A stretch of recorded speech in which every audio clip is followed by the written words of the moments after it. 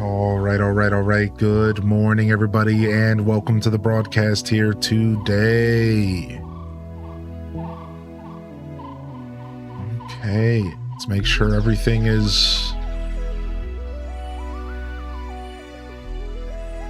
the way that it should be here. Thank you for your patience. We got some tech issues here this morning, so bear with me. We're just going to make sure everything is all right, and then we can start the show. Welcome in here, everybody. Good to see you. Happy Monday.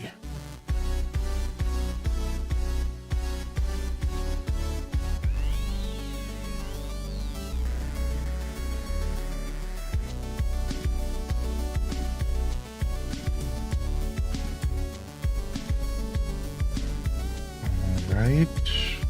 Keep an eye on that.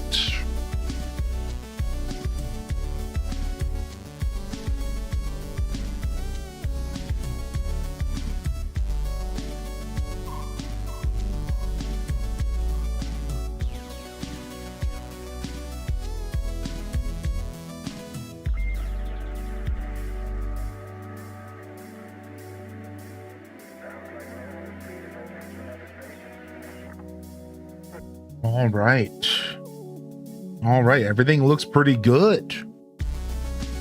Let's go ahead and get a quick beard check. We were scrambling today.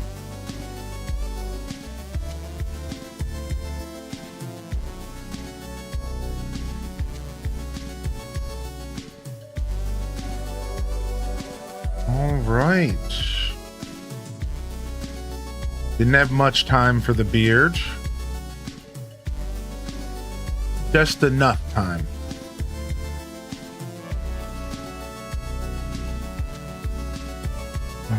Okay. I believe we are all set. Good morning. Welcome to the broadcast. Welcome to the show. Welcome to the stream. It's the Monday morning show, August 24th here in my world. And holy heck, has it been a month? And we're locking into the last week of the month here today. Welcome in here, Monday morning show enthusiast. Welcome to the broadcast. We got a big week ahead of us here today. A couple notable, mentionable moments occurring this week. But we'll get to all of that here as the stream progresses. Good morning. Welcome in here. First in the chat, Kerbu. Cheers, my dude. First sips of coffee, man. It's been one of those mornings. Tech issues, my dudes.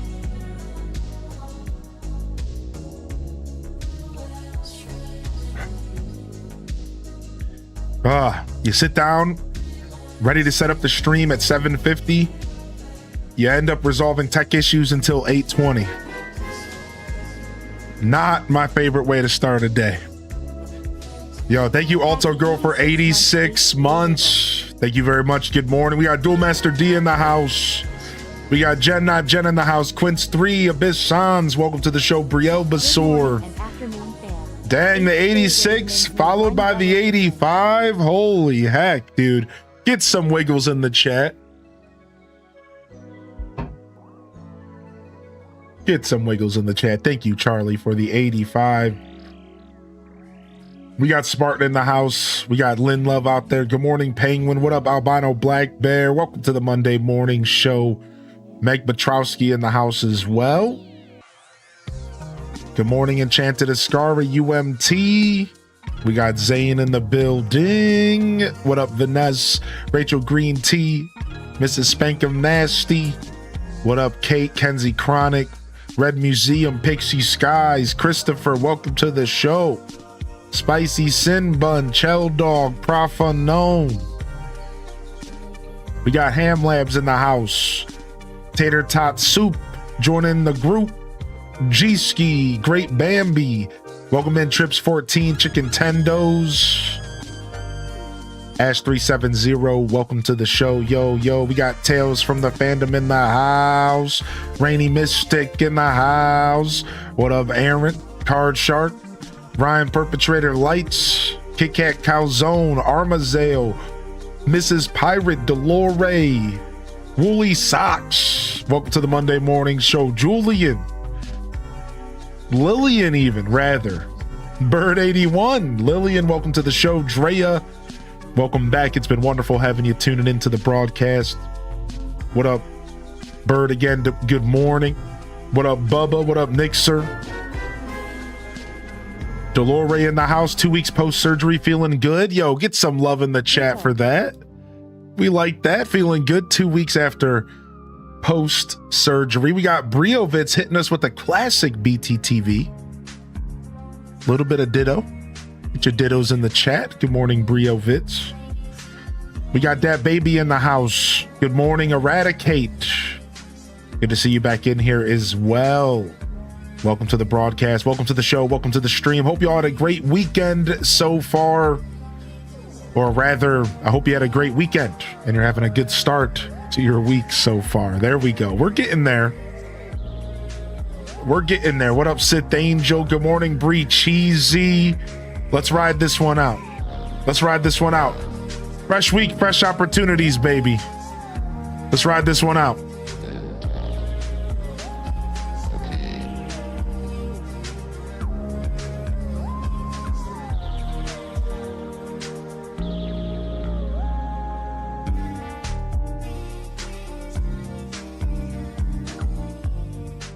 Let's ride this one out. What up, King of Arcadia? Good morning. Welcome to the broadcast. Savishi plays. I'll get there eventually. We'll get there eventually. Lynn Love, welcome to the show. Hylian's Tech War continues. I've had Tech War since I started streaming. That's just a part of streaming, y'all. Oh, you have no idea. From the battle of the squirrels on the internet wires. Some of y'all don't know the lore of the channel. Here, let me give y'all a little bit of tea real quick, all right? Some of y'all don't know the lore of the channel. Good morning, Snazzy. Welcome to the show today. What up, Kai Bells and Becca Lee? Good to see you back in here, Kai Bells. How you been, Becca Lee? Hope you're feeling good as well. We got Alit Zana in the house. Good morning, Princess Fireball in the house. Good to see you back in here as well. Cozy Cuties. Treasure Train. Oh, I don't even know what that is. Twitch is just making up new names and just putting different adjectives in front of and nouns and and just front of the word train. There's Zaboomba Food Train. Whoopee! I don't know what the hell they're doing over here, dog. I don't know what that is. I don't know what that is. I don't know what a Zaboomba Food Train is. I'm not sure. Does it have anything to do with the classic 90s show? Not sure. Does it have to do with lemurs? Not sure. Don't know what that is. All right. So let me tell y'all a little bit of the lore here. All right. Let me tell you a little bit of the lore. So when I first started streaming, I kid you not, every day at exactly like 11:14, we would have internet turbulence. And at first, as you would imagine, it was like, it felt random. But after a while, we started zeroing in on this. So once we got about 6 months into the stream, we would plan around it. Every day, we would be like, all right, everybody, prepare yourselves for the internet's lag of the day. And like, it became like a part of the culture of the channel. It was so bad. Every day at the exact same time, my whole internet would drop. I would lose sometimes over 50% of my viewership for the rest of the day. It was brutal. And I somehow still managed to push through all of that to get my partnership. And I'm talking like every single day I would go from like 60, 70 viewers and it would cut down to 30 and I would barely make it back up again because people lurk. And when people lock into a lurk, sometimes they're sleeping, sometimes they're throwing me up, and then when they go to work for their cats, you know. So once you lose a chunk of your audience because of lag, like, it's over. Like, they're probably not coming back. And I battled with this for months. I'm talking the whole first year of my stream, about 10 months. Every single day, 11:14, internet would go out. We started going nuts over it, right? I mean, I'm talking, I did hours of research. I was on the phone with the internet company every day. Get out here, help out. At the end of all of it, it turns out It was likely just, and this was word for word out of the internet technician, squirrels on the lines. Even though that's obviously not what was going on, right? Like, how could it be exactly at 11:14 every day? But this was at the end of, I'm talking maybe over 10 visits from the internet company. Maybe 20 hours of research and time on the phone trying to get this resolved. The conclusion they came to was, oh, I don't know, probably just like squirrels, dude. Even though, like, eventually they actually fixed it. At some point, one of the visits changed something, and it was like noise that was down the road from me, from like a different pole that had nothing to do with my house or my area. And this is how delicate live streaming is. So somewhere in the 10 months, they found the problem and they fixed it. And actually, that's actually how I got my partnership. Like, straight up, I no cap.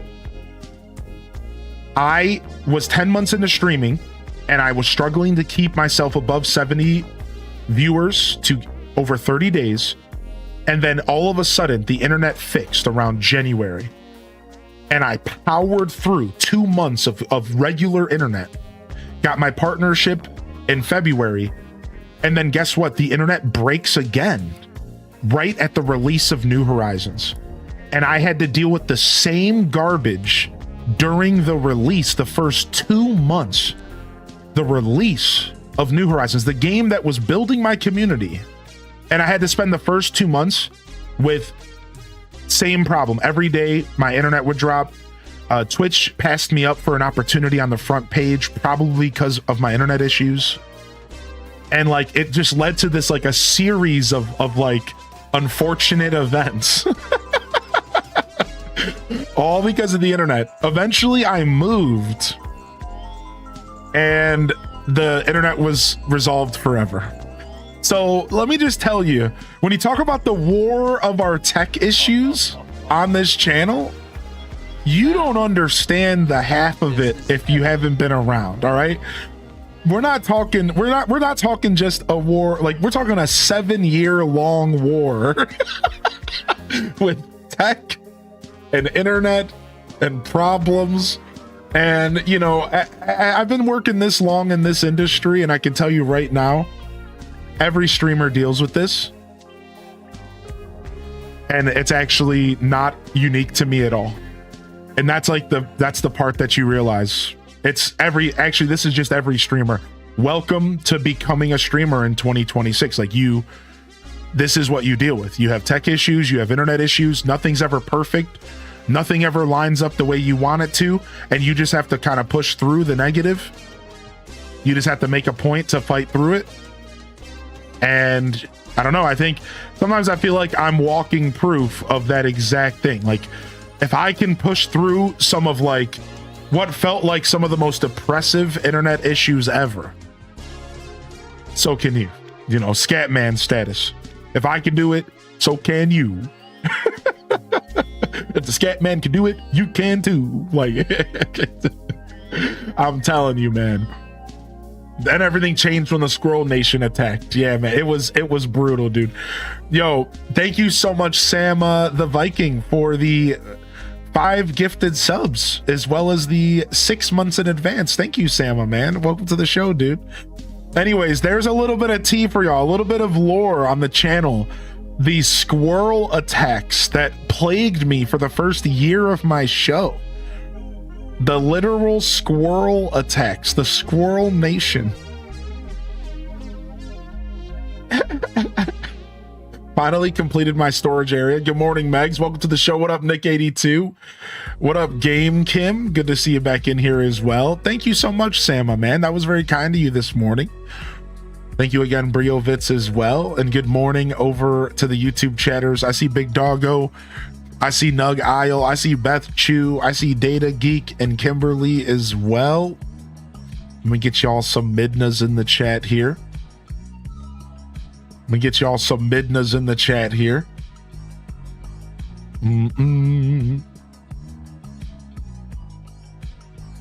We got Keisha in the house. Good morning. Welcome to the show. Holy heck, man. Was it quite the era? Was it quite the era? I have plenty of stories to tell during my tenure here on this platform. Took out the Squirrels HQ.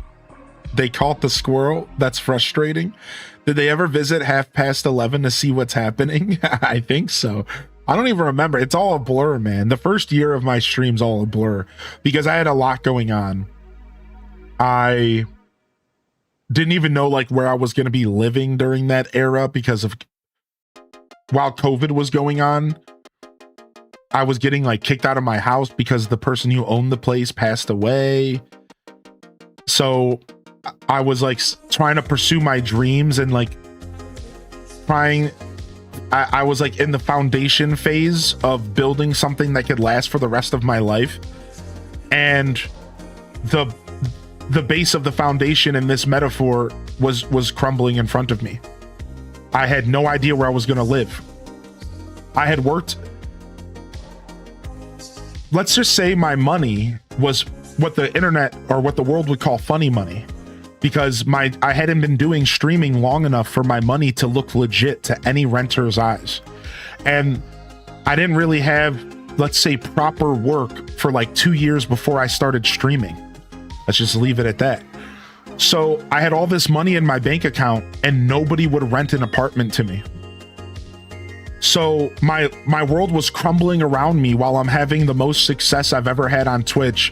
And like my dreams are coming true on one side of the coin. And on the other side of the coin, I'm like being threatened to be homeless within weeks. And while all this is happening, COVID is breaking out. And I'm just like, I'm like, I was in the most weird moment of my whole existence, 30 years of my life. I had no idea what was happening. Like I was like, it was the most insane time of my life. It was like, here I am trying to pursue my dreams, but I might be homeless and the world is falling apart around me. And I'm just like looking around like, wait, what's happening? Like it was the most insane thing, dude. It was absolutely a bonkers era of my life, dude. Steady income required with a proof of legitimacy. Yeah. Like they didn't want my money. Nobody wanted my money. I got pretty lucky when I got out of that situation. It all ended up working out, by the way, but boy, was it quite an era. So.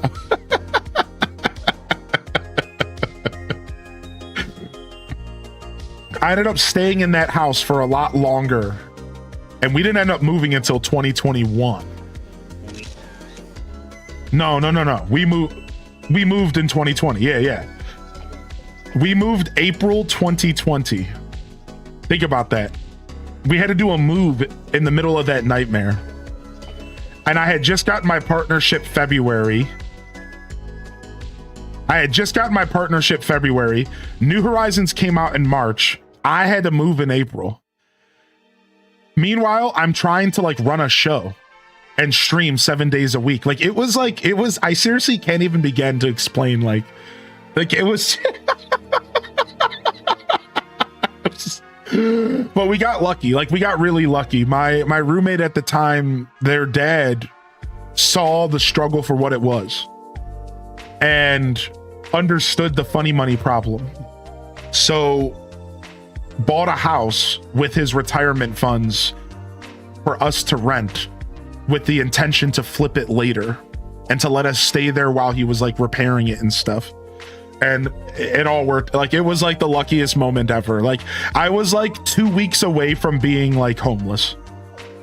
And then this dude shows up and he's like, all right, we're just going to buy a house and you guys are going to rent it. And I was literally like when I say literally, I mean it. It's not just a figure of speech here. I was 2 weeks away from just I was about to rent an office space and secretly sleep there while running my stream.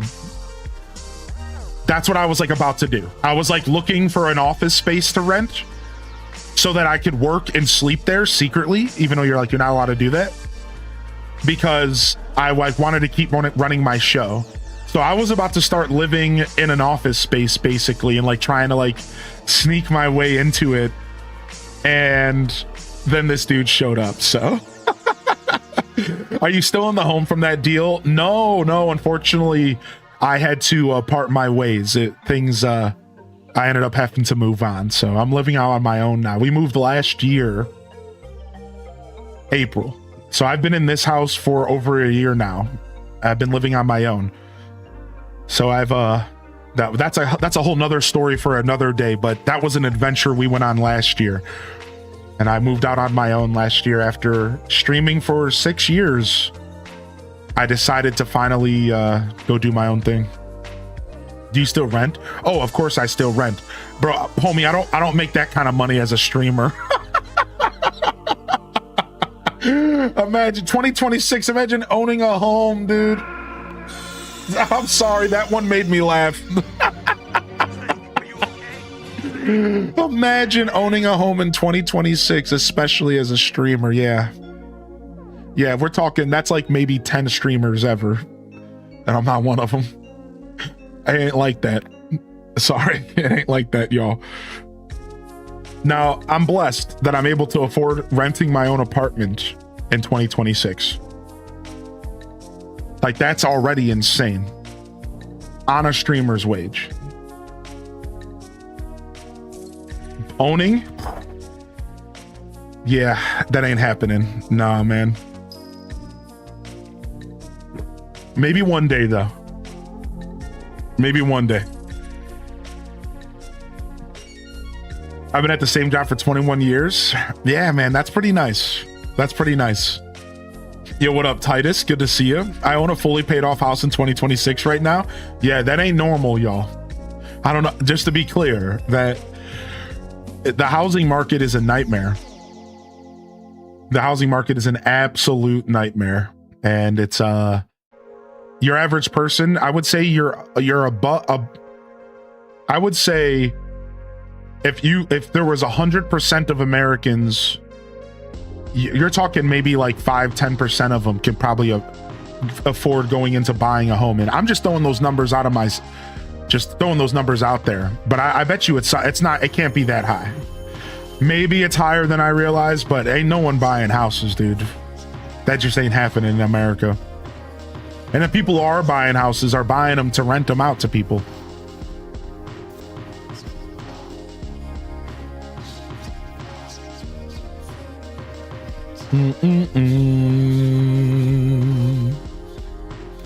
Wish I could afford a house. Yeah, it ain't happening, dude. I bought my condo last year and I feel like I got a good deal. Moving back to Oregon in the next few years, and I'm only able to consider buying because of my VA home loan. Yeah, man. But, you know, my perspective is bubble based. My perspective is bubble based, right? So I grew up around a lot of struggle, so that stuff seems impossible to me.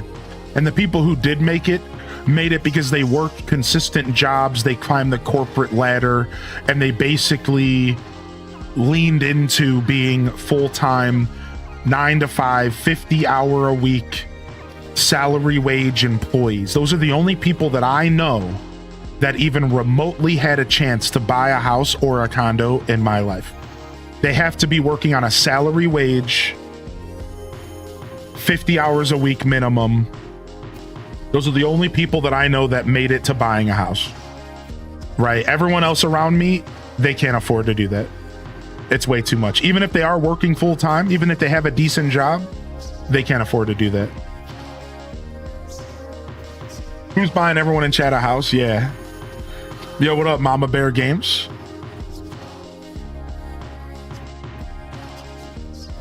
In the Netherlands, the prices are through the roof as well. I'm lucky to own an apartment. Yeah. My mom went from being in extreme major debt where we had to rely on food banks growing up. Now she owns her own home. It can happen. You just have to work your ass off. Yeah, right. That's what my mom did too. She just worked her butt off, fixed her credit, and then eventually was able to buy in. If I hadn't gotten one before the pandemic, I wouldn't be able to afford it now. Even then, it was tight on 2 salaries. Yeah. It's usually cheaper per month for a house than rent, but it's affording the down payment to buy said house, you need 10-15%. Right, exactly. Yeah, that's like that's the whole name of the game. Like, it's cheaper to go into a condo or rent, but the thing that people always bring up is that, but you're not factoring in the fact that now you have to pay a bunch of extra taxes, and now you also have to pay like your water bill, for example, things that where I'm from, you don't have to worry about as the renter. So where I'm from, you don't have to worry about trash as a renter. You don't have to worry about water as a renter. You only worry about electric, gas, and internet if you want that. So when you do go into buying a house, while it is cheaper usually drastically than renting, not only do you have to get past a nasty down payment, which, you know, a lot of people are out here living check to check. I just don't know fully if people understand how common it is to live check to check and to not have enough savings for even like an emergency.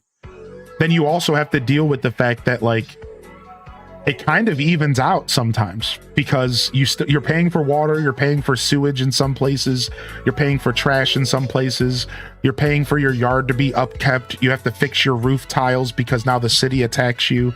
So in all reality, and I as much as it is definitely cheaper to own per month than rent, it's not that much cheaper now, is it? Because you're still paying a ton of bills. So while it is definitely cheaper, it's like, in all reality, you still need to have a solid flow of income if you are going to own a house or a condo in 2026. Period. You have to have a solid flow of income. It's otherwise it's just not going to work out. Yeah.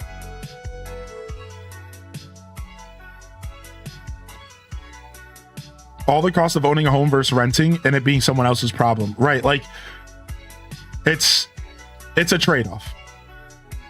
So I think long-term, obviously owning is the best though, because your investments mean something, because you can resell the property. And that's the key, right? That's like digital games versus physical games.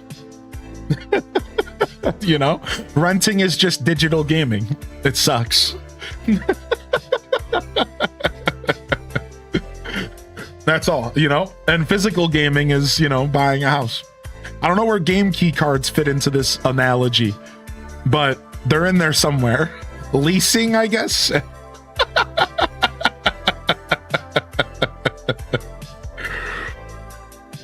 Oh my gosh, dude.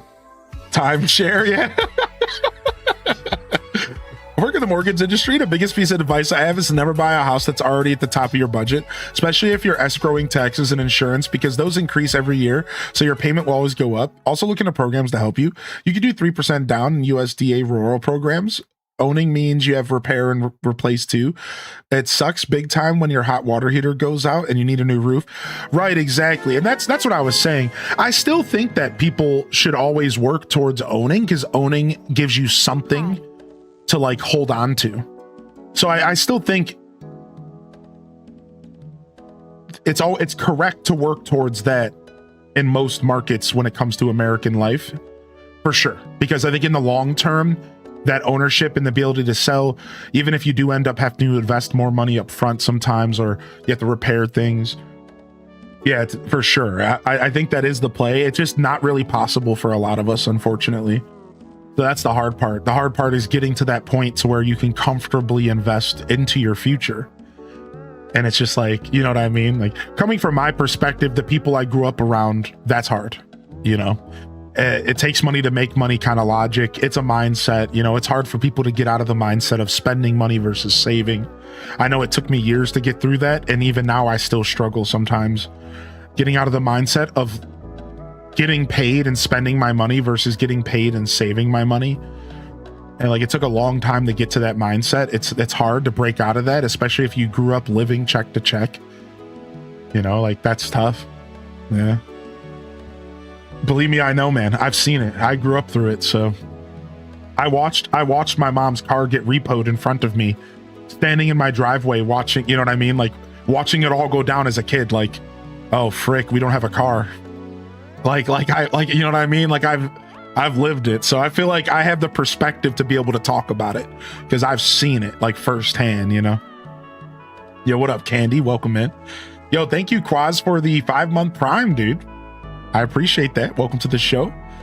Good morning.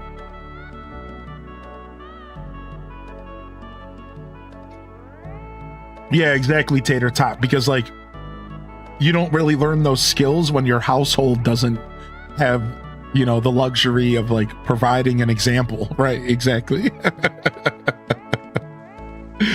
yeah, it's like, oh, so you gotta like learn it all yourself. You gotta learn the like how to handle money yourself. So eventually some people sink, some people swim. Some people pick it up on the streets and they figure it out. Like I know some people in my life that started exactly where I came from, and their lives are so well put together. At some point, they figured it out.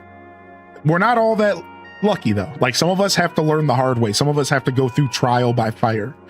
I feel like I'm one of those people where I had to spend 30 years struggling to get even remotely a clue on how to not live that way.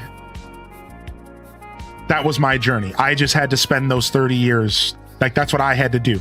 Some people figure it out, man. Some people they turn 20 and they're like, all right, I'm not going to live the way my family did, and they figure it out. And like that's so cool. I it's cool to see people figure it out and just it kind of clicks in their brain like, oh, I need to lock in. I spent 30 years just like, you know, 10 years from 20 to 30 just like doing whatever the hell I wanted. I just wasn't thinking about anything, you know? So I turned 30, I'm like, oh man. Frick. Yeah. Oh, I better figure this out. Agreed, Kate. Agreed. We got Adelaide Kate and Arati Kate. Y'all, it's gonna sound like I'm pronouncing both of you at the same time. What's up, Tambitron? Good morning. Woke up this morning with a brain ache. Oof. I hope you feel better soon. Can we get some love in the chat for Maharit? Welcome to the show. Good morning, y'all. You know it's a Monday morning show and we're talking about mortgages and taxes. Welcome to the Monday morning show. Fresh week, fresh opportunities. You know it's a Monday morning show, baby. You know it, dude. Sound off in the chat. What up, Random Zero? Good morning. Welcome to the show. You're doing a great job. We're figuring it out. We're figuring it out. The conversation started because somebody had mentioned, they asked me if I owned where I lived, which was a valid question. I didn't mean to cheese on you, by the way. I'm sure you understood that, Kerbu. You know, I was just having some banter with you. Yeah, no, I rent. You know, I've found my success as a streamer, but I definitely walk that line of like starving artists. Even though that phrase doesn't apply to me because my waistline would tell you otherwise. But I live comfortably and within my means, and I'm very lucky. And while renting is the most optimal option for me now, I totally could see myself breaking out of the renting space, you know, maybe within the next 10, 20 years of my life. That would be super cool. I'd be pretty old, but whatever. It'd still be worth it. So yeah, one day we'll get there. Yeah, exactly, Kerbu, exactly. We gotta go. We're going back to the S fan conversation. Come on, chat, give them up. All right, chat, I'm gonna need to see some of these right now. Oh my gosh. Yo, what up, Teeny Giraffe? Oh, thank you so much, Teeny Giraffe. I appreciate that. You're not the first person that told me that you'd be willing to watch ads to support the show. I'm okay. I prefer to live within my means. Here's the way that I look at life. I see life as a big pot, and there's a big pot in the center of us all, and you give to the pot and you take from the pot. And as you travel through life, you've probably noticed some people will take more than they need and some people will give more than they take. And I think that when it comes to our own personal individual experiences, balance is key. You know, have you ever really met a truly happy, greedy person? Like, nah, there's always some kind of underlying issue and problem in their life. But how many truly happy people that have you met that always give and never take? Probably all of them. And that really shows you that I think that with this big pot of life, and you're always giving and you're taking, balance is key. And it's not about thinking about it too hard. It's not about living your life with some rules. It's just about every once in a while thinking about how much you're taking, and maybe sometimes thinking about how much you're giving back. Or don't think of giving back as giving something away from yourself. Sometimes giving back is the act of not taking more than you need. Now we're getting real. Think about that. So that's why people get this all caught up in their head. You don't got to go around and give your time away, and you don't got to go and give your money away to be some virtuous person. Sometimes you can just not take more than you need, and that is your way to give back to the pot of life. Just ensuring that you're living within your means. And this is the philosophy that I have built throughout my life, and that I have held since I started streaming, because I realized that when I started becoming a successful streamer, that I was taking more from the pot than I had ever taken. And this is when I realized that I needed to balance it all out. So I don't really want more, and I kind of would rather just live simply. And if like more comes my way, like that's fine. And like, I definitely have goals that I'm aspiring towards.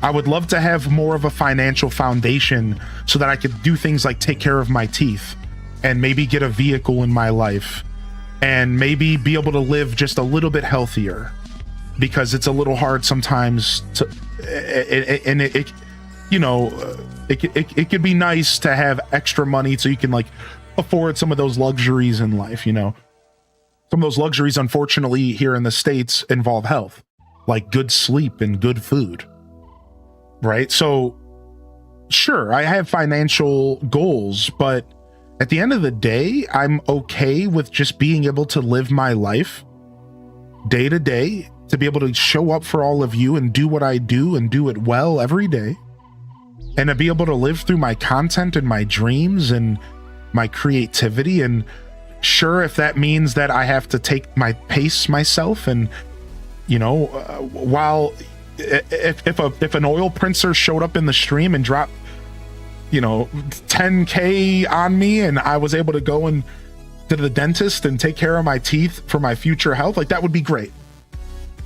But is that something I need right in this moment? No. So I'm just gonna let it ride. And that's kind of my philosophy. So as much as I really appreciate you all being willing to watch a few extra ads to help line the bags, that's not really what I'm looking for as a creator. I'm just looking for y'all to show up and to enjoy my show. Welcome to the Monday morning show, y'all. Thanks for tuning in today. That's all I'm trying to do. I'm trying to chill. That's it, right? That's it. That's cool. And y'all showing up, enjoying my content, throwing me on the TV, like you're doing enough, man. I'll figure out the rest. Like, we're chilling, dude. We're chilling. Yo, Tater Tot with the $20 donation, you hooligan. Nah, dude. I don't want your soup. No, I'm gonna buy you soup again. You're lucky I deleted your address.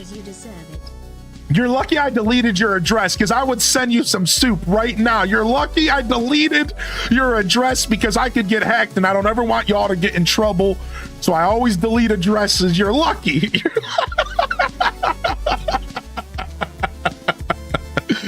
All right, send you that soup right back. Yo, thank you for the $20 donation, you hooligan. Thank you. Yo, what's up, to Real Ponka? Good to see you today. Good morning, Teddy Mackerel. Yeah, so thank you, man. I really appreciate it. The reason I'm even saying all this is because I just want y'all to know my philosophy on how I run my show, because this is not something I'm going to be talking about often. So for those of you that are here this morning, and for those of you that care, sometimes I just like to talk about my philosophies and to share the way that I run my stream. I want to inspire other people to live their lives with the goal of finding their genuine happiness. And that's my goal, and that's what I'm working towards. I'm trying to find the version of myself that's genuinely happy with everything around him and not looking for excuses on why things are not good and not looking for reasons why I should be settling with things like, for example, my physical health. You know, it's so easy once you start to put some weight on to justify the weight that you have on. And I've dealt with weight my whole life, so I'm not going to step this into a Weight Watchers seminar, but what I will say is that we all know the phrase, you know, it's 90% mental, 10% physical. And that's kind of true for most people dealing with weight. Kinda. It's not for everybody, but kinda. So, you know, that's like one example of where my pursuit of genuine happiness is a healthier version of me physically, because I know that that's where I belong, and that's where I'm gonna truly be happy with everything around me. I don't settle. So I would be lying to you if I were to tell you that I was content with being at a bigger weight. Not at all. And I don't think there's anything wrong with calling yourself out on something that you don't like about yourself. You know, I as somebody who struggled with self-love, I think there's a difference between self-love and like uplifting yourself and accepting a part of yourself that you don't like. Like, you're not supposed to just accept BS. You gotta fight. You gotta be real with yourself. You gotta be like, yeah, this isn't cool. I'm not as happy as I could be at this weight. I know I'm not. And I know I would be happier if I got a little healthier. So that's what I mean by the pursuit of genuine happiness. You know, it's not just money. It's not just how you spend your free time. It's the whole picture, baby. It's the whole picture, you know? So that's just one example, right? That's one example of me just trying to, I like to have these conversations because I just want to help set a pace for myself and the energy around me and the people within my space for you all to be able to at least learn from my wisdom, if nothing else. That's all I could ever ask. I don't put these words out there to gain anything. I don't put these words out there to be virtuous. I don't put these words out there to be like, this is how I run my stream. Look how cool I am. Put on some sunglasses. I don't care about any of that, dude. I put these words out there just because through shared experience, we all grow. Each one teach one. Through shared experience, we all grow. If everyone kept every piece of wisdom they've gained to themselves, then humans would have never grown as a society, right? Like, isn't that true? Is that like a fair thing to say? Like, if humans were just always mega quiet and never shared their experiences, then we wouldn't have hammers and like vehicles and like science, because it's through shared experience that we all have grown. So like, that's my goal. And I just want to make that clear. That's the only reason I like to have these types of yaps, because that we're just sharing our experience, man. I'm learning from all of you. You're learning from my experience. I'm learning from all of yours. Sometimes these types of experiences will spark a discussion, and then from there we're all learning. You know, it's sick. It's sick, dude. Turn your mess into a message. I almost read that as massage for some reason. I need more coffee. Big, huge, girthy agree. The Monday morning show.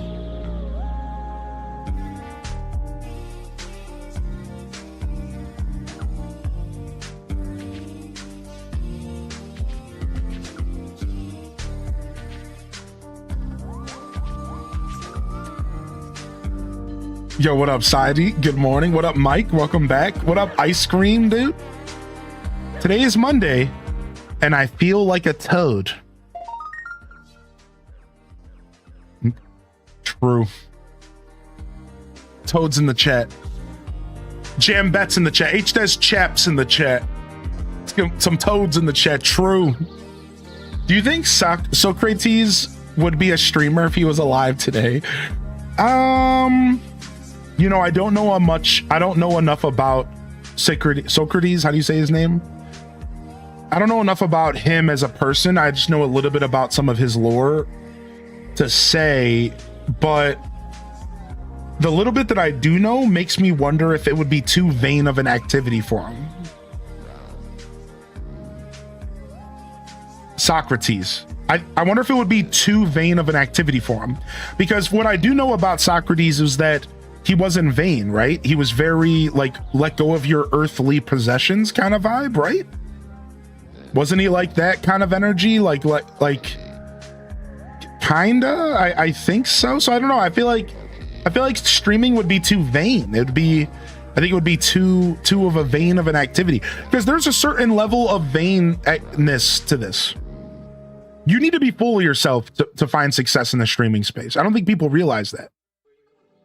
You have to like be full of yourself. I think people miss that part when you go into streaming. You have to kind of be full of yourself to do this. Like a little bit. Yeah, like you can't show up every single day in front of a camera and then be like down on yourself. Like you have to be kind of full of yourself. You have to be kind of like, you have to kind of believe in yourself to a certain extent. Like you have to kind of be bold to push yourself into this space. Like there's like a little bit of vanity in the streaming space, you know, like you don't just go into this job without some level of like, I am the shit. Like there's like a little bit of that in every streamer. Like I'm the shit. Like there's a little bit of that. Like there's like a little bit of that. Like maybe not every streamer, but there's like a little bit of that. Like for me, I'm fascinated in my own work, dude. I'll be real, dude. I am fascinated in my content. I use that word specific. I am fascinated in my own work and what I do every day. Absolutely fascinated. I go back sometimes and I watch my own streams and I cackle. I go back sometimes and I watch my own content with the biggest shit-eating grin. Like, I'm the best. Like straight up. Like I'm not even capping. Like I straight up go back and I'm like, oh dude, I'm dope. Like that was sick. Oh, I'm so glad I did that. Right? Like, so, I don't know. Like I'm very fascinated with myself when it comes to my show.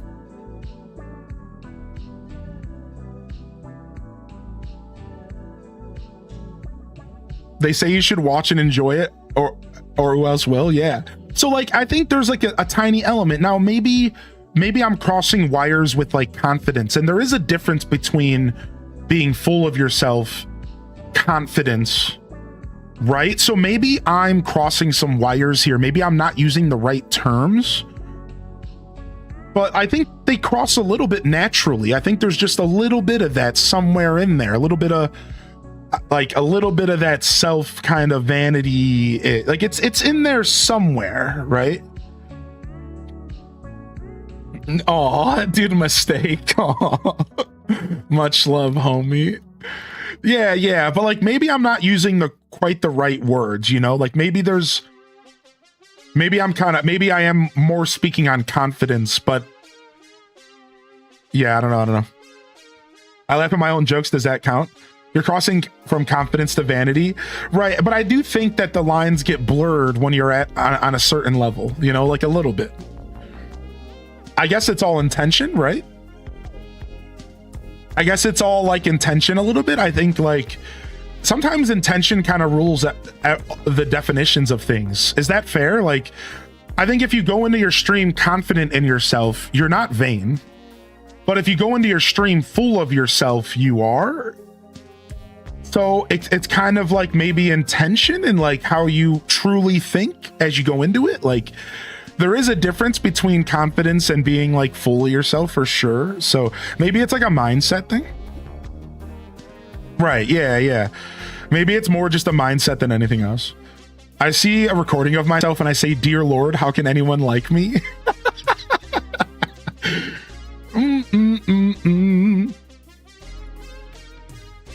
It's the focus. Yeah, something like that. Like you can definitely be confident and be humble, but maybe you can't truly, maybe the definition of cockiness is not humble. That's really right. Like you can be confident and humble, but if you're cocky, you're not humble. That's the whole point. That's the difference between confidence and cockiness. is one comes with the ability to stay humble while doing it, and one doesn't. One comes with the ability to stay humble, one doesn't. One is like, you just lose that, maybe. Yeah. What's up, Sarah Loves Anakin? Maybe try changing the quality of the stream from auto to something else. Yeah, Twitch has been having some issues. I might have to do like a deep dive into and restart my router and stuff today. Let me go ahead and type that in mod chat as a reminder.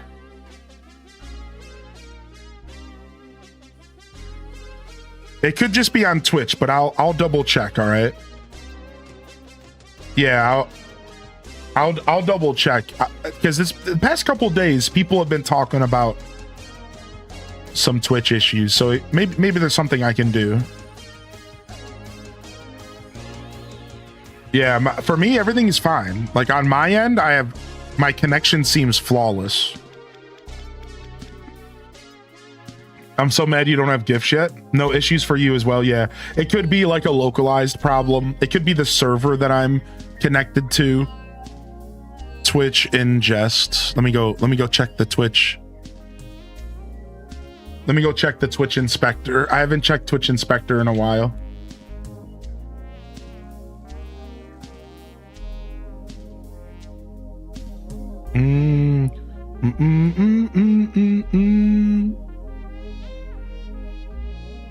Yeah, everything seems pretty normal.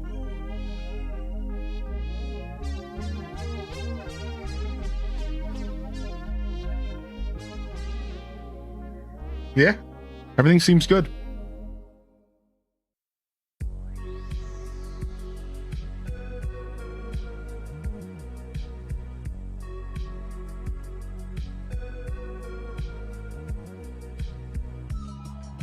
Yo, thank you, Hula. Oh yeah, speaking of, I'm testing something new out today. I've been trying to test something out for YouTube, and it's been a struggle. Okay, I got it. All right, so if you guys have noticed with my YouTube live streams, I will always put like a thumbnail, and then I tried to take the thumbnail out, and you couldn't. So like, let me restart this. So I recently was watching a live stream on YouTube, and I was on YouTube scrolling through my feed, and a live stream popped up, and it was just a still image of one of the moments from the live stream, right? So it was like the gameplay and the streamer's face, and it was like, and it hit me. That's way better than just a picture of the game I'm playing. So then I went to go remove the thumbnails that I would normally use for my live streams, and you can't, like, you literally can't. You can't, like, it's hard to explain, but you can't, like, only after the show can you adjust the thumbnail, not like the live show. You can't. It's weird. So I figured out a way to do it so where that if my live stream shows up on someone's feed, now it's just going to be a picture of what was happening in the last like 5 minutes or something. And I think that's way better, because I feel like if you're scrolling through your YouTube feed and you see me and my face alongside whatever's happening in the background, that's way better than just like a picture of like Mecha Chameleon, or the thumbnail is like Re-Story. So I'm trying something new today, because I had a realization that I think that streams would actually be more clickable if you just saw what was going on briefly. Just a quick glimpse of like, oh, hey, this is what's going on in the stream. Oh, that's interesting. Yeah. So it's the same as Twitch, exactly. So I want to change up how I'm handling my YouTube streams this morning, and I'm trying something new here. I think this will be better. And then what I can do is after the show, I can go back and add a thumbnail if I want, for organization's sake. Because I do think that for all of you that are trying to like go back and watch my VODs, I would prefer there to be a thumbnail of the game so that it's easier for you to see like what game I played that day. So like you could scroll through and you could see, oh, okay, like, all right, this is what he did that day. This is what he did that day. So I think like that kind of stuff, I think it's good for after the show, but during the live show, I think that it should just be a thumbnail of what's going on. And that's going to be way more enticing than like a picture of Fields of Mystery. So I don't know. I'm trying something new though. I just wanted to talk about it briefly. Yeah. We're going to try just having my big dumb baby face in front of people's faces. I don't know. I feel like my beard and my face could draw people in better than just like a picture of Pokemon Pokopia. So yeah, we're gonna try something new today. Yeah, tater tot. Right. I think that's the conclusion I've came to as well, is that it's less that you need to be full of yourself. It is more just about confidence when it comes to streaming. Yeah, well said. I only watch streamers with beards. Cheers, baby. People come for the looks and stay for the game. All right, I don't know about all that. I look like a toad. What do you mean? But thank you. The beard definitely carries my weight around here. All right. That Mewtwo photo is a thumbnail missing a red arrow. Yeah, I know, right? No, yeah, to answer your question, I don't do thumbnails for my live shows right now because I stream too much. I stream a little too much and it's hard to keep up. I don't have like a dedicated artist anymore. Like on like retainer, like I did at one point, which is why I say that. Like I did have like a dedicated artist on retainer at one point, and we were talking about him making me like a bunch of thumbnails every week ahead of time that I could use, and I would plan my weeks out. But I'm kind of in between artists now, and I don't, it's tough. It's way tougher. And yeah.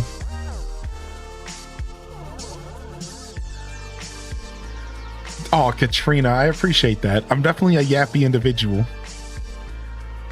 Now I'm curious what beardless descent looks like. You want to see beardless descent? All right, hold on. I don't have any pictures of me without a beard, but I do got something for you. Hold on. I got you, dude. I got you. Hold on a second.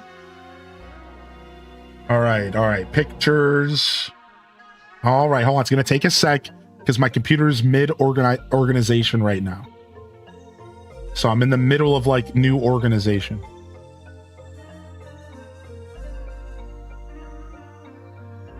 All right, here you go.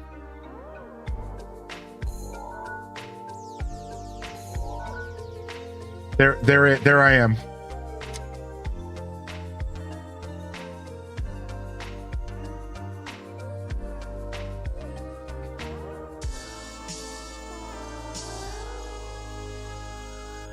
All right, no, for real. All right, for real. Hold on, for real. I'll get you one for real. Hold on. Hold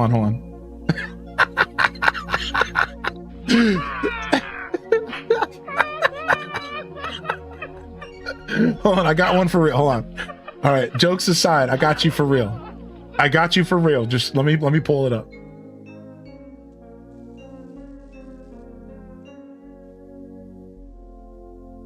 All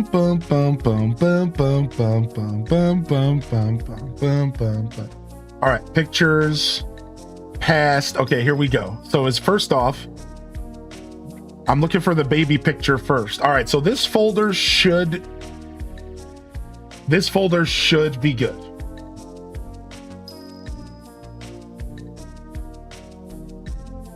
All right, let me pull this over here. So the closest thing I have to without a beard, oh, here it is, found it. You guys are gonna witness the crimson chin, dude. That's right, under this beard is the manliest chin that you've ever witnessed in existence. I am very chinly under this beard. I have lots of chin. So that's a pretty young, that was my thinnest. This is when I lost all my weight ever in my life. And I was down to 180 pounds. And mostly because I didn't have a job and I wasn't eating food. So I was only eating 1 day a week. I kid you not. Like, this is no joke. I was only eating 1 day a week when I would go babysit my sister on Mondays. And I lost all my weight. And my one friend asked if I was on crack. I'll never forget. He pulled me aside and he was like, "Are you on crack, dude? Because you shouldn't be losing weight like this." And I was like, "No, man, I'm good. Like, I just don't have food." I like straight up asked me the question sincerely. Here's one of a baby beard. And then here's the only other picture of me with a low beard. Here's one more baby beard. And then here's one more baby beard. And that's about it. I have no pictures without facial hair at all. And then here's the last. There is one more. This is 2010. I still had a little bit of hair on my head, but from a distance, I just looked bald.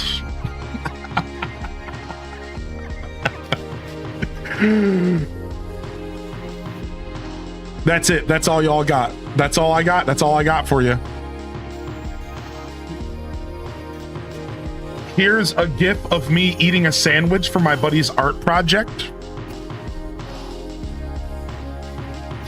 He was taking a photography art project, and he said that he needed me to bite a sandwich. And then he also took a picture of me on a phone for his art project. I was once an art study. That's right. I was once studied for the arts.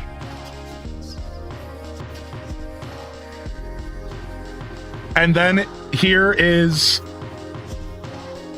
my mom, my brother, and I. So that's my mother in the middle. So we have like some form of like, we always said it was Puerto Rican roots, but we don't know if that's true. But we all have the same jawline. My mom definitely looked like she had some Latino in her, even though like that's probably, we don't know if it's true. We don't know if any of it's true. But my brother his father had Native American. So he just always looked slightly different than the rest of the family because he had a different father. We all had different fathers. But yeah, there's your boy suited up. Same smile as mama. Yeah. We all, my whole family all has the same jaw and mouth. It's ridiculous. It's absolutely ridiculous. That was Pittsburgh. Yeah. I was visiting Pittsburgh in that last picture. Correct. Good call out. I miss this apron a lot. This is I was 21 years old. I was 20. I miss this apron so much. I miss my spicy pepper apron, dude. Here's me working on the line.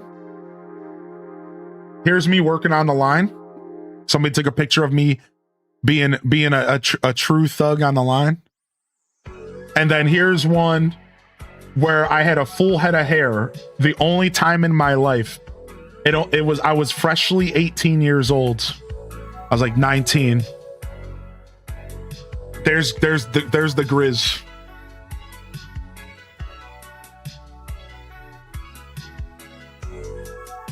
Yeah, there's the Grizz. There I am. My favorite Geico caveman descent. Yeah. I was a sous chef for like 2 weeks. Not long though. Not long. Yeah.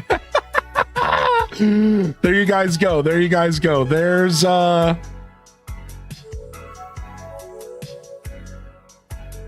oh wow, I do have a very strong beardless picture. I found one for y'all. We got photobombed by these two ladies. It was me and my buddy Dino, and we got photobombed by these ladies. I forgot about this photo. Yeah, there you guys go. This is the most current beardless photo, and it's over 15 years old. I was 21, I think. This is it. This is the only photo that's left without a beard. I believe this is the most current photo. I think so. It's either this one or the one with my mom. That's me. Janice and Judy in the back. Yeah, I got photo bombed big time. Banana, banana. Yeah, there you go. There you go. That was my crack era, apparently, according to my buddy who couldn't handle my rapid weight loss. That was apparently that was my yeah, apparently. No, but I did unfortunately gain all that weight back because I lost it all super unhealthily. And my body went into shock. I ended up going to a doctor about it, I believe at the time. And I remember them saying something along the lines of, your body's stuck in survival mode and you're just going to gain all of the weight that you lost unnaturally and unhealthily back. So just like deal with it. And I was like, what? And he's like, yeah, like you're gaining all your weight back rapidly because your body's storing everything, because you shouldn't have lost like 70 pounds, or it would have been like 50. He's like, you shouldn't have lost 50 pounds in like 2 months, dude. That's not normal. So your body's gonna fight you over this. And I was just like, oh damn. So I gained it all back, and then I just went back to like being kind of a bigger guy for most of my life.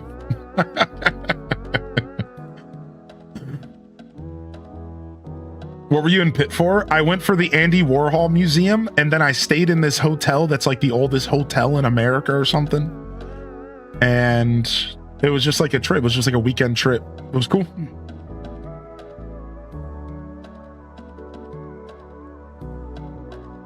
You lost it, but then the weight found you again. Yeah. Yeah, well said. Well said, YouTube chat. Yeah, exactly. Yeah, I went to the Andy Warhol Museum, and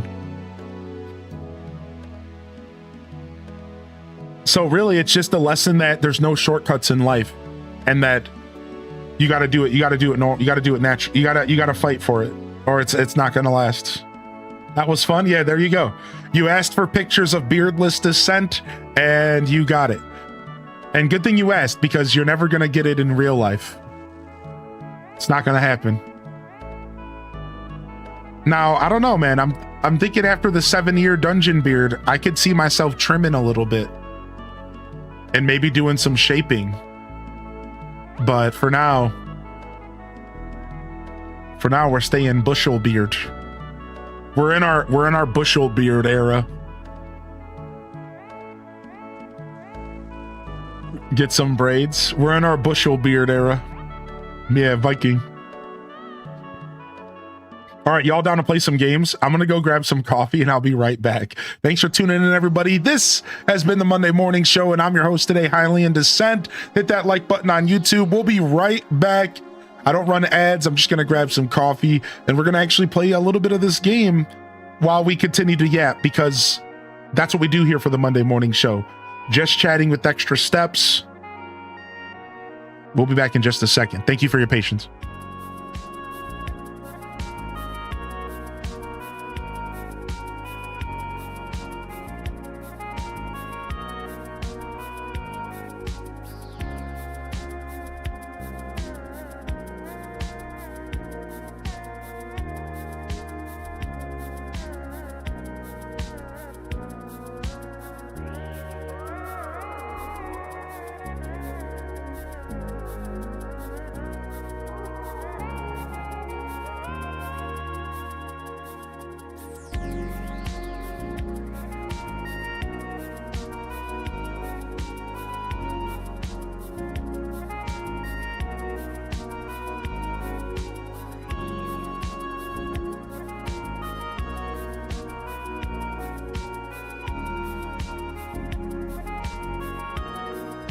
Me telling my cat to take a nap. Nap time, take a nappy. She's running around the house being a hellion this morning, which is rare form for her. She doesn't do that too often. Run around the house trying to get my attention. Anytime she sees me get up out of the office, She just hopes that I'm going to the living room to give her belly rubs. My cat is addicted to belly rubs, and she will do everything in her power to get me to give her belly rubs all day. And if I'm not giving her belly rubs, then she wants to play with her toys. I spoiled her, and now she demands it.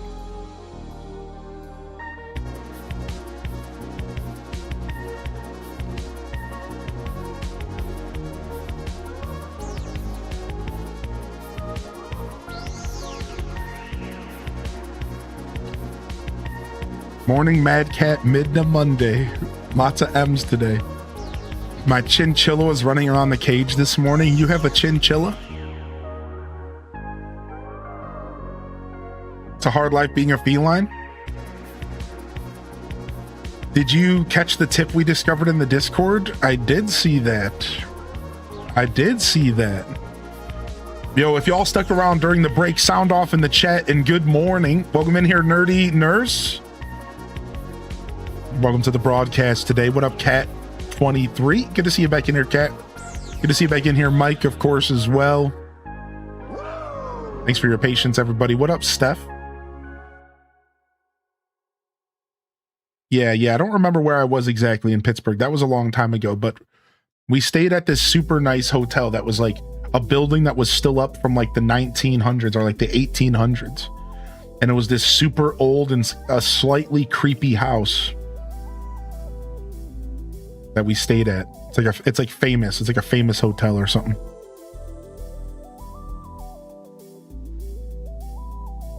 My cat isn't a fan of belly rubs. Pitt really is a beautiful city. Yeah, it was nice. I just like all the mountains because we don't really have mountains and stuff around us in Ohio. So my favorite thing about being in Pennsylvania is all the mountain ranges. Like the way that y'all have lived around mountain ranges your whole life. That's me with the lake. I've lived just off of Lake Erie my whole life. So I've always had this massive body of water near me that almost feels like an ocean. It's so big. And that's like a really unique feature that is a part of me and my soul. Like I have like a party trick. I can always tell you where north is because I'm always just used to the placement of the lake. You can close my eyes and spin me in circles and I will be able to point to where north is.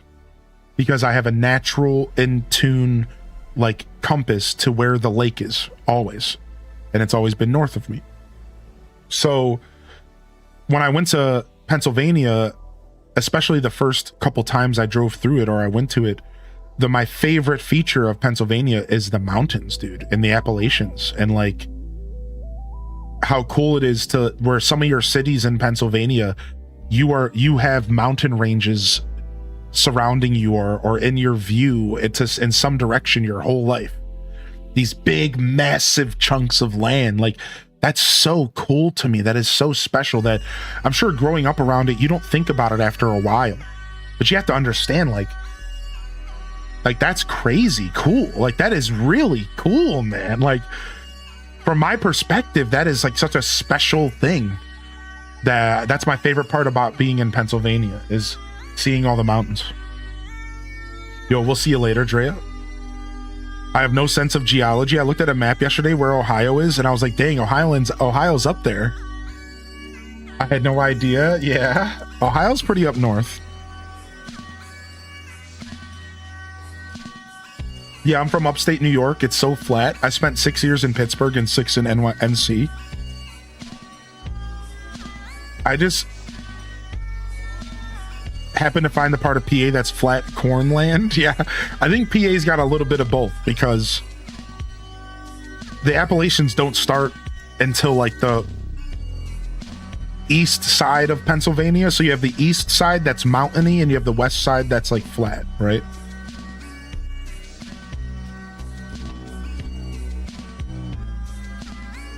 We have mountains in Detroit, mountains of trash. Stop, dude. No wonder you're 2 hours in the future. I said 2 years. Could you imagine?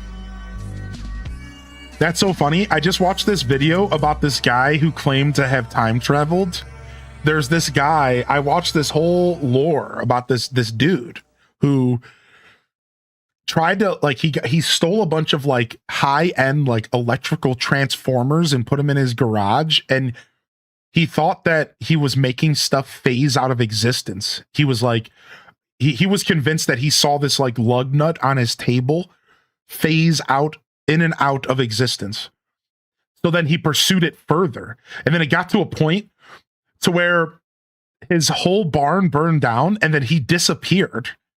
And everyone was like, dude, did he actually travel through time? And then he showed back up in 2022 at like some dude, like at like some people's front door, and like told him a tale and was like, yeah, I didn't actually time travel. He said that he phased into an adjacent reality.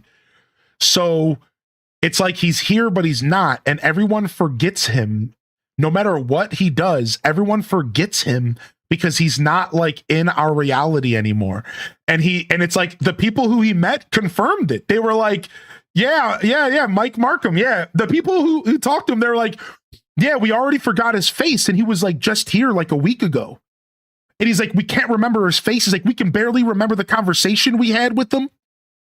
So like these random strangers that talked to him like kind of corroborated with them. They were like, the truth is like, we don't really know what he looks like anymore. They're like, it only took 2 weeks and we forgot his face.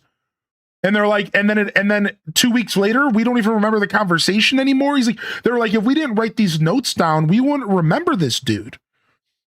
And it's like this whole crazy, it's so crazy, dude. It's like this guy apparently is like half in our reality and half out, and nobody can remember him anywhere. He's convinced that he's like lost in time. It's so nuts. Yeah, I think his name was Mike Markham. Yeah, I think look up Mike Markham. So the thing is you guys, when you look it up, you have to understand that this story originated in the 90s. Yes, this story was over 20 years old. And in 2022, he came back. All of a sudden in 2022, he showed back up again. And everyone's like, wait, what? And he's like, this is the journey I've been on. Well, some of the years he was gone, he was in jail. So his story starts to fall apart a little bit. But his story now is like he time traveled, but not the way he thought he would. He says he time traveled, but not the way that he thought he would. And that now he's like out of sync with everybody else. That's the way he words it. He is claiming that he is out of sync with everyone else. So like imagine you're drunk and you're seeing two of somebody. He is claiming that he is out of sync with like reality, and that he is not in tune with everyone else anymore. So that he never time traveled, but he's like broken. He's like broken out of sync, and people can't remember his existence, and like it's like this weird thing. Yeah, it's really nuts, dude. It's really nuts. New boy band, Out of Sync.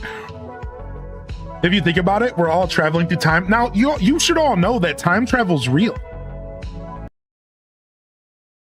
Actually, we have successfully traveled through time, but we've only managed to do it for micro milliseconds.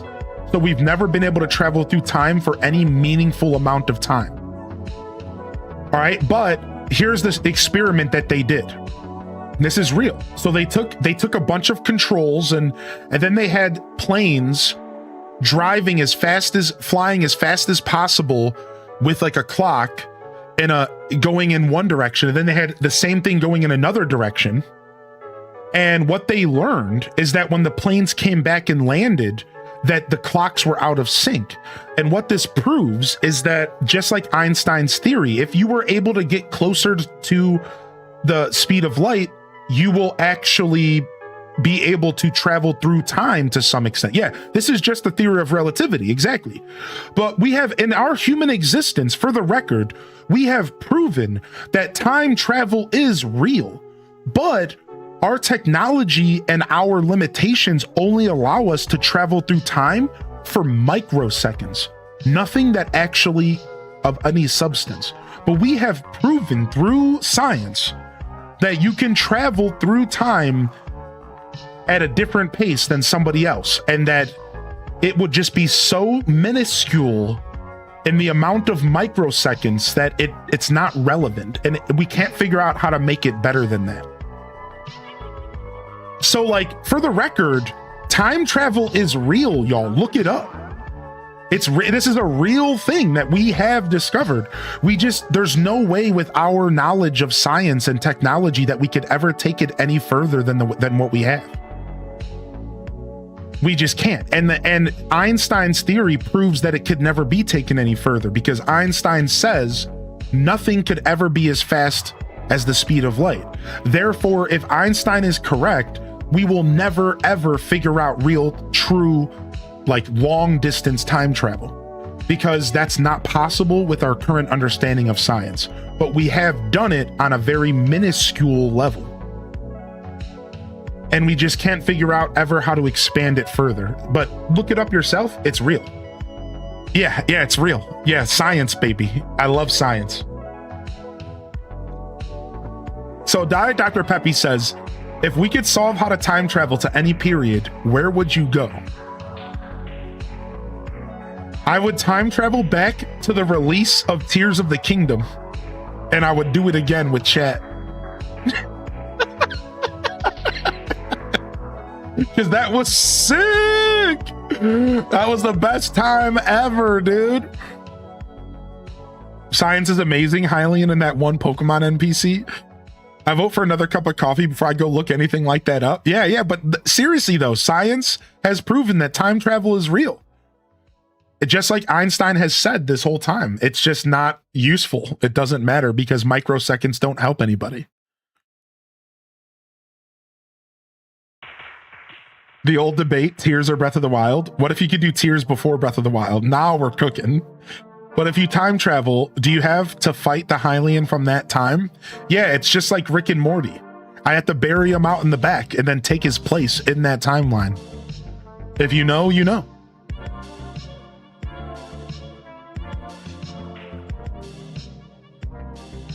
I feel like if you did Tears before Breath of the Wild, the story wouldn't make sense. Oh my gosh, not Rick and Morty. Yeah. That episode is so over dramatic, but it's so good. For those that don't know, there's an episode of Rick and Morty where Morty, this younger character, asks Rick, this older scientist, to make him a love potion. And Rick makes him a love potion, but he does it haphazardly. And it turns out that if the person is sick, it can the love effect can spread through the sickness. So all of a sudden, Morty's whole school falls in love with them because the girl that he gives the potion to has a cold. So, like, if you guys can understand this, like, all right, so think about it.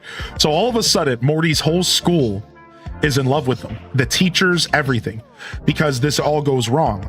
So then Rick, the older scientist, decides that he's going to try to help the situation, and he tries to make another potion on the fly to counteract the first one. And instead he turns everybody in the school into monsters. He basically like messes with DNA and he turns them all into like mantis monsters, right? I know this is getting a little off the rails, but it gets even worse.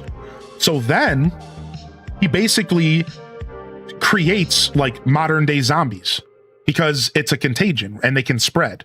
So now everyone in this town is like turning into these monsters. So then Rick tries to solve them again, and he tries to make another potion, and turns out he turns them into like even worse monsters. So in the end, he basically turns the world into these crazy monsters by spreading a contagion of these potions. And now hear me out. I know it's a little weird, but so then what is his solution? It's him, basically his nephew, and like 3 other people alive.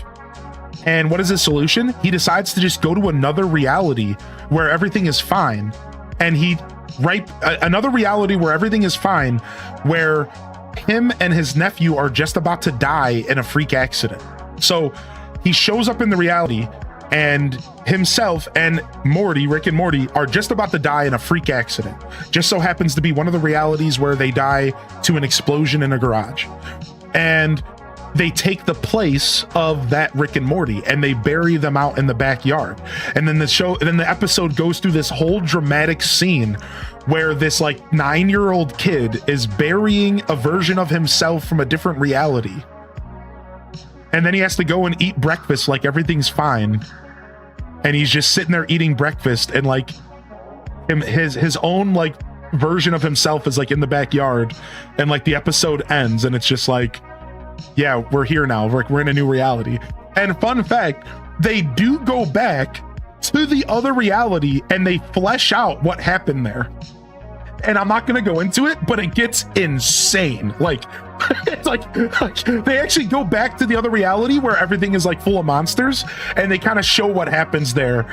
But like, that's like for a conversation for another day. But yeah. So anyways, there you guys go. For those that don't know Rick and Morty, now you have an explanation of this insane episode where they basically break humanity, and then their solution is to just go to one of the many parallel realities and just call it a day. Yeah, whatever. They'll deal with it. And yeah, you know, it's cheers. I actually do enjoy the first 2 seasons of Rick and Morty a lot, but I don't really watch the other ones too often.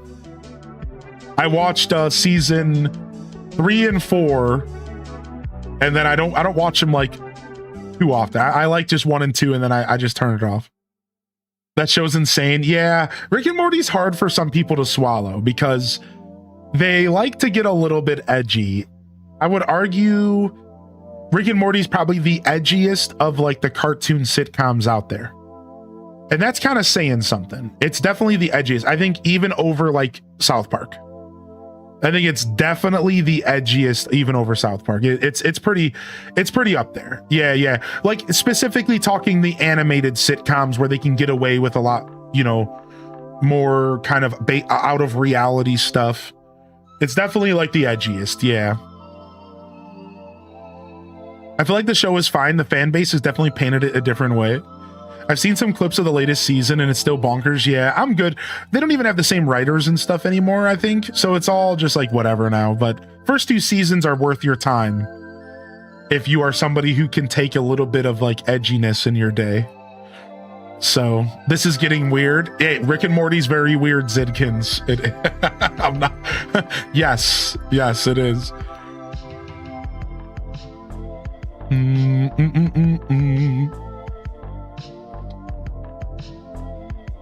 Rick and Morty's definitely not for everyone, but I grew to love it, and we rewatch it all the time.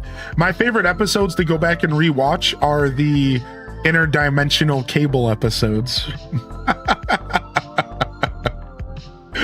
Those episodes are so good, yeah. I'll go back and watch those just every once in a while.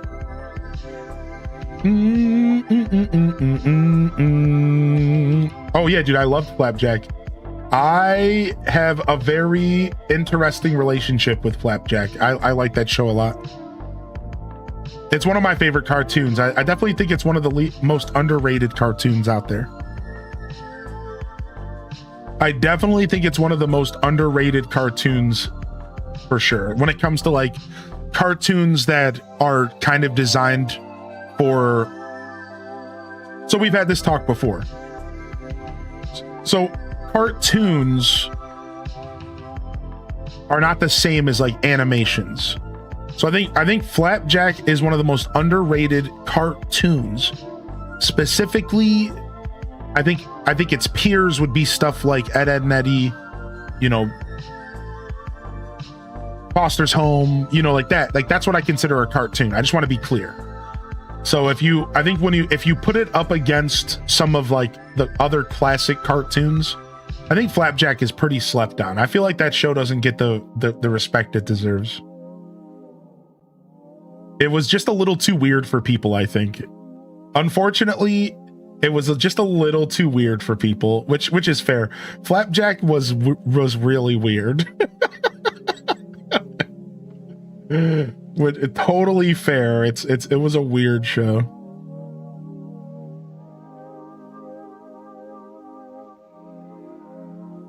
Yeah, Mouse Marin, dude, that's the best. Haircut or surgery. It's so good. I remember watching it as a kid and my dad walking in and saying like, what the heck? But yeah. Foster's Home is so good. Foster's Home is like a really good example of like a traditional cartoon. It's zany. It's out there. At any point they could pull an anvil out of a pocket, but it also still has some integrity, and like the writing still has like a point. It's like going somewhere. I think those are like the best cartoons.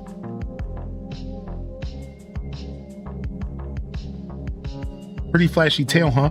If you ever want to talk to me, just look for my tail. Oh, okay.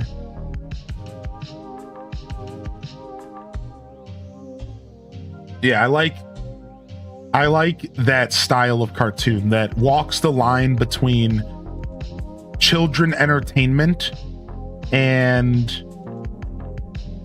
but also still very enjoyable by any adult depending on their taste, right? Like that's my favorite cartoons. We grew up, I was blessed because we grew up through an era with a lot of those styles of cartoons.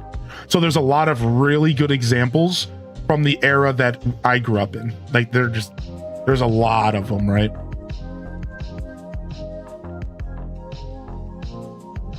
Of those cartoons that like walk that line where like they're not afraid to be kind of real at times and to put jokes that go over the target audience's head.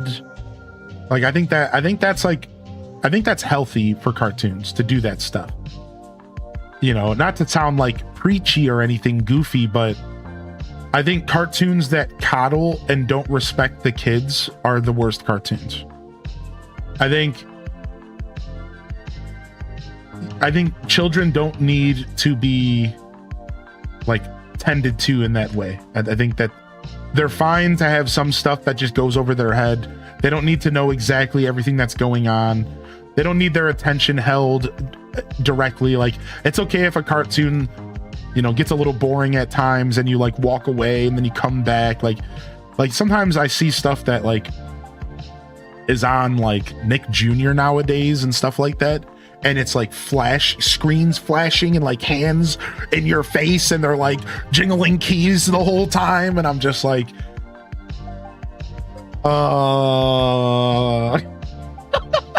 like I'm like, that's okay every once in a while. Like I'll give you a good example of a cartoon that was super like that, like from our era, that was like constantly trying to keep you on edge and like keep you and your attention on the screen. I'm trying to think, what was it called? What was it, dude? Like Animaniacs maybe had a little bit of that energy.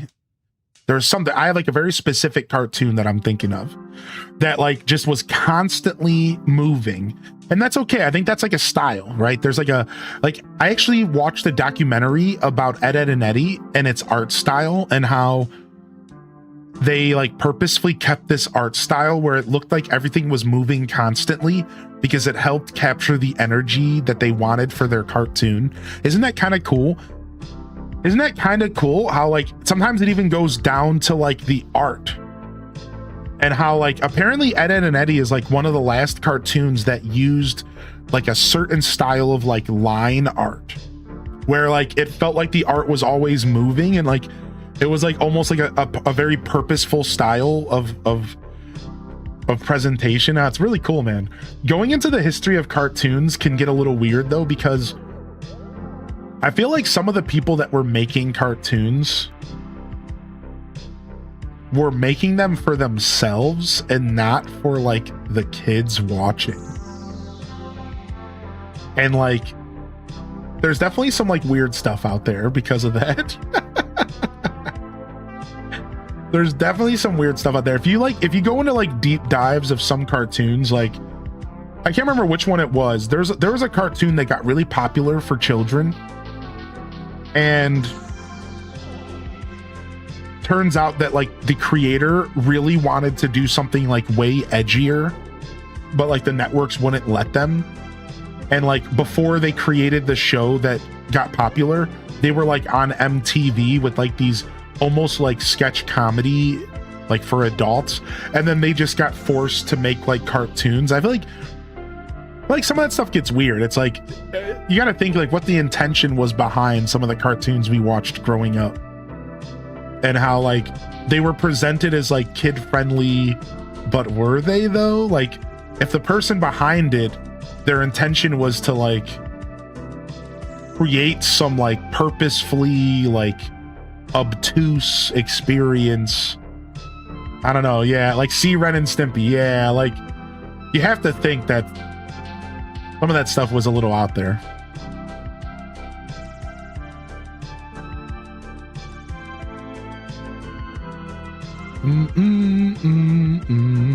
Just got back from book shopping. Oh, nice. Did you pick anything up? Definitely needed some retail therapy. SpongeBob wasn't originally supposed to be for kids. Yeah, I can't remember which one it was. I haven't watched this documentary in a little while, but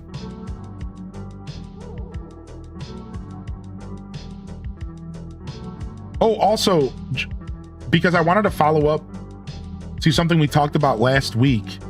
So last week I mentioned there was like a video I watched that uncovered a little bit of like some like weird kind of business practices that were happening in the cozy gaming space, and somebody had asked me for the video. If you still want it, I did go ahead and find that for you, and I can share it in the chat here if anybody wants it. Ooh, this starry spotted rock. Yeah, what's up, Pessimosaurus?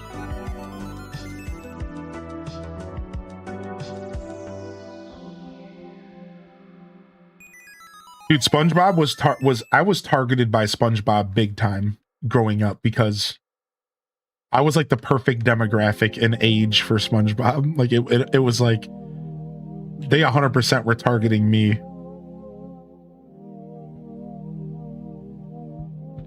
It was like perfect for me growing up. Don't tempt me with the book shopping. But yeah, if there's anybody out there, I don't remember who exactly asked, so I just wanted to bring this up as like a little mini shout out. If you're somebody who was looking for a follow-up on the discussion about creators doing like not telling people that they're doing ads, and like if you remember that talk, it was last Monday, and it was like something to do with cozy games and how there was like a mini little like kind of detective kind of video that got put out about it. I did find it, so just a heads up if you're out there. If not, no worries. But it was something that I wanted to follow up on since I brought it up, and I wanted to give, you know, the facts behind the discussion. So I like how I'm seeing Invader Zim merch again in Hot Topic. They say everything is cyclical, right? They say everything is cyclical. Oh, I didn't realize Stream Elements was gonna call out people who subscribe in my chat. I don't like that. Let me go ahead and turn that off real quick. Give me just a second.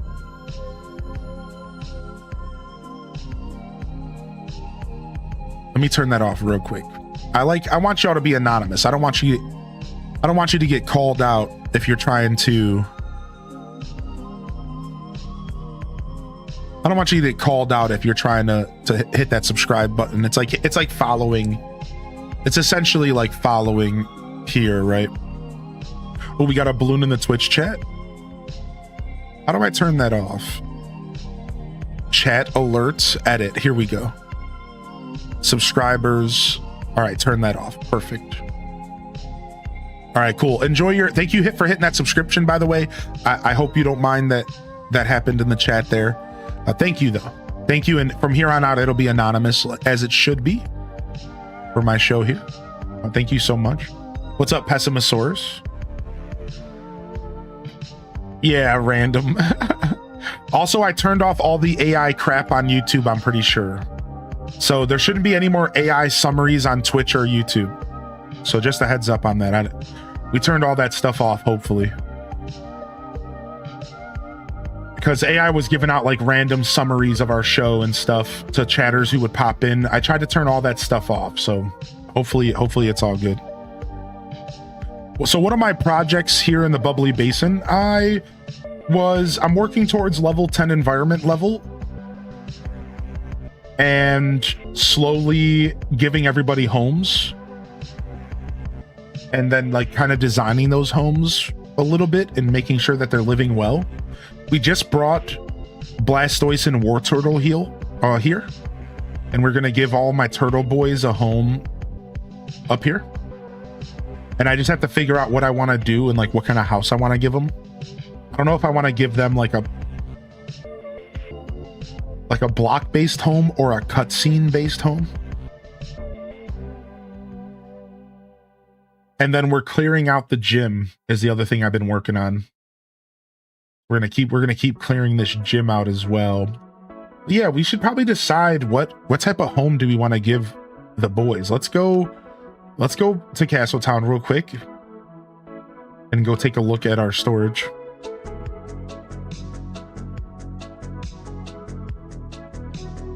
Yo, good morning, Nembo Tavi.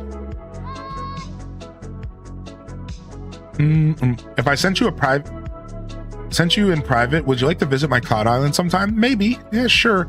I'm not really doing a ton of multiplayer in Pokopia at the moment, but I might in the future. I might do more. Just kind of enjoying playing this game by myself, showing off the content. Bubbly Basin makes me feel so peaceful. Yeah, especially the music, huh?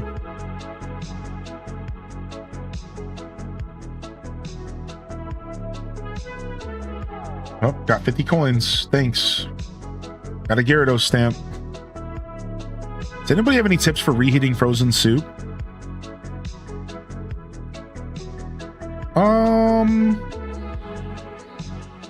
I can tell you low and slow is what I learned over the years.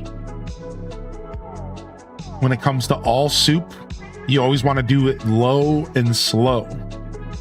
So I imagine frozen would be the same. Like you put the frozen soup in the pot, you want to do it over the stove, and you just want to do very low and very slow. And like, it's going to be annoying because you're probably not going to want to wait as long as it should be. Like very low and very slow. And I think that's how you get the best quality.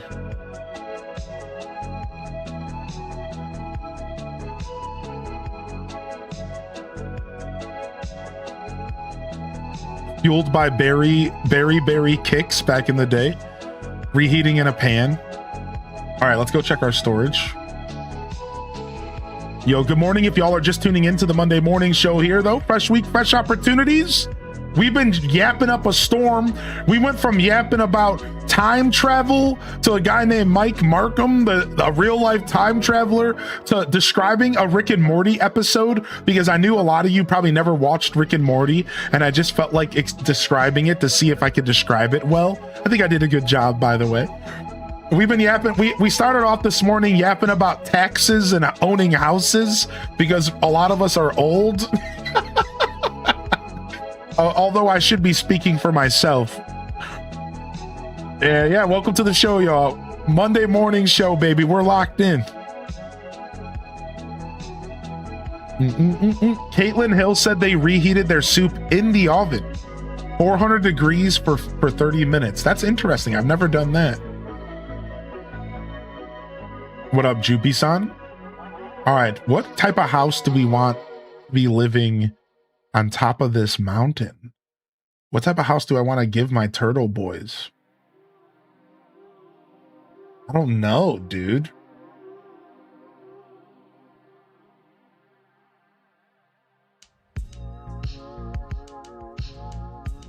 I think I'm gonna go with a leaf cottage.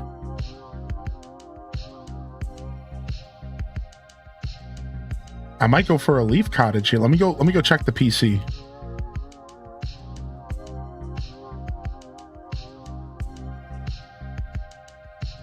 Do. All right. Yeah, we got the leaf house. We got the sand house. We got, I don't want to do stone, and I don't think I want to do city. I don't think I want to do Imperial either. Yo, thanks for hitting that heart button over there on YouTube. Thank you, y'all. Thank you very much.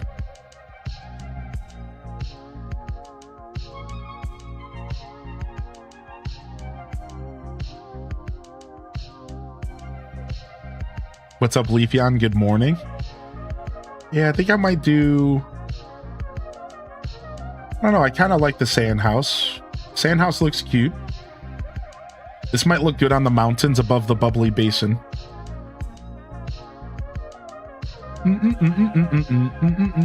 Do-do-do-do-do.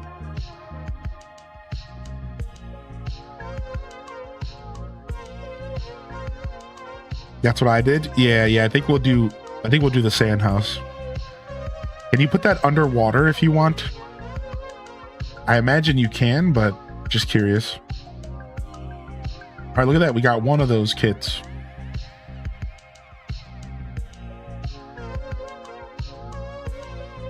All right. Back to the Bubbly Basin. So Pokemon Worlds just happened. Was there an announcement? Wasn't Pokemon Worlds the last weekend? Pokemon Worlds 2026 announcements. Is that next weekend? It was previews. It's this weekend coming up. Ah, okay, cool. I'm excited because there's supposed to be Pokopia announcement, they said. Which I don't know, what are they going to do? Just like tell us what the next zone is or something?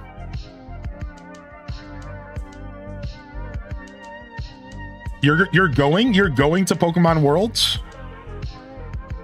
Sounds like it'll be a dev island. I didn't think it was going to be a big deal, so I don't have my hopes up or anything. You're going as a spectator? That's so cool, dude. Just going to be a dev island? Well, who cares about that? What kind of announcement is that? That could be an email. I can't play for anything. I also heard that there's a TCG Pocket announcement, as if they might be... There's a TCG Pocket announcement, as if they might make it maybe officially competitive or something. That was my guess.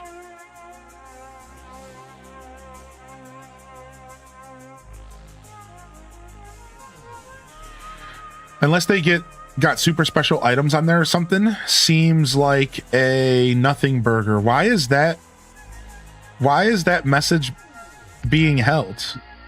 Sorry, Armazale. Apparently nothing burger is illegal in my chat. Why? I gotta go figure out why that's not allowed in my chat.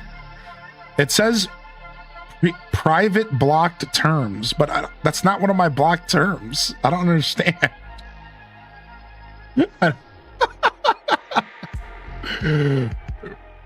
Burgers are now banned. Gotta go, my baby woke up. Hey, no worries, Game Kim. Thanks for hanging out this morning.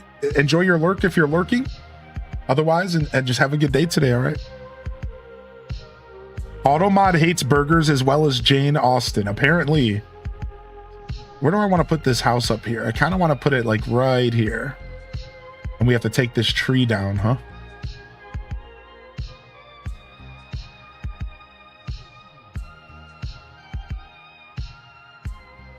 I won't talk about burgers anymore.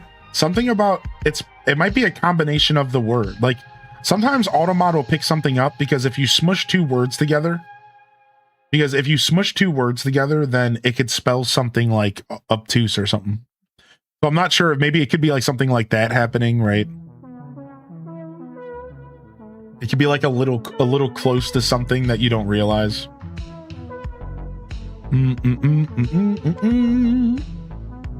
Is cheeseburgers okay? I do like cheeseburgers. Nah, get them out of here.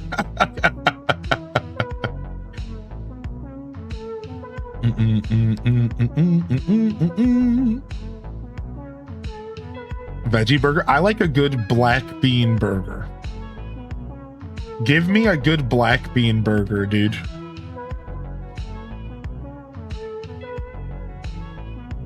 That's my favorite veggie burger. Good morning, Becker. Good to see you here today. Good morning, Minty Mont, by the way. I missed you popping in. Today's a self-care rest day. Woke up exhausted. I'm treating myself to snacks. Excited for the SOS RF anniversary stream. That's going to be at 5 p.m. Yeah. So I think we're going to do a split stream today. I was going to stream all day, but I realized that that's just like unnecessary.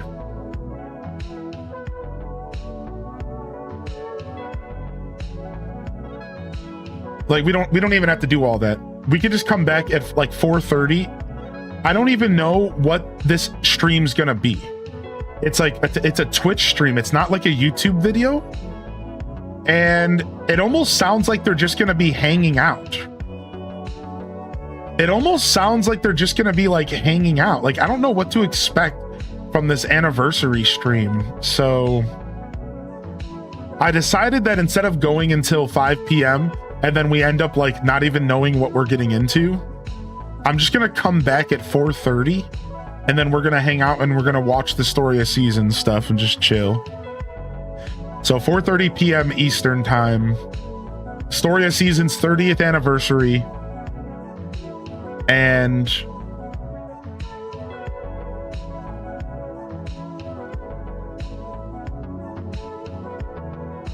Rune Factory's 25th anniversary.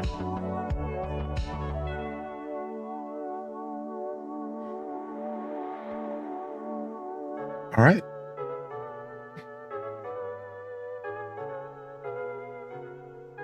Do you think you have any more build projects in you? Yeah, I mean, we're working on our hidden cave. Right? We started our hidden cave project. That's what we're doing right now. That's our main focus.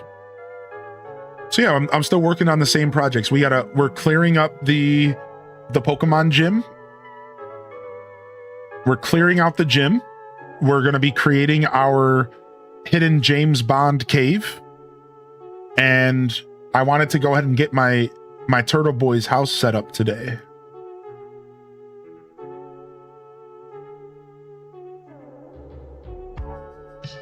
So I want to get these guys going. Gotta get them a home. They can't just be living in grass.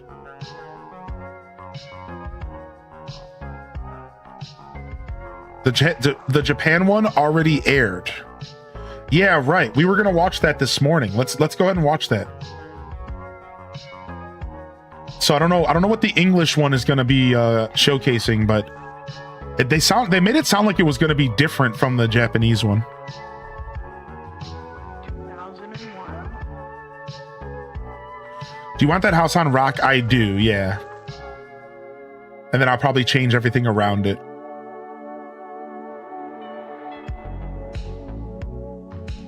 Do. What's up, Lao Boys? Good morning.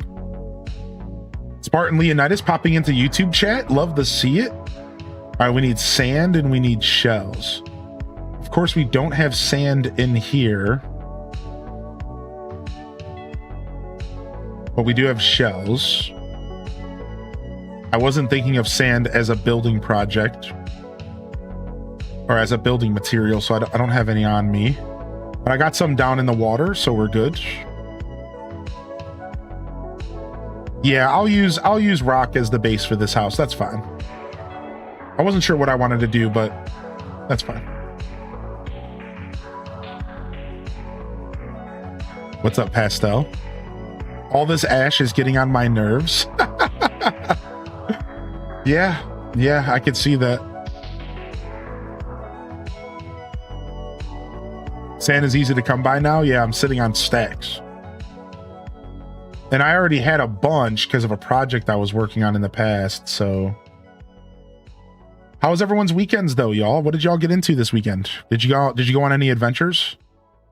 I had some beautiful thunderstorms this weekend, and I say beautiful because I was genuinely able to enjoy them, and it wasn't like terribly scary. I also had my first tornado warning almost like ever in my life as an Ohioan.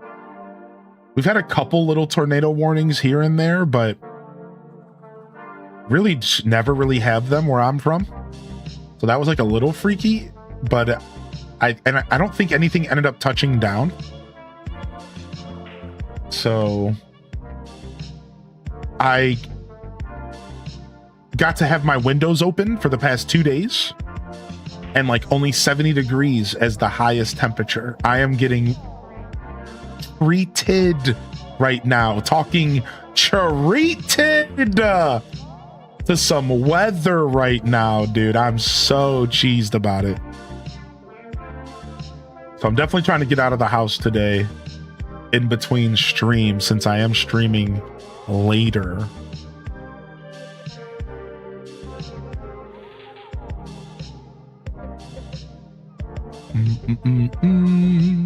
Slept with the windows open last night. It was heavenly. Yeah, you're coming with me. Still in the 90s here. Yo, what up, Renee? Good morning. So yeah, I spent my weekend enjoying some rain and sleeping. I kind of like slept the weekend off. I was feeling kind of off this past couple days. Feeling a bit better today, at least relatively speaking, to the weekend. So I slept a bunch. I hung out with my cat. I watched some of The Office because I was canceling my... Why is somebody having trouble following me, dude? Let's go, man. So I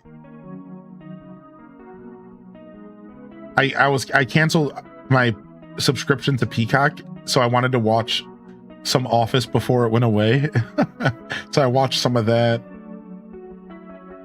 Trying to think what else I did this weekend. That's about it.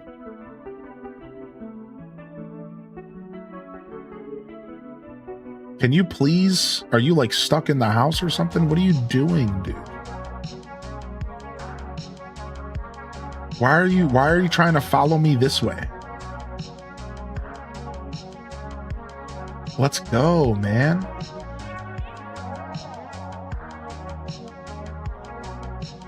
I don't have the patience to play this game today, apparently. She can't swim. She could swim. She could. Oh, she can't swim. She can only walk around down here. Oh, well, then she's useless. That's a weird decision that they made for her.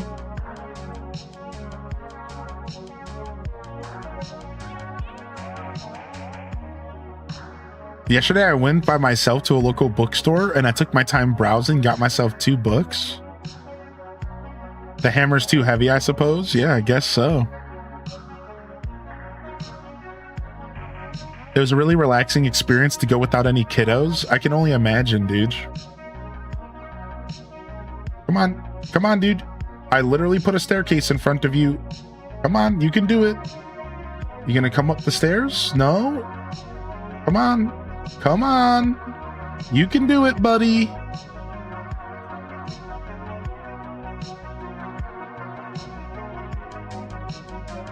Boy, is she struggling to path. This is the most struggle I've seen this game ever have with pathing. Like, this is a struggle right now. Come on, dude. You can do it. Let's go.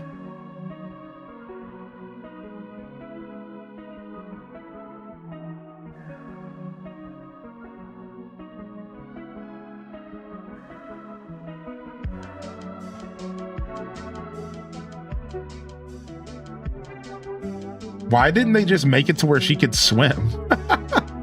What a stupid decision.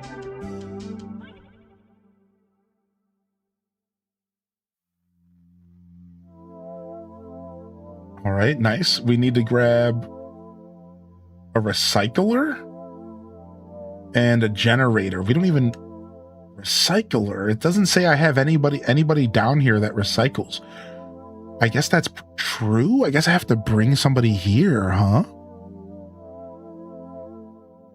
Had a busy but fulfilling weekend. Got in some social time. Nice, nice. Some outdoor time. Had some house chore time as well.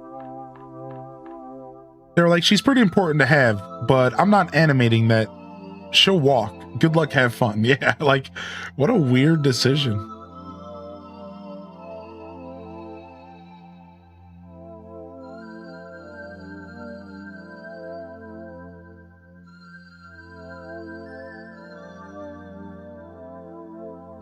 All the weekend ingredients.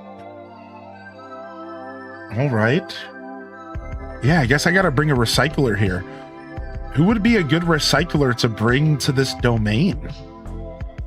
I don't know. I gotta find a water type recycler, I guess. I'm sure there's somebody.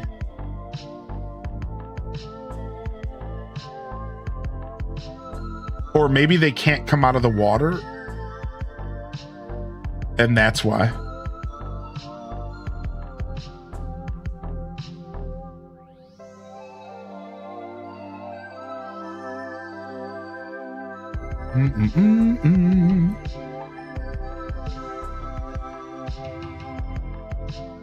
All right, is this guy gonna be able to follow me? I think so. I think he's good. Yeah. Yeah, Porygon could do it. Porygon could probably float through the water. Yeah, I don't see why not. Porygon could probably swim.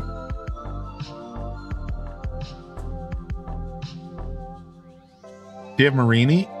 Yeah, but I they're not counting her, I guess. Maybe she can't come out of the water, right?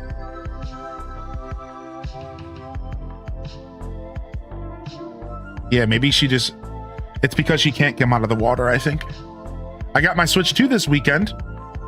I was wondering, so I haven't played it yet. I'm planning on downloading Pokopia later. Oh, I was working, so I haven't played it yet. I just got a garden and transplant some trees first. Nice, Kenzie. Welcome to the Pokopia gang. She might just not be spawned in. Oh, I didn't think about that. Okay. I just moved her recently, I think. Where did I move her to?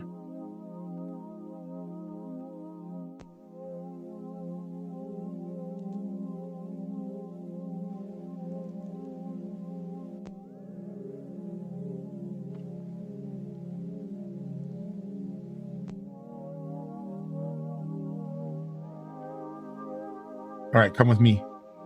Come with me if you want to live.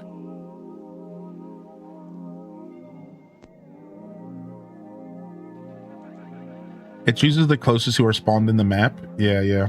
She might be the only recycler around here, so it would make sense that without her spawned in, it would just tell me there's nobody.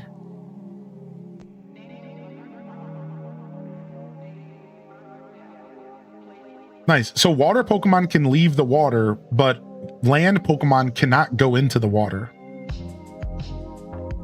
Isn't that kind of like a weird thing that they decided to do? So it's like water Pokemon are welcome to go in and out of the water as they please. Magikarp, Gyarados, but land Pokemon cannot go in the water at all. You could take landmons and minecarts. That's a really good comment. That's cool. So you could like create a base and minecart them to it and they would be okay. I thought it was strange until I remembered every Pokemon game that lets water Pokemon just fly through the air. Yeah, it's weird. It's weird. It's like, why can land Pokemon, why?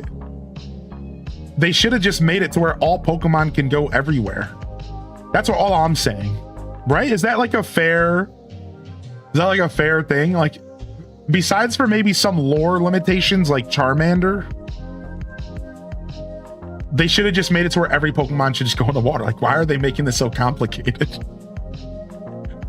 It's like, they don't have to think that hard about it. Like, it is just a video game at the end of the day. And we just want to have fun and we don't have to think that hard about this.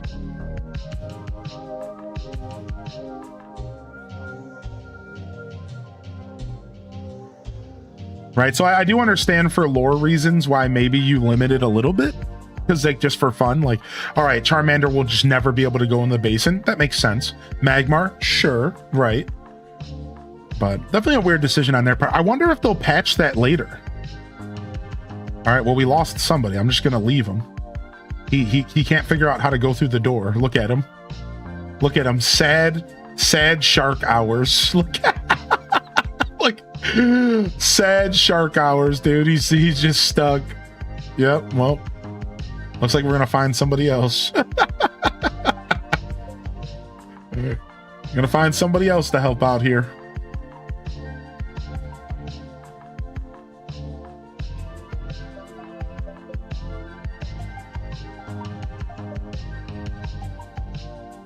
If you think about battling, water Pokemon need to be out of the water.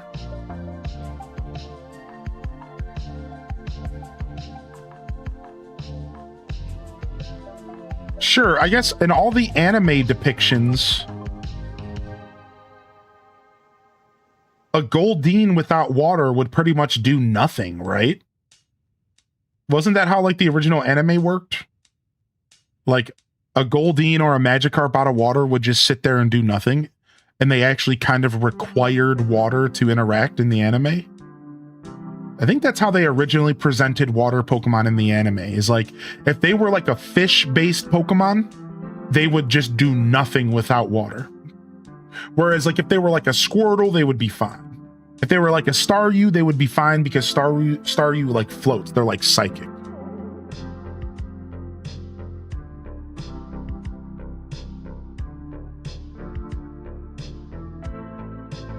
So I guess I only ask, I'm genuinely asking because I'm trying to remember. So the reason I bring that up is because I guess the anime has kind of led me to believe that like some water Pokemon are useless without water, but I guess that's not really true. But yeah. Does Drifloon come to the Dowls outside of the biome they're in? Yes, that's right. You can just click on it and they'll just appear. And then they just stay there temporarily, then they go back to their home eventually. Run into the bank for work. Hey, we'll see you when you get back. I got a random Avril Lavigne song stuck in my head, and now my age is showing. What's our theme song for the day today? All right, our theme song for the day today will be... Our theme song for the day today will be...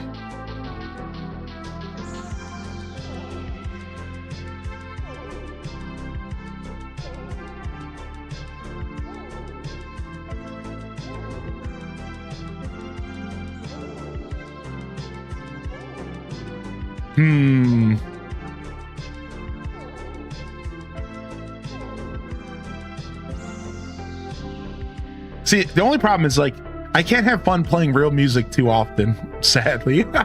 I really want to play some real music, but I've been doing it a little too much. I got to be a little more careful than that. All right, so instead, let's do something that will probably not get my VOD muted, which is still just as hype.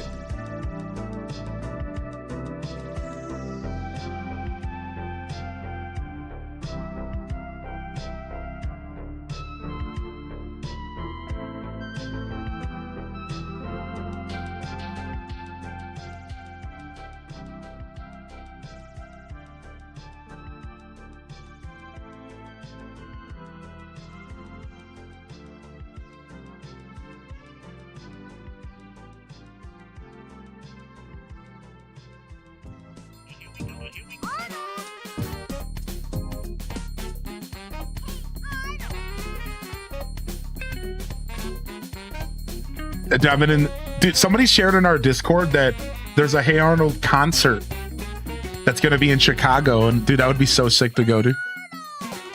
They're like, apparently Hey Arnold music is touring.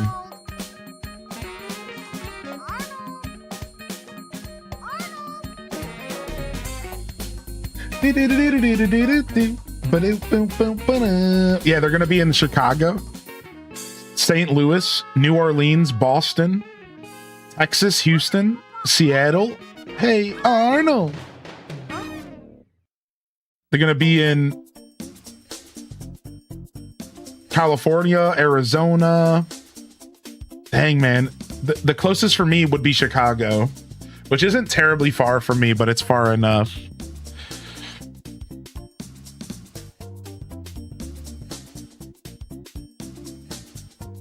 They're gonna have Doug join them banging on a trash can. Dude, what a banger, dude. Let's play it.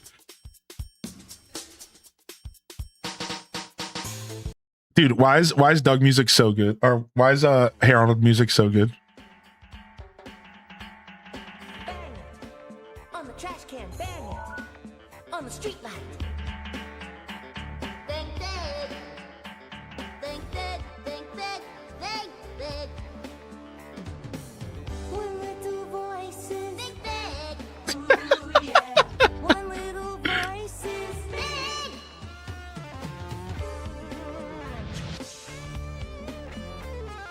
Calling me, Dude, Doug was way too good, man. You got to think big.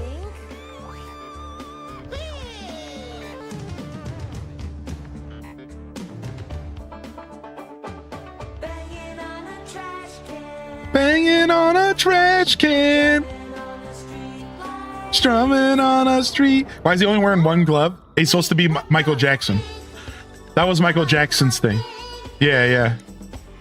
Michael Jackson's thing was one glove. Yeah, yeah.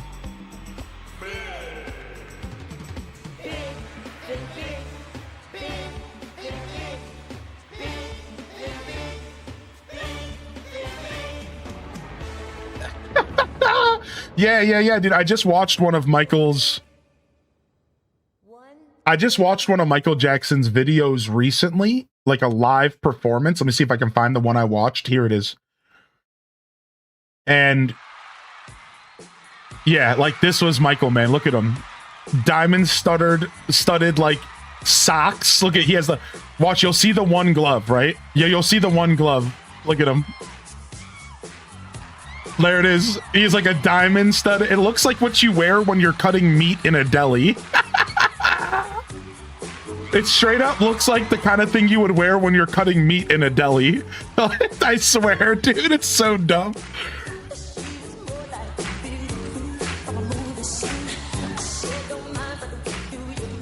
At the MCA, I'm gonna get banned off fucking Twitch. I'm gonna get banned.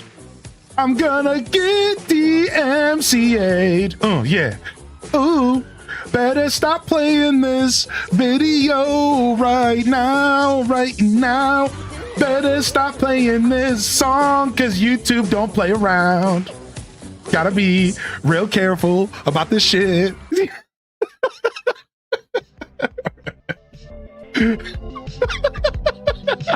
That was playing with fire. I won't be surprised if the YouTube just goes down for a couple minutes. That's how much I was playing with fire. They could just straight rip down the video over the watch. I won't be surprised. I would not be surprised. So sorry, YouTube, in advance. I'm gonna go use the restroom. I'll be right back.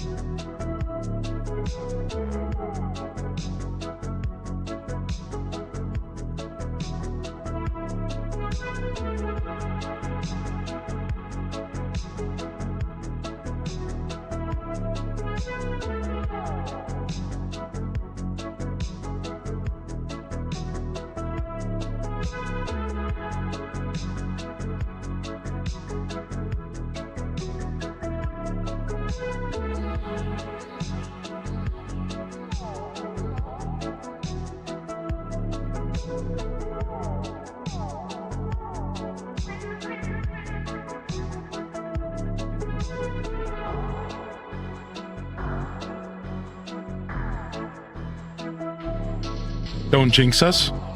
Yeah, no, for real.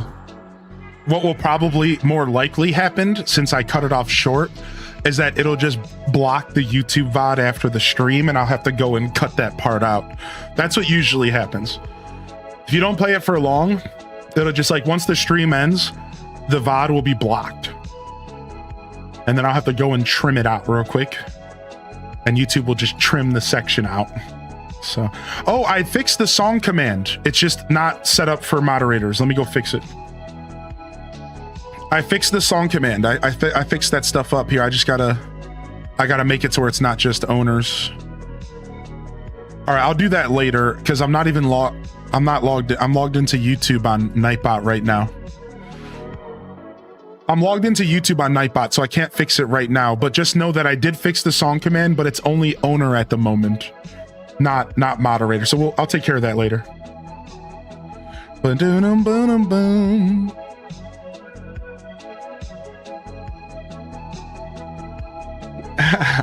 Hope y'all are having a good day today. We're just getting silly in here. We're just getting silly in here today.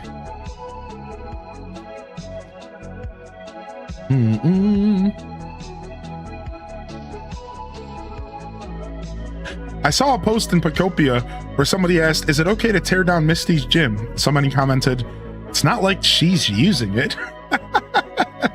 Yeah, you can do whatever you want, man. All right, we got Blastoise's house getting set up here. You got Blastoise's house getting set up. Now, did we want to keep Gyarados living in here? I remember I was thinking about moving Gary because it does feel like this is maybe a little bit of a small space for Gary. I don't know. I'm going to leave him in here. I feel like he's fine. All right, do we want to clear out some more of our cave while we're chilling here this morning? Do.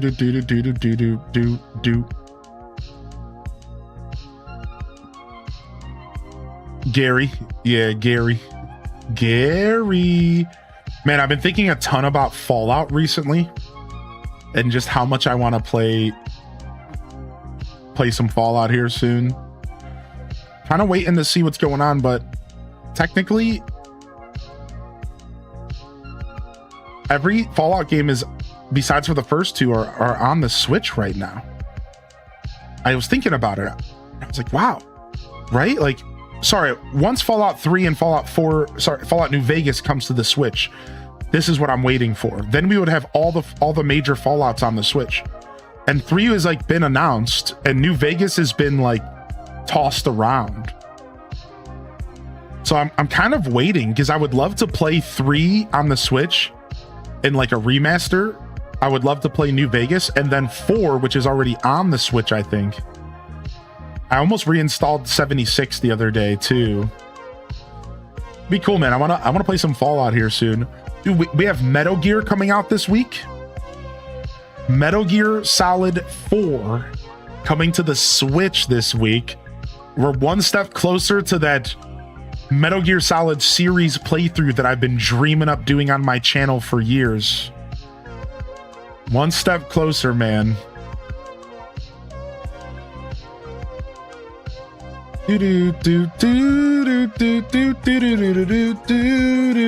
Because now every single Metal Gear up to 4 is playable on the Switch. Specifically the Metal Gear Solid games.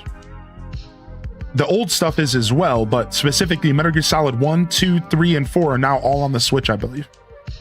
So it's like, I don't even have to think about it. I could just play the version that's available. I don't have to like try to like load it up on my computer, deal with settings. We could just play the games, right? Like, that's huge.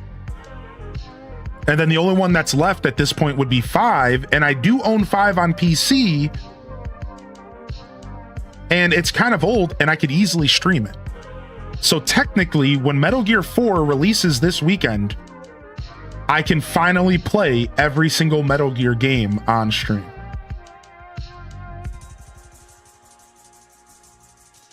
Because 4 was the piece of the puzzle that was missing.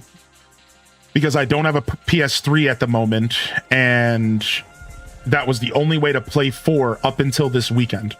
Metal Gear Solid 4 has been stuck on the PlayStation 3 for years until now. Like, we are about to finally have a chance to play that game outside of the PS3 for the first time ever in the history of that game. It's actually insane.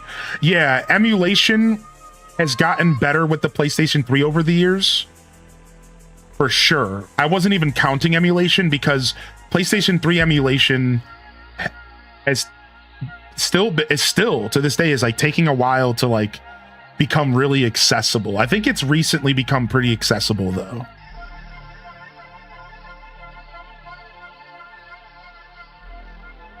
Is the corner green for you in game? Yeah.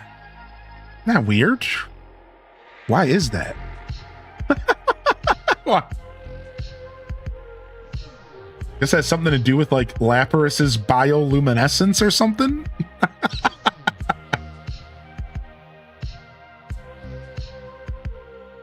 Shout out to Ghost Babel in the Metal Gear Solid collection, by the way. Legit game.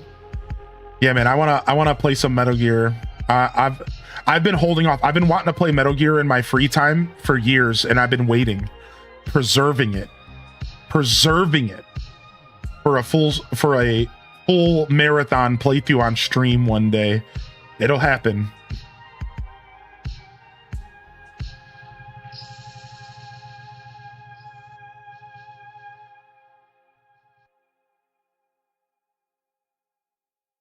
Would you play MGS1 on PS1 or Twin Snakes? I would play everything that came with the collection on the Switch. So that's the original PlayStation version, to be clear.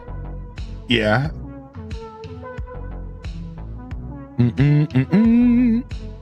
Now, Twin Snakes, if that ever became available on the Switch, I would consider it because they have the GameCube app.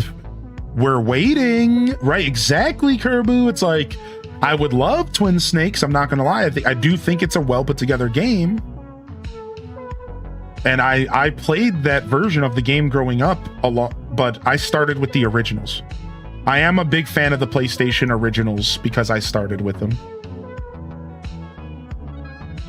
But I did play Twin Snakes when it became available just because it was an excuse to buy a game for my GameCube, you know, like any excuse to buy a new game for the GameCube. Because unfortunately, as a GameCube owner, we didn't have a lot of games.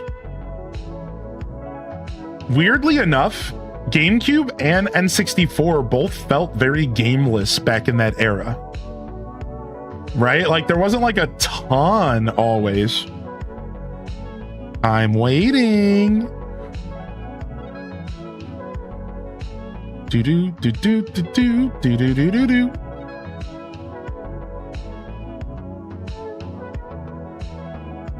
How did you get that ability? So by making smoothies, Trevor. Good question. They're having a Stardew Valley pop-up event near me, and I want to go, but it's a small event and I'm nervous. Aw, you should go. You should go. It'd be fun, even though the nervousness is super respectable. Yeah. Oh no, it's my last smoothie. I thought I made more. Yeah, it's a smoothie. So you can use this in or out of water. You can use this ability in or out of water here. Your choice.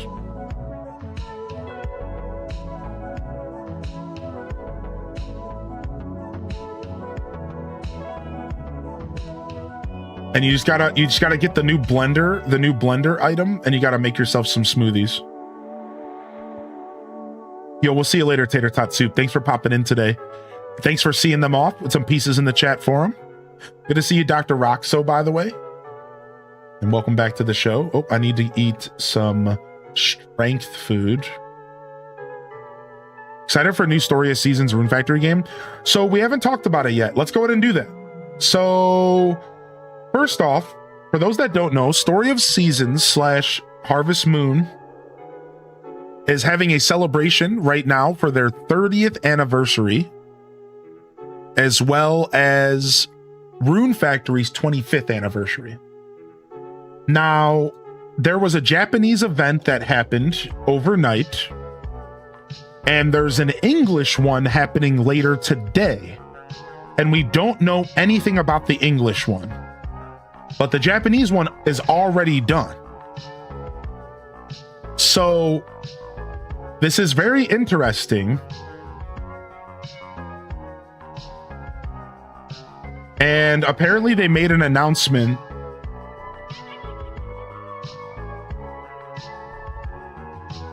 during the Japanese one that I'm assuming they would make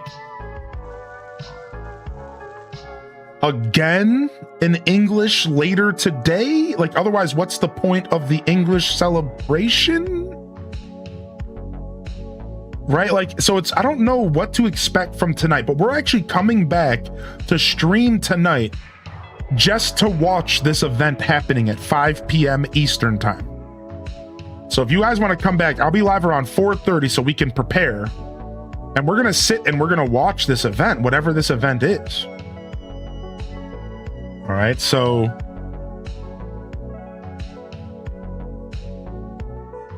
however, I think what's going on here is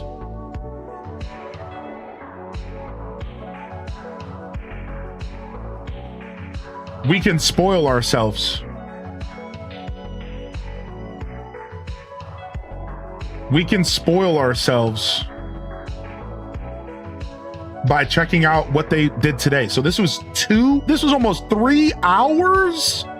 This is what I'm saying. Like, I don't know what to expect from this. Was almost 3 hours, dude. What the heck was even going on? Did they just sit here and yap the whole time? I don't know if I have the patience to sit and watch yapping for 3 hours tonight. So as much as I love Story of Seasons, I'm not sure if I'm like down to sit and like listen to them just like yap. You know what I don't know. I don't know what to expect.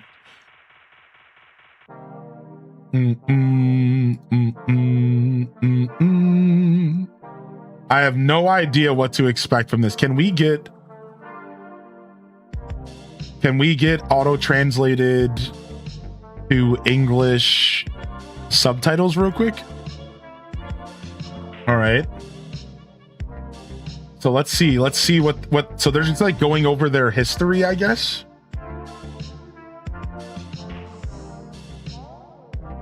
On August 6, 1996, the first Harvest Moon game was released. Wow. Think about that, dude. What's up, Moonchild? Wow, how about that? So yeah, 3 hours they sat here and basically like did a victory lap and just like celebrated, and they went over like people's art and people's food. So it's just like a big celebration, which is cool. You know, like this is cool for them. I don't know if I'm like like they're like people voted on their favorite characters, yada yada yada. So like, yeah, like I don't know what to expect tonight. We might just end up playing Grand Bazaar and hanging out. But I really don't know what they're gonna do for the English audience.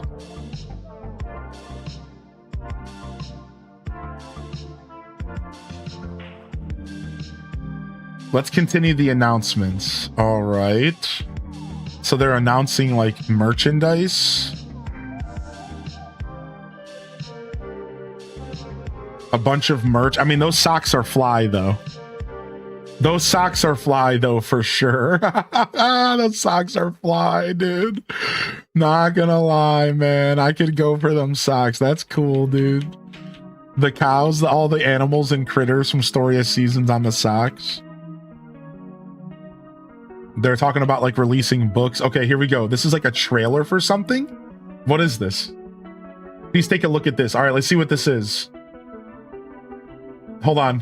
There's a video I'd like to show you all together. All right, let's see what this is.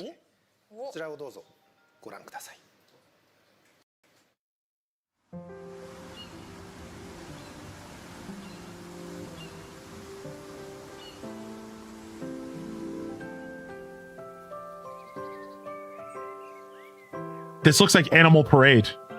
This is Animal Parade. This looks like Animal Parade.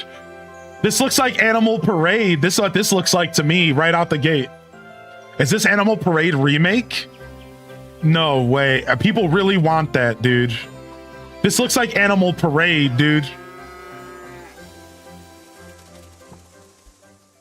What is that?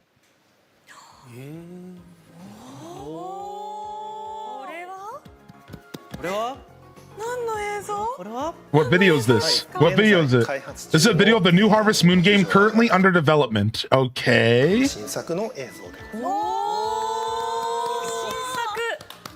New release. ことはあるんですけど、はい。なんか聞いちゃいけないこと聞いちゃいそうで。詳しいがゆえに。とりあえず発売日はとか言いたくなる。I'm tempted to say what's the release date, yada yada. What's the title? Curious about the main thing, but it's okay. Seems like they don't want to say too much. Guess you can probably... Yeah, it seems like they're like purposely being facetious here.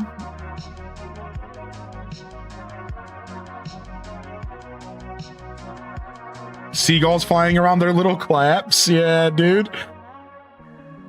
2 different colored chickens, right? Yada yada. I like how they're like, they have like the game in the background in the windows.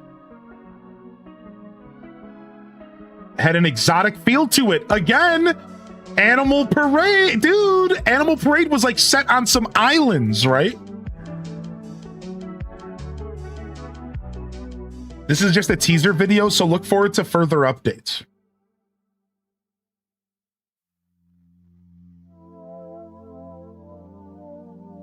It's still in development. That information alone is enough. Yeah. Okay, so they're not really... They said that there wasn't going to be any announcements during this event, and it seems like that's because they didn't want us to get too excited. All right, what's this? There's another trailer coming up.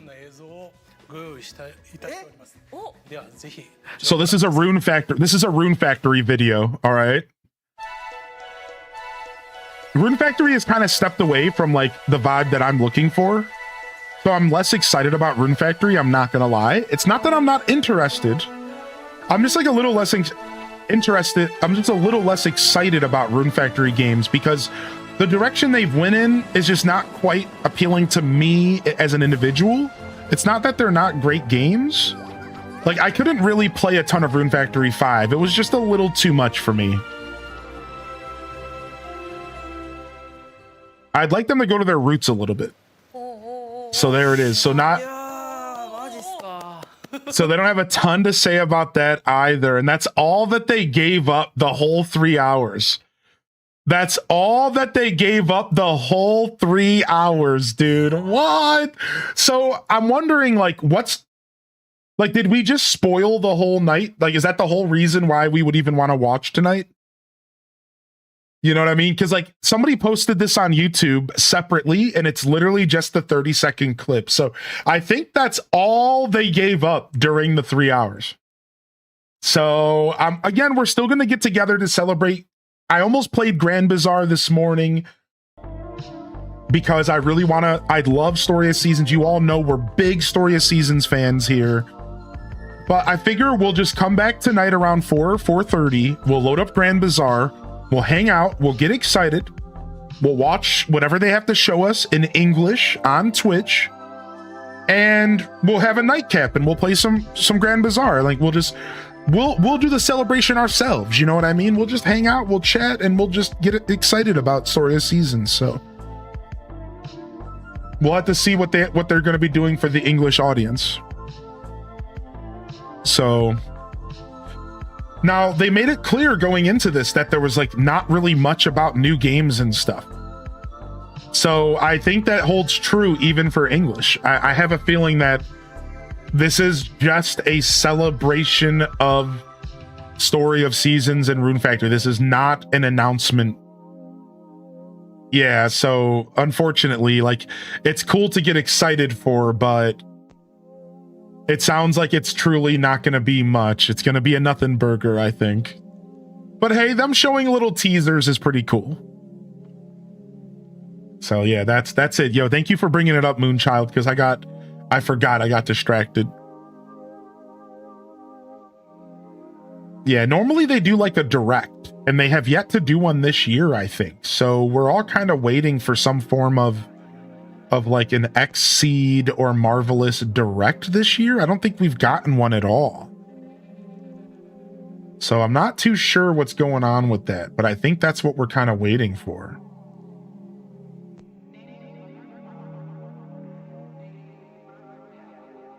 The fantasy element's a little too strong for me. I prefer the comfy small town feel. Yeah, they just went a little too far with it. Not every game is for every person though, so it's not like I think the games are bad because of it. You know, I just identify that maybe Rune Factory isn't being designed for me anymore, and maybe instead that's what Story of Seasons is for. I don't need every game to be for me, you know? So I respect that there's a lot of people who love the fantasy and like anime waifu side of Rune Factory, and I prefer the small town farming vibe that I grew up on. I'm not like super into that side of Rune Factory, and the further along Rune Factory has gone, the more that they're leaning into that, right? Like originally it was just a fantasy Harvest Moon, and it was kind of a blend of the worlds, but now it's definitely a full-on fantasy magical anime experience, and that's like just a little different than what I'm looking for in my farming games. So yeah, I've kind of moved away from the Rune Factory games because of that. I do want to go back and play Rune Factory 3 and 4. I've heard that those are still pretty traditional. But Rune Factory 5 kind of showed me that I might be kind of falling out of the Rune Factory games. Now, the most recent Rune Factory game was sick though. Guardians of Ayazuma? I didn't get a chance to play a lot of it, but it was really good. I really want to sit down and play more of that game, so despite my feelings towards the aesthetics, I did like what Guardians was bringing to the table. Yeah, I need to play that game. I need to go back and play it. I almost forgot that we just recently got a new... I almost forgot that we recently kind of got a new Rune Factory game. Like, not terribly long ago.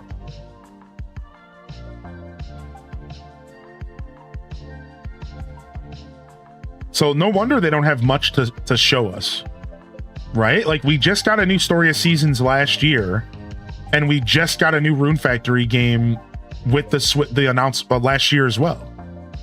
So it's almost like, I guess we're not really ready for new games yet. Yeah, it's been, that was all very recent. Yo, what up, Kenzie? Thanks for popping over to the YouTube today. We're digging out our Moonraker cave right now. We're digging out our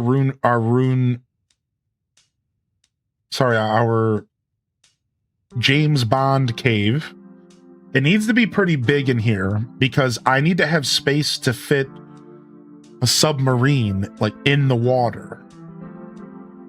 So this needs to be pretty big. Like I need to have some good space for the sub, and then I need this side to be big enough to fit one of the lab items with, and the lab is pretty massive. So we're far from done here. We gotta rip through this wall a little bit more. I think all of this ash is just unnecessary. Ash Ketchum would disagree, all right? I think he likes... All right, sorry, bad joke. I'll move on. I'm nervous to jump back into Grand Bazaar. Yeah, it's a lot. Going back into that game and not remembering what you were doing is tough. That's the main reason why y'all haven't seen me finish. Ooh, look at this. I've entered another area.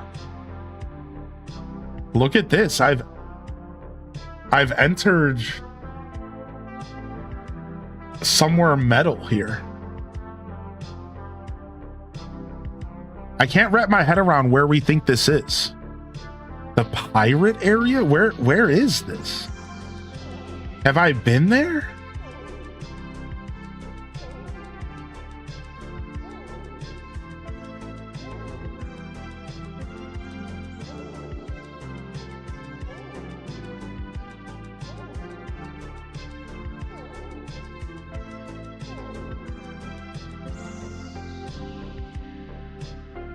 Whoa, I've never been here. What? What is this? What is this? The dude, a sick little like house? What? What the frick?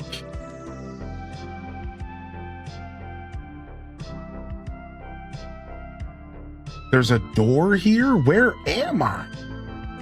Dude, I have no idea where I am. I'm gonna lose the door. There's a door down here? How did I miss this? Wow, it was just super well hidden. You just found this spot yesterday? Dude, what the heck? It was just like super well hidden down here. There's a computer. There's like a whole building. Windows. Some power cables. This goes this way.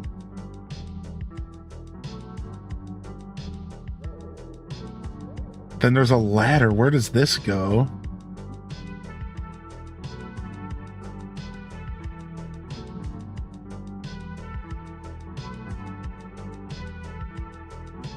It's just like a little house, huh? It's like an underwater lab of some sort and it's pirate themed. Dude, this is sick. I had never seen this. I had no idea this was even here.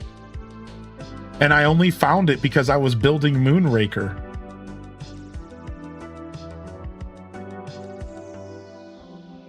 Which I unfortunately can't get back in here without breaking another chunk above my head. You can't turn into Ditto again, I guess. Got it. All right. Dude, what the heck?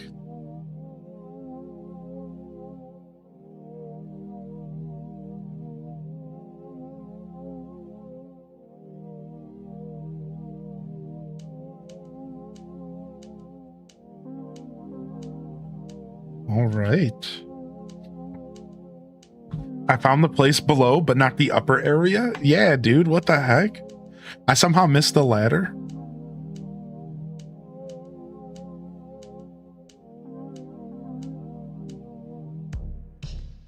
Sick. I'm like a little bit afraid to dig through this wall now. I think we're gonna stop like right here. It seems like we've finally hit like the edge of the cliff that I was expecting to hit a little sooner. Yeah, enjoy your walk, homie. Hopefully it's not 1,000 degrees.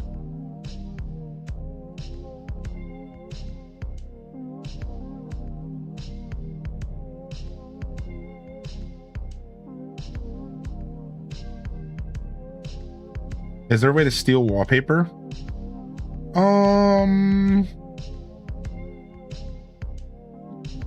Maybe?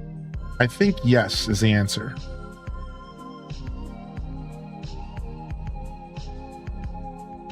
I'm getting hype already for those fall weather walks. Yeah, you and me both.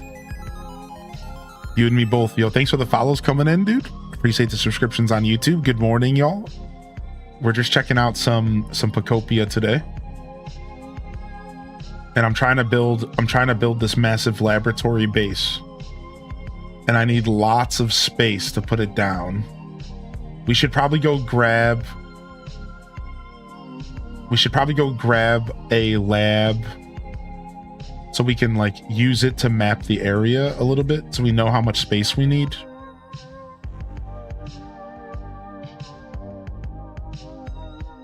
Flick bugs is my favorite command.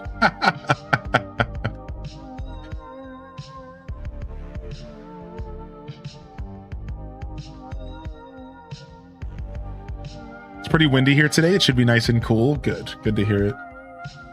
Yeah, welcome in everybody. Appreciate y'all being here. Having a nice little low energy Monday. I've been at a little bit of a low energy the past couple days. I don't know what it is. So we're just kind of yapping, kind of enjoying a little bit of Pokopia this morning. But I'd love to hear from you if I haven't already. Hope your Monday's going well so far. Welcome in. Fresh week, fresh opportunities here. Is there a timer or something for how long you can be underwater? No, not at all. Not in this universe. You could be underwater as long as you'd like.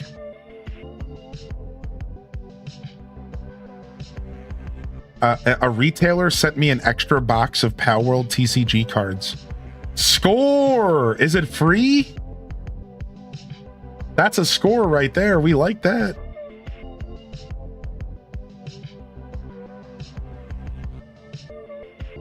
Yeah, Big W, check that receipt.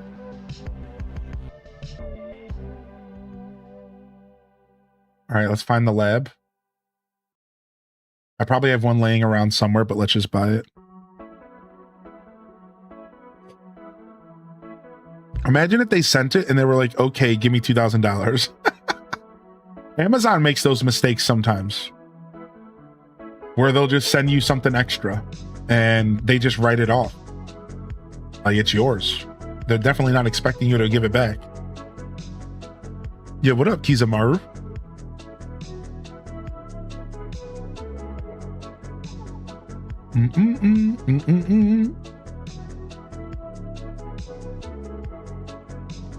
It's moving towards winter. Your body must be wanting to hibernate. Yeah. The past couple days, I've just been a little, pretty much since like Friday, I just had like weird brain fog and tiredness for some reason. I think I just ate a little dairy and it affected me hard because I'm like a little lactose intolerant. And I'll occasionally eat like some dairy yogurt and it'll just like hit me harder than it should. Like, it'll like, sometimes it's fine, sometimes it's not. I don't know.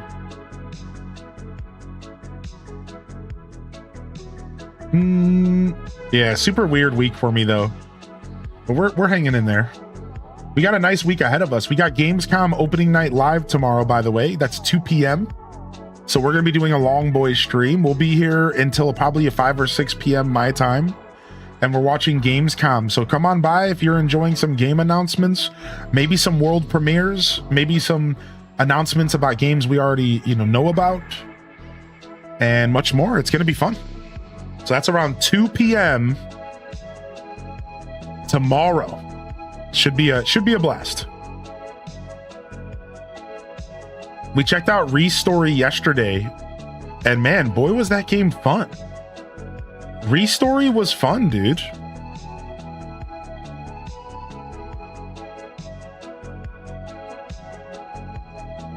I enjoyed our little repair shop game for sure.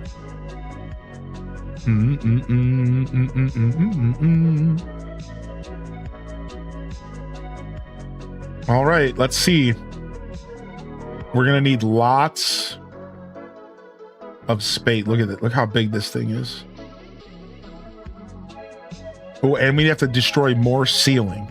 We need it to be a little bit more taller as well. So this is the thing that we're trying to put down here. And I think I want it to be like right about here.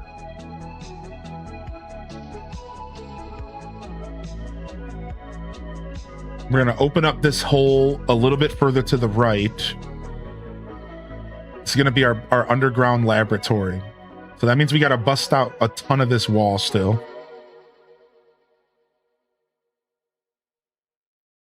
Crazy Taxi? You've been playing Crazy Taxi? What up, Cat Dad? How you doing today, dude?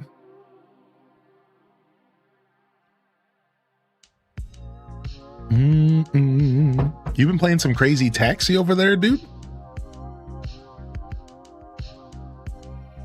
Yo, thank you again, Lazy Stoneheart, just in case I missed that one. Appreciate you for the support coming in here today.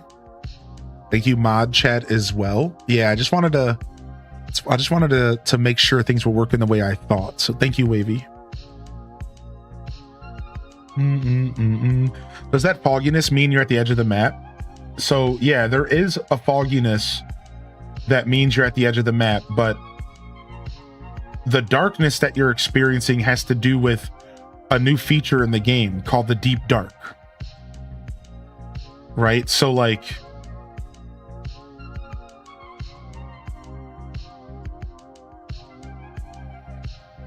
here's where I'm actually at on the map. So I'm not anywhere near the edge of the map. So this darkness is a new feature with the Bubbly Basin where if you go under a certain depth, everything is shrouded in darkness. And you can, it's still like interact and decorate in it and do all the things you would normally do. So I'll show you what the edge of the map looks like really quick, because it is different. But yeah, that's like basically this like deep dark mechanic. So if you go down a certain depth level, everything gets shrouded in darkness, and it's like a cool like aesthetic thing. So that's what you were witnessing down there, because I purposefully put myself super far into the depth. However, there is a mechanic with fog if you are at the edge of the map. So you can see this is how far you would have to be in order to trigger that effect. So you see I was like kind of in the middle, but here I'm at the edge of the map completely. So yeah.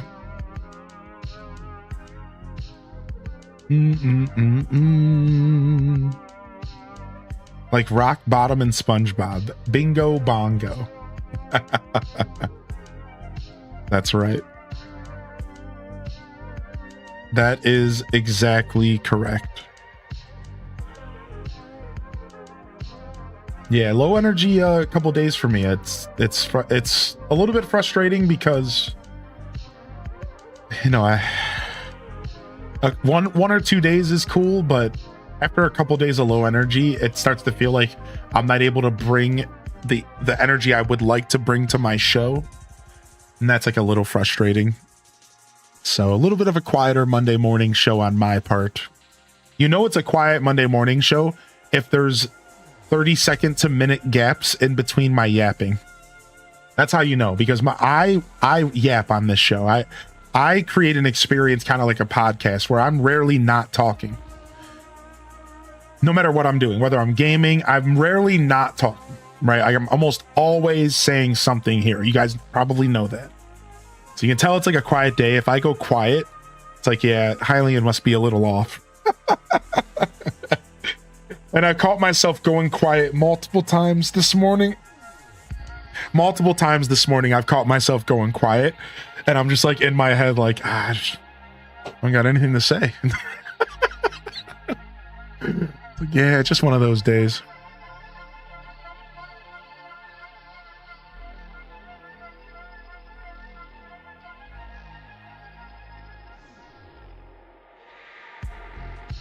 Do. All right. Song command is fixed, by the way. Song command is fixed, by the way.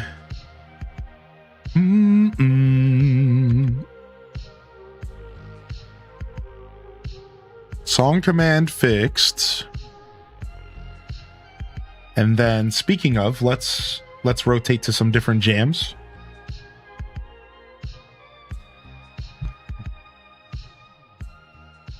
Let's rotate to some different jamos here. Haven't spun this album in a little while. Let's go see what's going on over here. Got You this week's been a lot like that for me too. Yeah, I feel like every person I bring that up to agrees with me, as if we're all simultaneously dealing with the same oppressive brain fog energy suck that I don't know what's going on. I feel like I brought that up to like a handful of people over the past 3 or 4 days and on my stream, and I feel like there's like a good amount of people that are like, yeah, me too, what's going on? I don't know, man. It must be the blueberries. That's what I heard. That's what I heard. Must be the bloobs.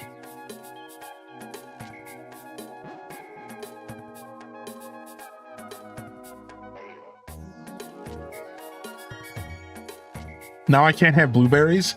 Yeah, blueberries are at like a super omega recall right now in certain states. Look into it. Frozen blueberries and frozen mixed berries are at like DEF CON highest level recall that you can have for a product because of E. coli, but it's not all over the country. It's like a certain brand, certain company in certain states. So be careful about frozen blueberries for a couple weeks or whatever, chat.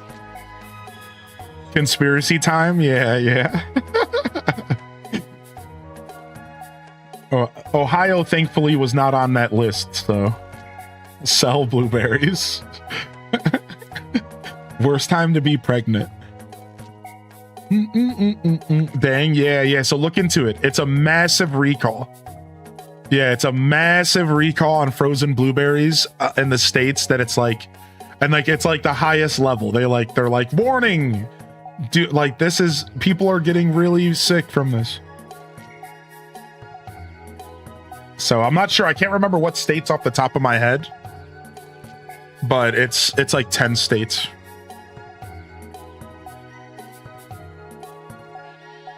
Why can't AC and H have bloobs? I think there were berry bushes in Pocket Camp, right? So there could be in the future. I think so. I think there were some sort of berry bushes or something in Pocket Camp. So I think that the next Animal Crossing game will add some form of like berry bushes or something. I think they're going to add a bunch of stuff from Pocket Camp. I think so. Just like some ideas. Maybe they'll bring all the other fruits back.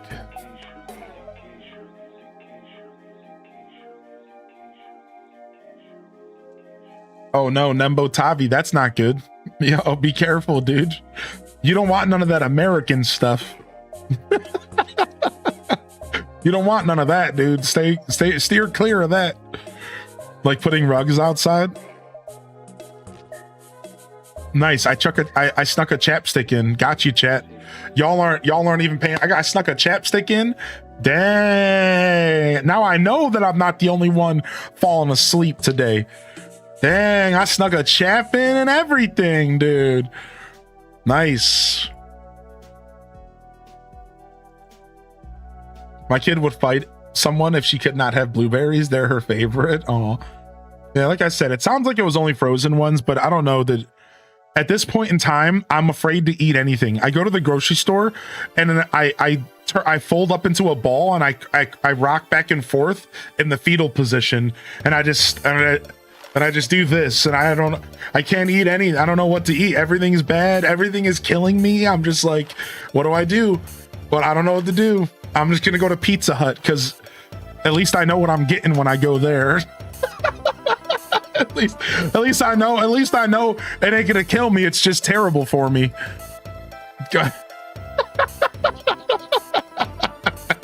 I'm like, dude, I don't know what to do anymore, man. It's too real out here, man. I watch deer eat grass outside every evening. At this point, I'm about to start grazing with them. Berry kids have it rough out here. Yeah, man. What's up, Luna Paul? It's absolutely so many class 1 recalls. It's absolutely nightmare. All right, what do we got off the docket? All right, lettuce is off the table. No lettuce, no spinach, no blueberries. What else? There was like another one recently, right? Eggs, yeah, they just took eggs, did another round. Now eggs are always going back and forth. No white shell eggs. Jalapenos off the table. Cilantro's gone. Yeah. Like, wait, what that man? Wait, what's up, dude? Come on, man. Wait, what happened to eye drops? What happened to eye drops, dude? What happened? I need those. Baby wipes, baby formula. Yep, cross them all off. Beef, dude. Oh my gosh.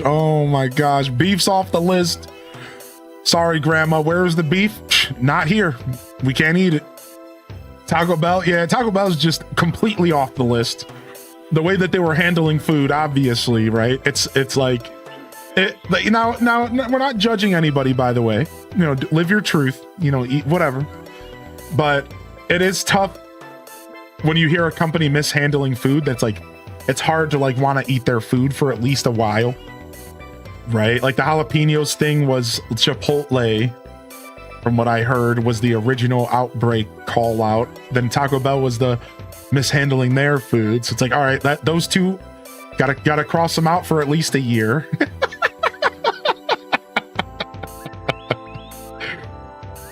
I'm a Taco Bell defender because they actually took action.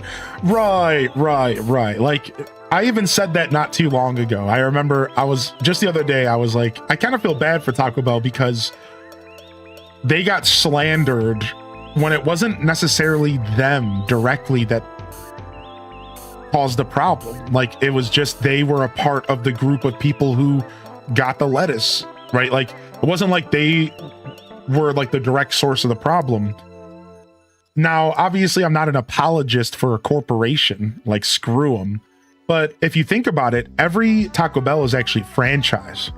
So if you break down how it all works, you actually can legitimately feel bad for your local Taco Bell who might actually do everything by the books, right? And like might actually be a very great franchise location who has managers that care and workers who care. And so it's all franchise. It's not like it's just one entity. So like, you know, like the Taco Bell in your city could actually be filled with people who truly care, and now they're screwed. They're losing revenue. They're losing money, right? Because of this thing. Like, so you can feel bad for them. You're not defending a corporation because you feel bad for a local joint, because it's franchised. That's the thing you got to remember. And franchises are individually owned locations that have to follow rules of corporate. So they're still individually owned. These are still individual people that own these locations. It's not like, you know what I mean? Yo, what up, dog? Thank you for the year, baby. I think I'll treat myself to some Taco Bell. Shut up.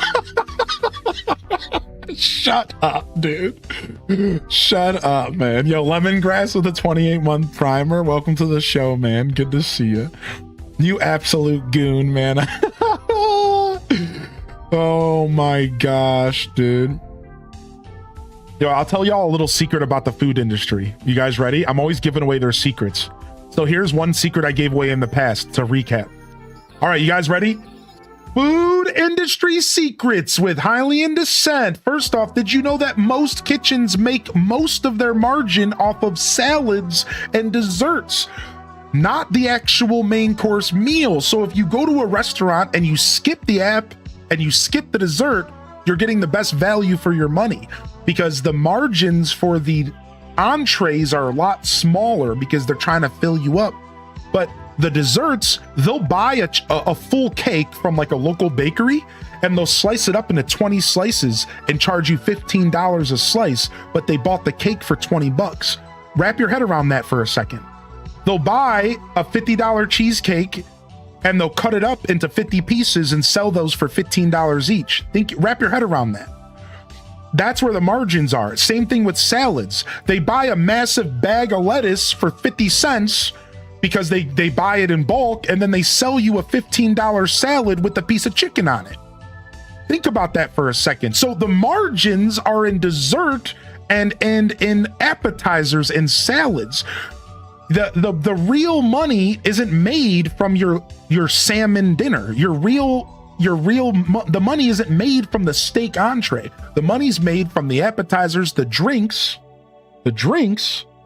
and the dessert. So if you avoid salad, if you avoid dessert, and if you don't drink, you are getting your best value when you go out to eat. So there's your little secret of the industry. You think some chips cost them money? You think your little chip entree for $15 with 3 little sauce cups, that cost them $3 maybe the cups cost more than the food.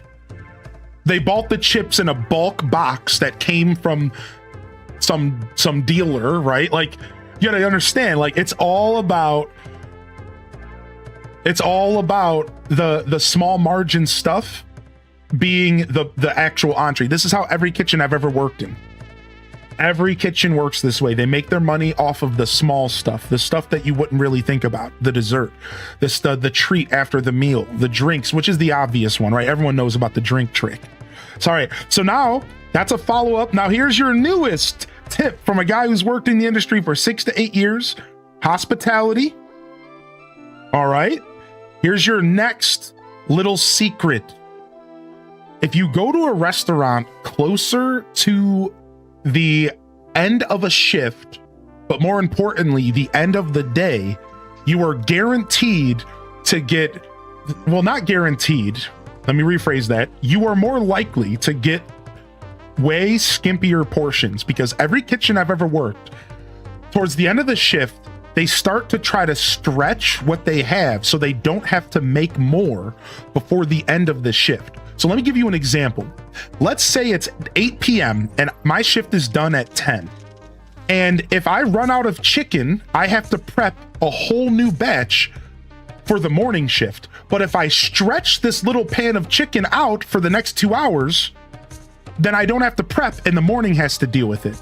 So the later it is in the day, the more likely your portions are going to be absolutely terrible, and they're going to skimp on the meat, the chicken, and anything that they might have to prep before the end of the shift. You're always going to get skimped out of your mind if you go to a restaurant within the last 2 hours before they close.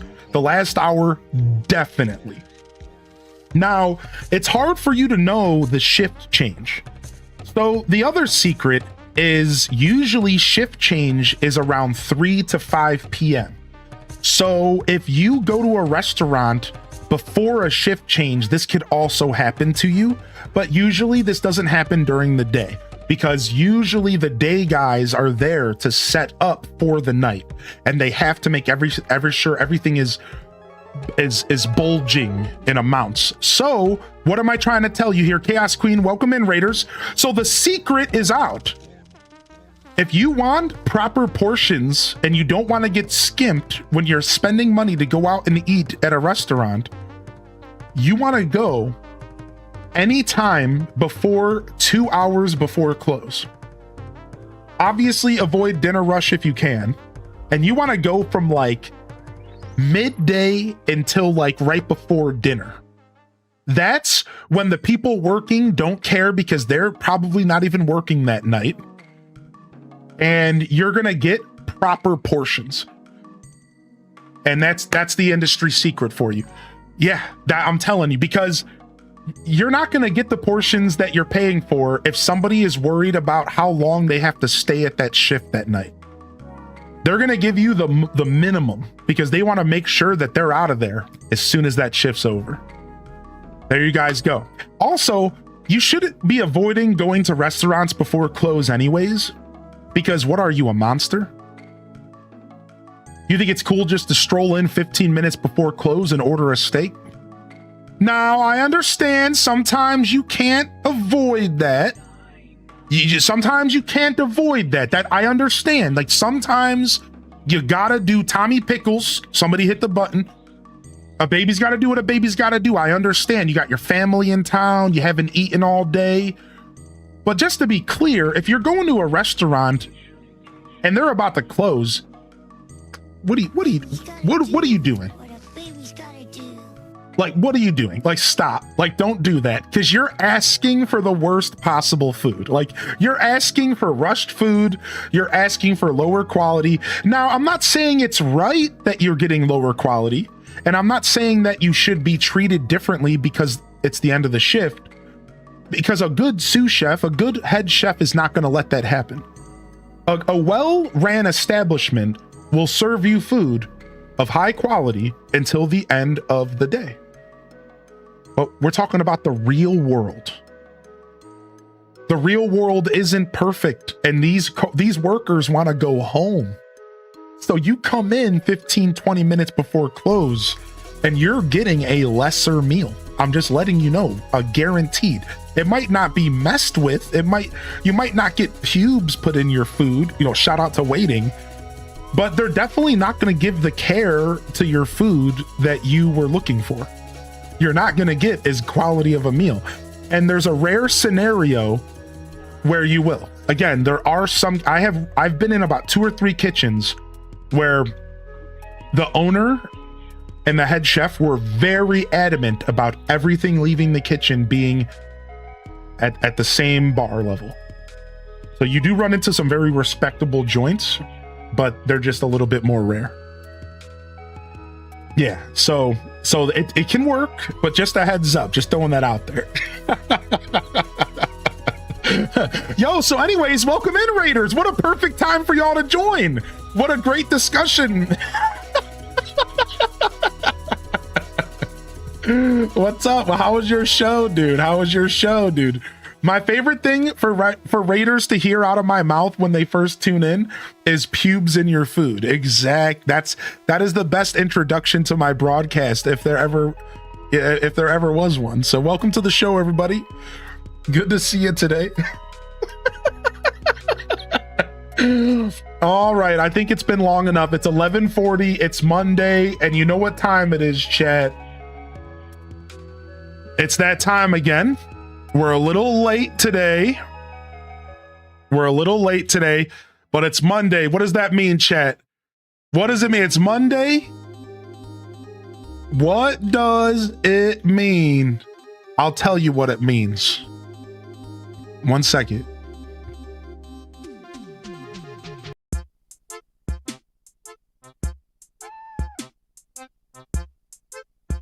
It means it's time for some pet pics, baby. It's time for some pet pics, baby. Let's go, dude. We got Neo hitting us with the pupper is pooped. Rare.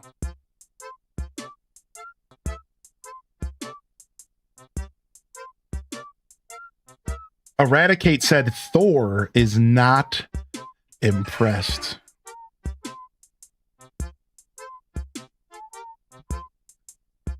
Rare. Lots of cute pets. Yeah, that's right. I'm impressed with Thor. My Willow is in the window. Oh my gosh, dude. My Willow is in the window.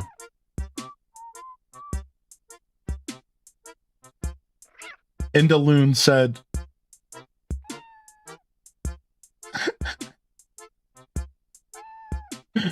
nice. What a floof. I like this cat.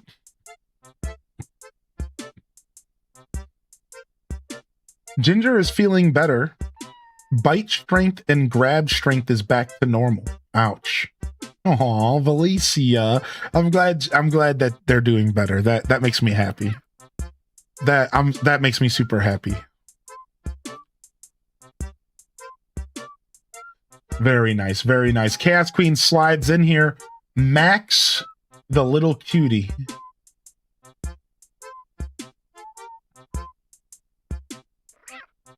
Oh my gosh, look at this dude. How old is this cat? He's cute, man. Oh my gosh, dude. How old? All right, let's go back up. We'll come back down at the bottom here. Rachel says, jumped on me.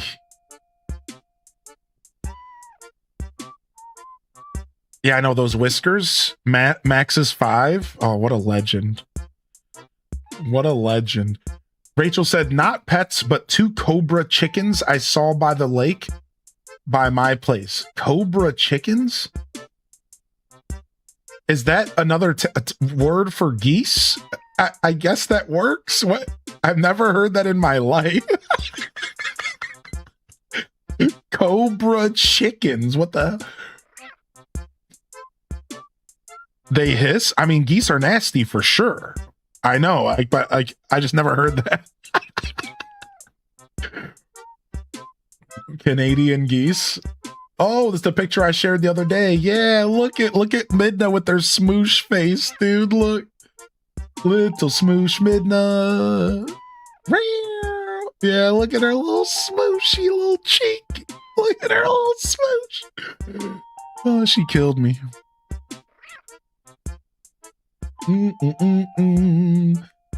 Acorn.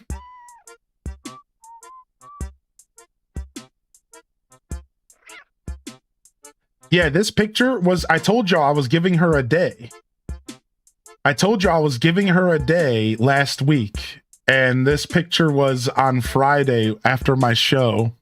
And we just spent like the whole day together. She was just smooshed on the couch. She was dreaming good. Didia said cinnamon roll. We got the acorn and the cinnamon roll.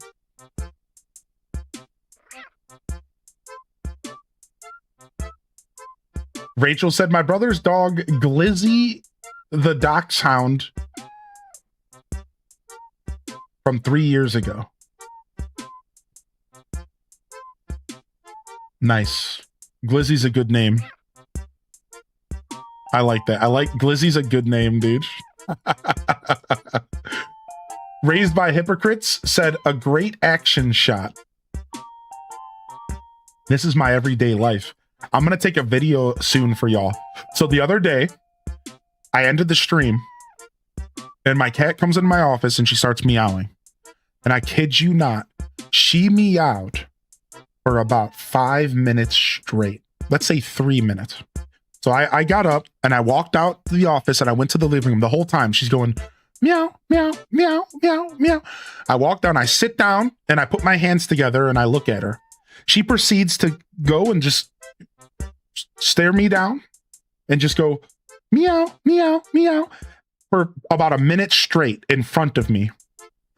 And I'm like, what are you doing? Like, and she just keeps like looking at my hands because she wants me to pet her.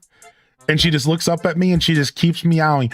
At this point, I realized I should have took a video. So what I'm going to do for y'all is I'm going to show you just how loud my cat can be, just how yappy she is. I'm going to take a video soon of the experience of my post-stream pets and her willingness to sit there and stare at me until she gets her pets. I'm going to be taking a video soon, so look out for that, all right? Because it's seriously bonkers. She is the yappiest cat I've ever encountered in my life. Like,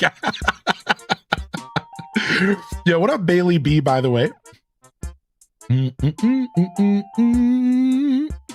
Oh, yeah, sometimes you just got to make it right, Bailey B. I think sometimes if you walk into a kitchen late and you make it clear that you know that this is something that kind of sucks and you really make a point to take care of them, the kitchen staff will appreciate it. I've done that where I was like going in to eat late and then it was just like, hey, look at guys, I know I shouldn't be here. It's late. Here, I'll make sure I take care of y'all. You know, I'll make it worth it. Let me just get a little food. Usually, as long as you acknowledge that what you're doing is kind of like, you know, I think they're usually okay. Yeah, we'll see you later, Chaos Queen. I think it's the people who walk into a restaurant 10 minutes before close with a chip on their shoulder, as if you should be happy they're there.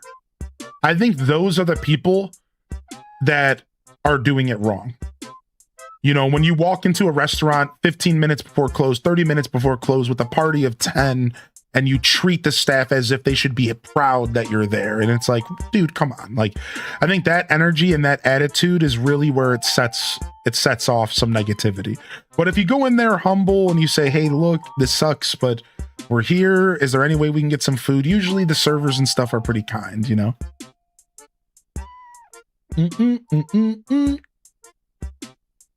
That's one happy looking cat right there. That's one happy looking cat. That's Tam Perpetrator. Some cuteness happening behind me. Sweet Asparagus said after snacky nap. I noticed the more my cats have gotten to love me over the years, the more they are so chatty. Hopefully she's not camera shy. Yeah, I don't think she will be. We'll find out though, Hula. Luffy begging for a snacky. Oh, isn't that a corgi? That looks like a corgi, right? Doesn't it?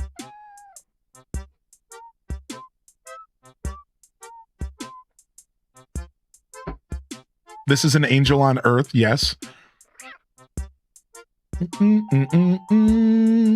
Turned on a dinkum VOD and my pup Leo was very interested in listening to Hylian. Oh, I didn't realize I had some dog viewers. Let me go ahead and all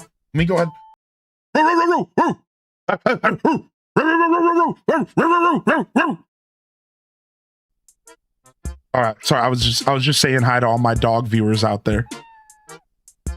Yeah, no problem. I might have told them I was trying to tell them to be nice and be kind and clean up after themselves, but I'm not quite used to the dialect yet. Sometimes I might accidentally tell them to take a in your living room, and that is my bad.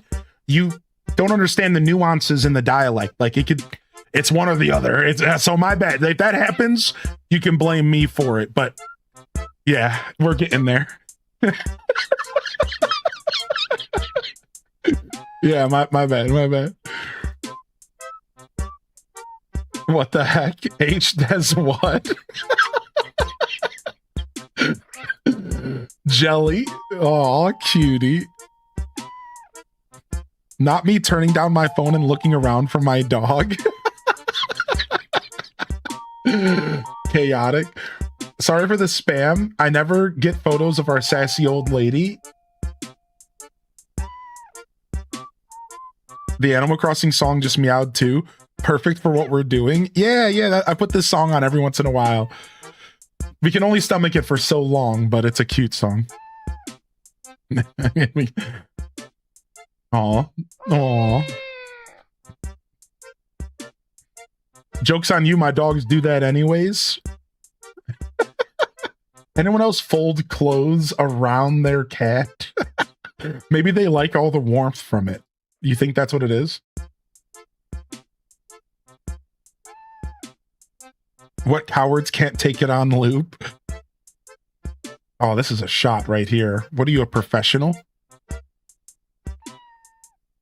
I did not say treats, I swear. Oh my god!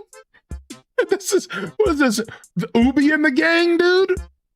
Man, see?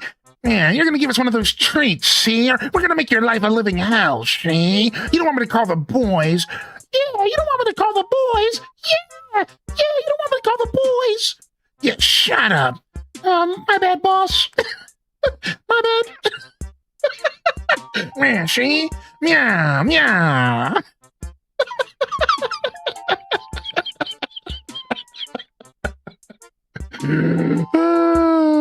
Oh my lord, this picture is so good. That picture is so good. Briar before she gets in my lap for needy pets. Aw. Yeah, my bad, Taco. We started a little late. I'm usually trying to do pet pics around 10 a.m. every Monday. I kind of dragged it out a little bit today. So you could still count on the 10 a.m.-ish. Today's a little later. Let's just say that. How do I share? Oh, we just share in the Discord. We have a channel called Pets. And if I don't get to your picture today, we do this usually like every Monday as a part of the Monday morning show. It's an old segment that we brought back, actually, where we would go through the community's Discord share. Like sometimes we do art. We used to do your like vacations and like family trips. This is just a way for us to connect as an audience. And we'll do memes every once in a while, but it seems like pets are like the perfect form of media share because we all have critters in our lives to some extent, friends and families or your own. And it's like maybe a little less personal, which is good. You're not necessarily feeling like you need to share your face or your family's adventures, your private life. And this is something you want to share. You know, everyone's kind of excited to share their critters, whether they're turtles or fish or whatever. So that's kind of where this all came from and why I stuck with pets over the other segments. Now, we might do art again in the future and we might do memes and that kind of stuff if I'm feeling it. But this is kind of the culmination of all my years of doing different media shares.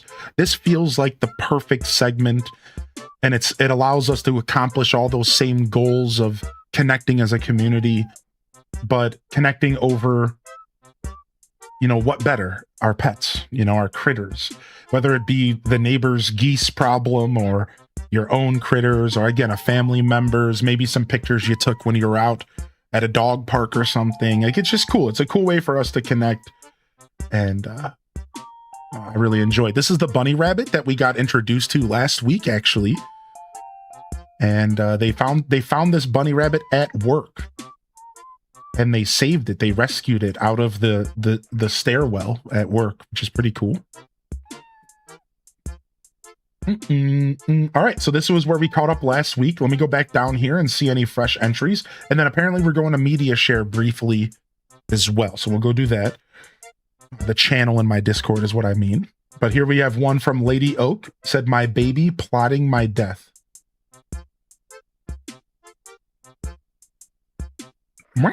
Yo, what's up? How you doing today, Jacoby? Read with me. Good to see you today, by the way. Welcome in. Biggest Brat Valicia says, Ginger insists on taking this spot against my will. Oh, yeah. Oh, that spot's gone.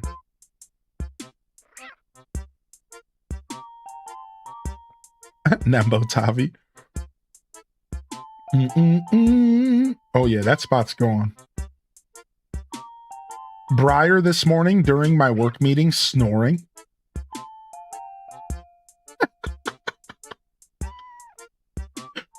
Yes, dude. Yes, dude. What up, UK Net? We have Sometimes they fight. It do be like that. Cats do be fighting. Yeah. They're just playing. They're just playing very aggressively. Giraffe said, "This is my cat, dude. He's mommy's sweet little strawberry sugar boy."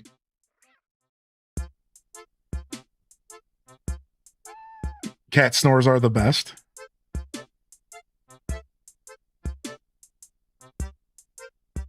He loves playing with the string. This is Ginger.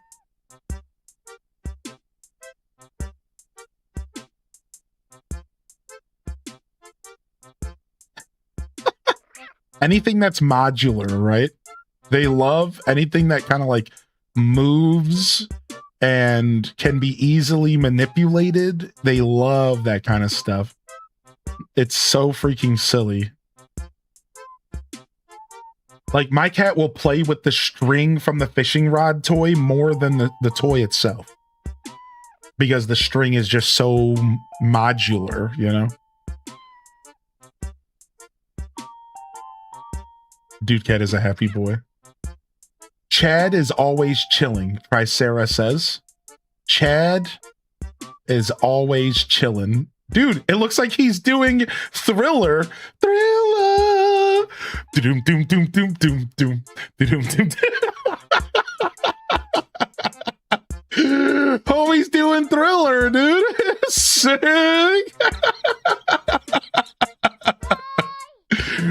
You need to see Thriller, cat. I'm not hip. I'm not hip. New position unlocked. Occasionally a shoestring with a catnip mouse at the end. Yeah, that sounds about right. Sumo Fashion says, my 11-year-old rescue. Aw. You can tell you're taking good care of this dog, dude. You can just tell. Look at how healthy that boy is. Very healthy, dude. Look at that coat. Aw. We have 5 kitties. I love them so much. What up, White Buffalo? Sleeps in the weirdest positions. And then here we got a couple more. And then we're going to move on for today. But again, we do this every Monday. So you can always share throughout the week. And we come back and do this usually around 10 a.m. my time. You can always check for the VOD. I'll skip it occasionally, but I'm trying to make this a consistent segment. So just throwing that out there. For some reason, if I miss you ever, you could always just try to post throughout the week and I'll get to it if I can. So.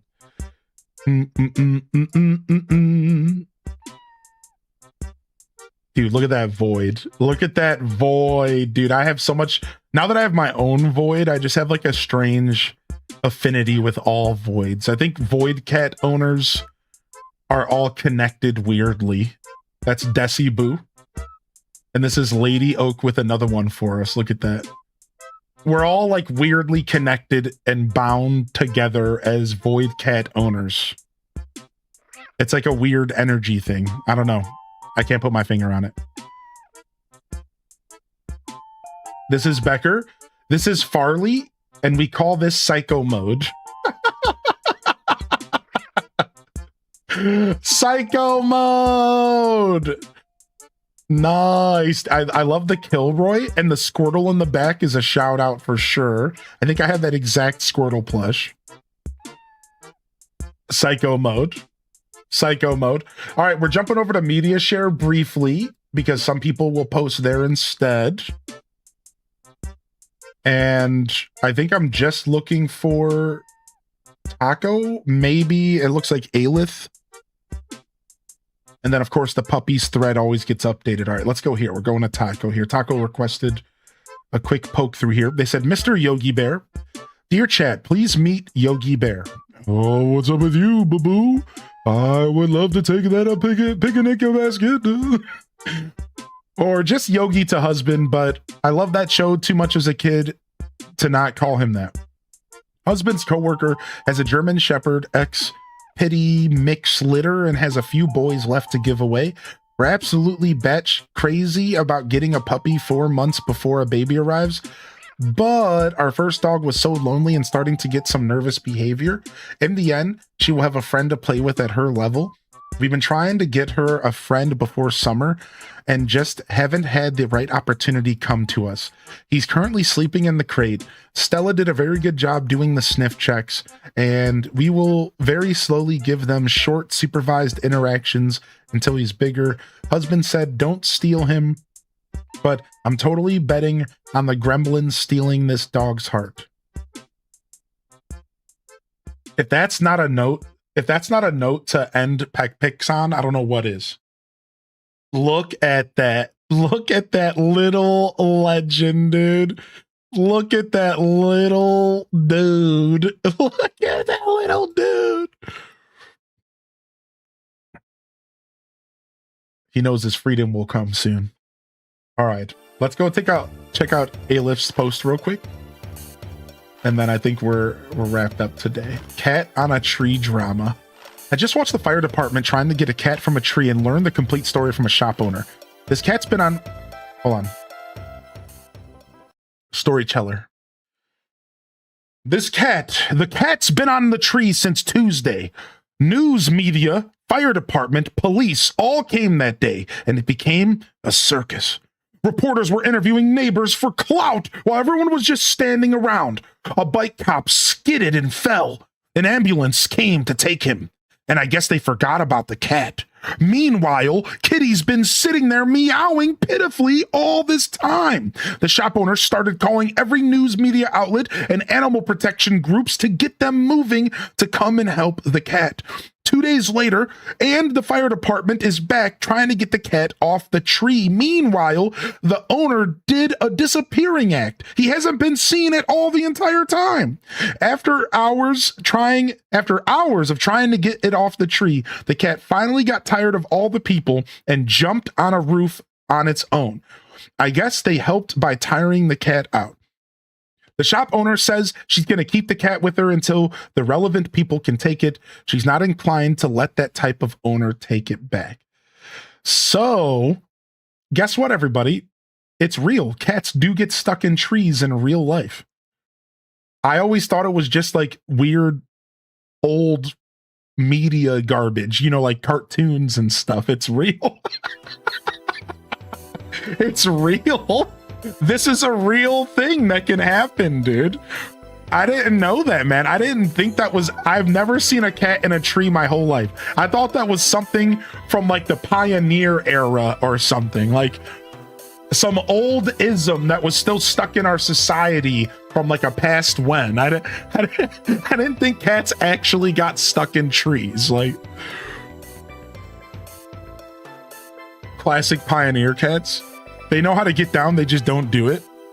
Freaking cats. And there you have it. There's your pet picks for the day. Can we get some clappas and love in the chat for the pet picks today here?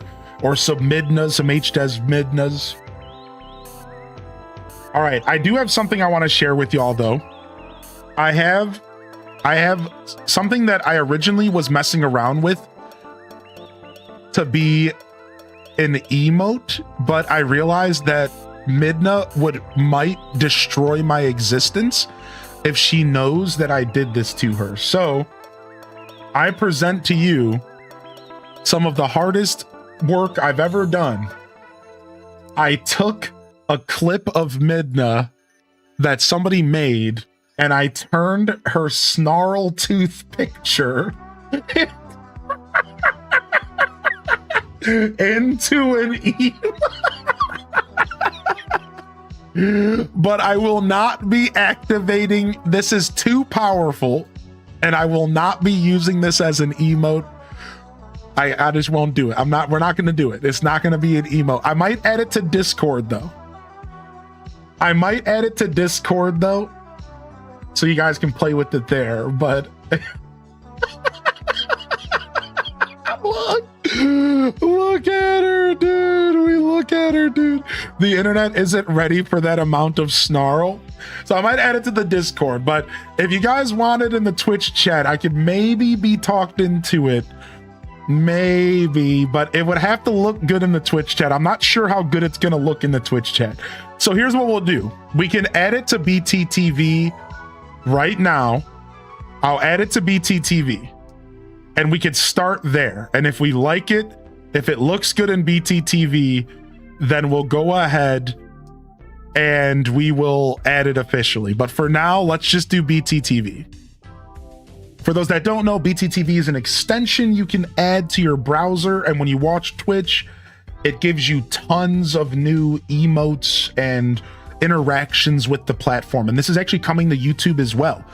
It's already like in beta. So if you are a YouTuber, you might want to also get hip to BTTV. If you're watching on browser, there's not really a good option on mobile, so just ignore that.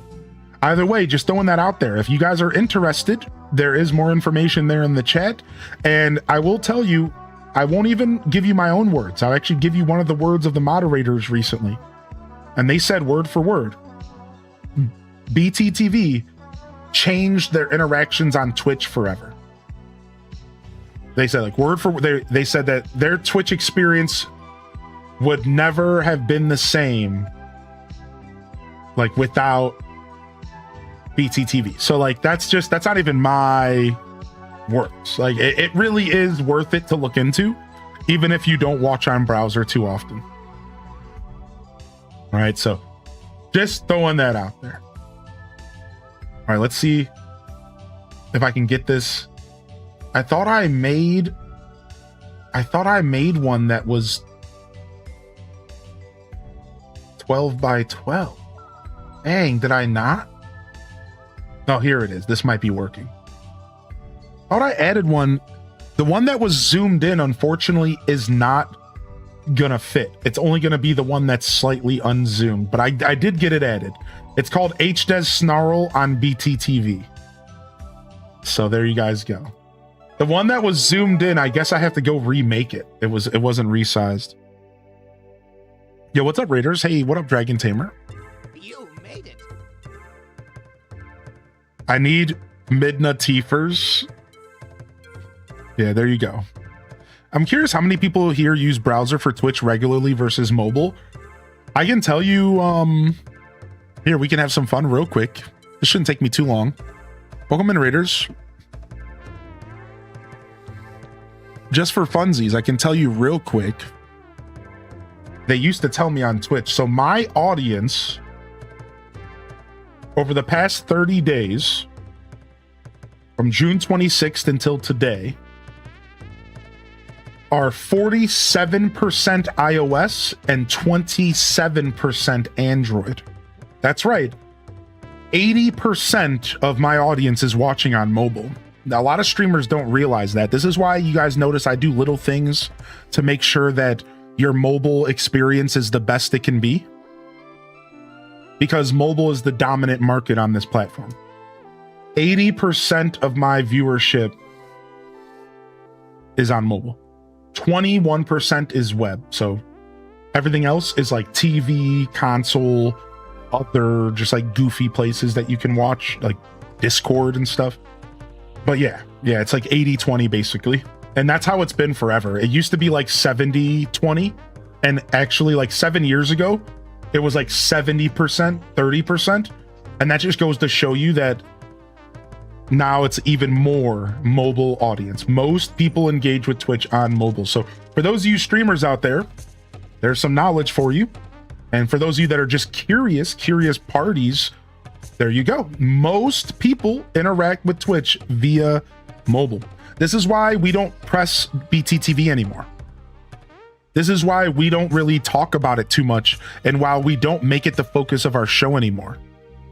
Because most people cannot interact with all of those cool emotes and stuff. This is why, like, is really cool as better TTV is. For my audience specifically, it's really not something I can focus on, because most of you don't even see the emotes that come up. You would have to watch the chat on the screen. And it's just not really worth our time. Yeah, so otherwise we would probably do even more BTTV stuff, but it just doesn't make any sense. It's just not worth our time. Most people don't even get to engage with it. I'm gonna walk and I can listen. Yeah. That's like anything these days. I'm in marketing and we're always optimizing and prioritizing mobile, right? Like there's little things you can do as a streamer to help the mobile audience, and it's like having your camera a little bit bigger, or understanding where chat naturally pops up on the screen. So I think that if you're a brand new Twitch viewer and you go into landscape mode, right, sideways, I believe that the chat automatically pops up on the right side. Now, you can move that, but just in general, if you want to have the most user-friendly experience, you probably want to have your camera on the left side of the screen, because if somebody goes in the landscape, chat's going to pop up on the right. And they can move it again, but still, like, you want to have user-friendly experiences. This is little details that might help you in the long run. On that note, the problem with sitting in the bottom left side of the stream is that when you go to Twitch and you go and you look at my stream from Twitch here, the live number of the people watching me covers up my face. This is something that I thought very heavily about before I eventually stopped, because I realized, like, it's not that big of a deal. But if you want to really get into like the weeds of how to make your stream approachable and get people to click on your stream and stuff, if you want to get into, like, you know, the weeds of all of that, then you would realize that if you take a look right here, look what's happening here. Take a look. The viewer numbers is covering up the thing that people click on my stream for: my beard and my face. So this is actually terrible marketing on my part. And ideally, my camera would not be in this spot. This is just, again, a little teeny tip for anybody trying to create content. This kind of stuff matters. You might not think it does, but it matters. It matters. It does, right? There's a really good chance that could affect my, like, what do they, click-through rate or whatever that garbage is. So, nice perspective. Appreciate your thoughts. Yeah, no problem. No problem. Little things that you can do to make your stream a little bit more approachable by mobile is huge. Little things you can do, right? Like if you're playing Stardew Valley, don't zoom the game all the way out. It might be more comfortable for you to play the game that way, but people can't see what's happening on the screen. That's why, like, when I played World of Warcraft on stream, I actually played way more zoomed in than I normally do. And the same thing, like when I played Path of Exile, I kept trying to zoom into the game a little bit more, even though that was really against how I normally played the game. But it's because it helps people on mobile kind of be involved. Because when you're watching Twitch streams vertically, unless the streamer is streaming in vertical format, and even if he is, you are losing like a lot of context, you know, like you're losing a lot of screen real estate here. This is a tiny little bit of screen to be watching, right? Like that's tiny. Like you have to consider that 80% of my audience is watching my stream on a box this big. Think about that for a second. 80% of my audience is watching the stream on a box this big. Now, obviously they can go into landscape mode, but I'm just saying people want to chat. 80% of your audience is watching your stream this big. So all this stuff, your overlays, all these things you have going on, you need to wrap your head around the fact that most of that stuff is irrelevant to 80% of your audience. Like they can't see that stuff. They can't engage with that. What does that even mean, right? So it's like, it's interesting, right? Just a little food for thought. I just like to share my thoughts occasionally with y'all. Just a little food for thought.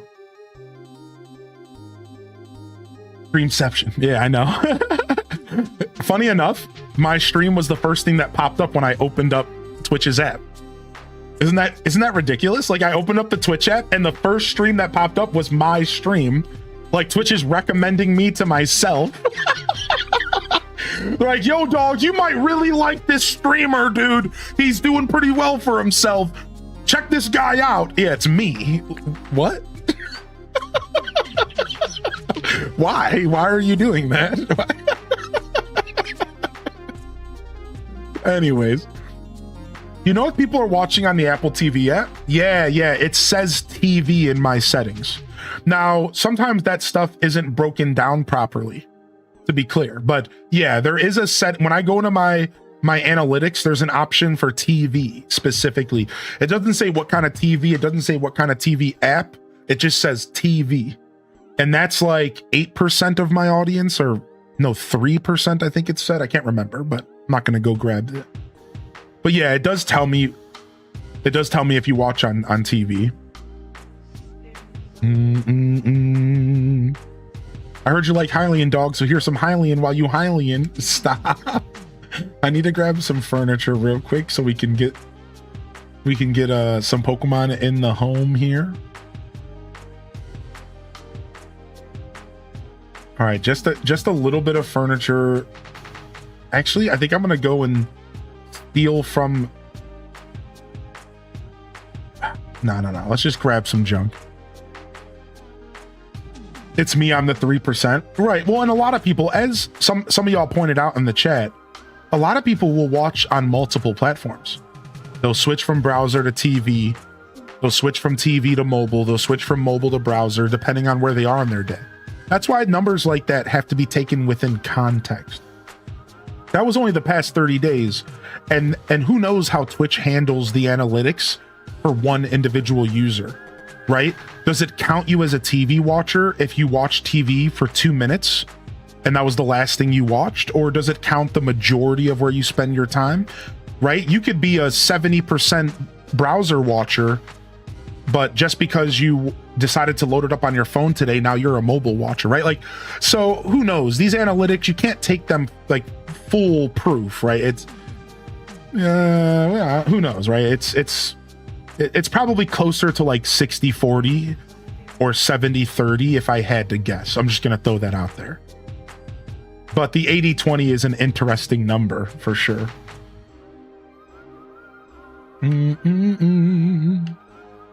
Right, I watch on TV, but I have mobile open for chat. Like how does Twitch handle that? Right, how do they count those analytics? I have no clue, right? They don't really give us too much information. I heard that Highland guy's pretty amazing. I think you would enjoy him. Seriously, thanks for hanging out today, chat. I really appreciate y'all supporting the show here, and thanks for tuning in for the Monday morning show. We're chilling out and enjoying a little bit of Pokopia and just yaps, you know, fresh week, fresh opportunities. Just chatting with extra steps is kind of the theme of our Monday show. And we're just here kind of doing the thing. So thanks for hanging out, y'all. Sadly changed to mobile. Yeah, I think especially with the addition of vertical, like I can stream to vertical now. So I do have the option to stream to add a vertical format. So if you guys are watching on vertical, you would have the option to like have a full screen version of my show.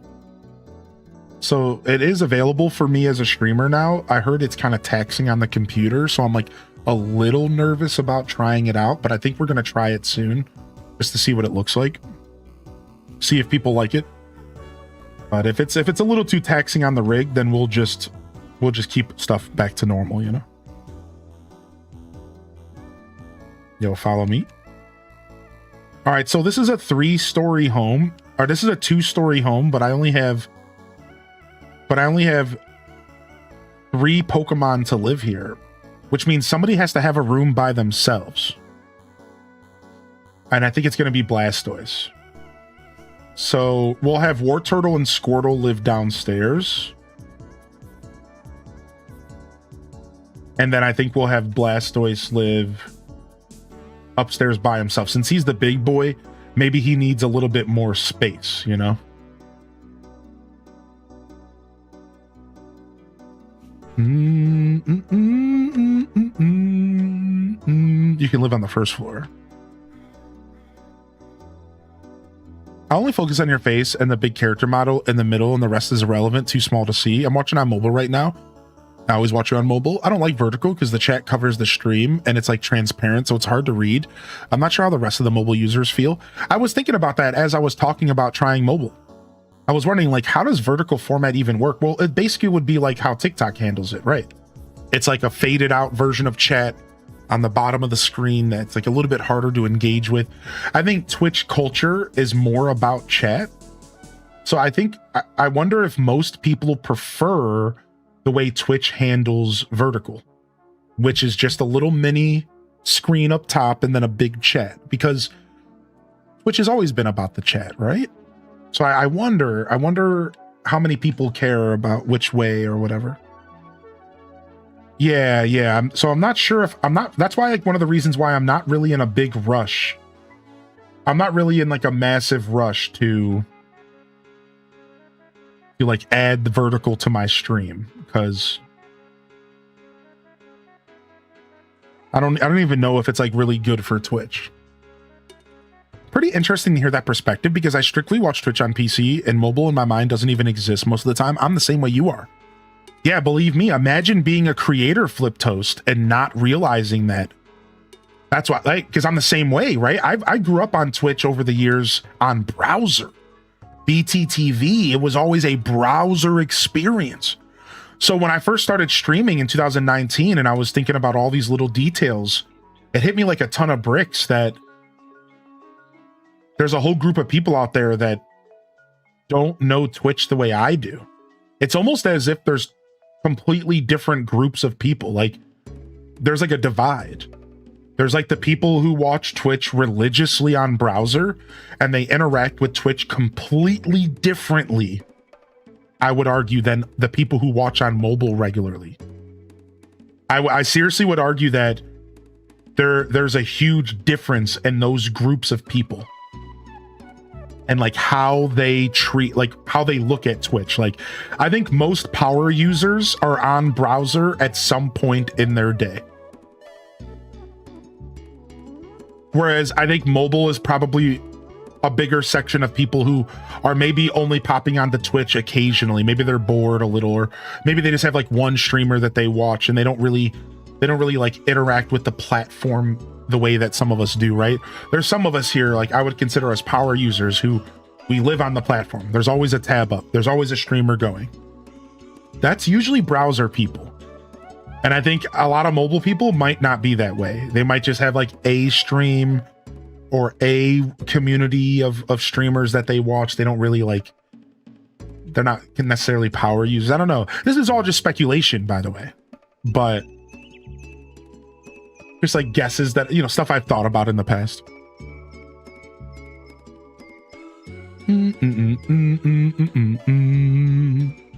That's me. I only watch when I'm at work on my PC. I've been that way since 2016. Yeah, same here. Like, I've been on Twitch on browser my whole journey since Justin TV. The old JTV days. Oh, I appreciate that, Spicy Sin Bun. I'm working on creating even a better radio experience. Tuning in from my Fire TV while I work and chatting from mobile. Yeah, well, thank you, They Sam. I think a lot of people are doing that combo nowadays. That's how I interact with Twitch in my living room. I throw it up on the TV, and then I pull up Twitch on my phone and I chat. Yeah, it's nice and relaxing. Yeah. Yo, thank you, They Sam, there for 21, man. Yeah, I'm working on doing it. I've been slowly learning how to provide a radio adjacent experience, and without saying too much, it's something I've been working on a little bit more in more detail recently. And I have a goal of maybe one day a week, similar to like the Monday morning show, but like maybe one day a week here, maybe in the next year or two, will be dedicated to a way more like radio adjacent experience, where I could start to maybe like tap into a side of Twitch culture where it's like a little bit more podcasty, a little less about what's on the screen and more just about listening. And maybe taking inspiration from like some of the best radio shows that I've ever engaged with throughout my life. I know radio is like a dying art, but there's still some really cool radio shows out there. And while most of them do have a visual aspect nowadays, because why would you not? And people can choose how they want to interact. That's what I would do, right?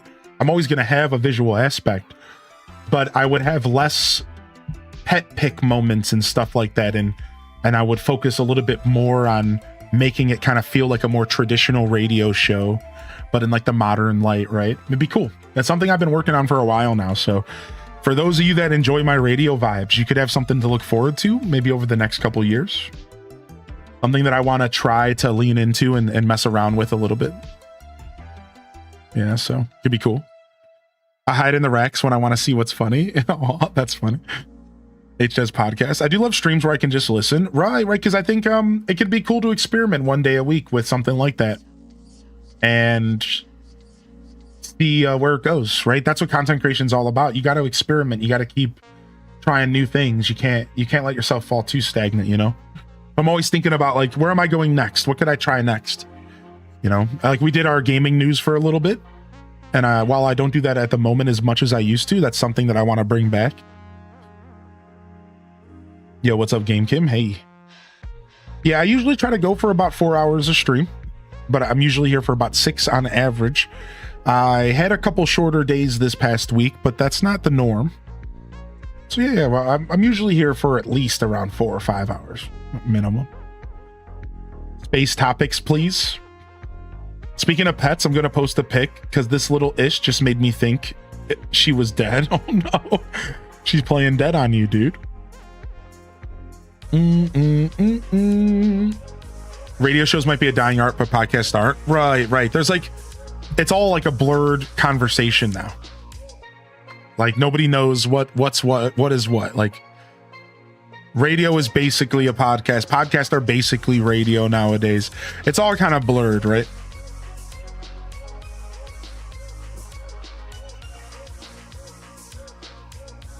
What's up, Rogue Gerb? Good to see you here today. All right, we got our turtle boys finally living together.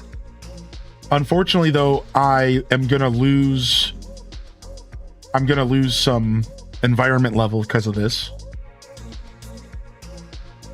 Because I gave them a way less cool house. I basically moved Squirtle from awesome to nice. So also for some reason my Ditto home is iffy. What? It's not counting the basement with all the furniture, is it? That's unfortunate. Dang. So I guess I made my home this empty house thinking it would count the basement, but it doesn't. So it thinks I'm living in this shanty, but it's not counting all of this.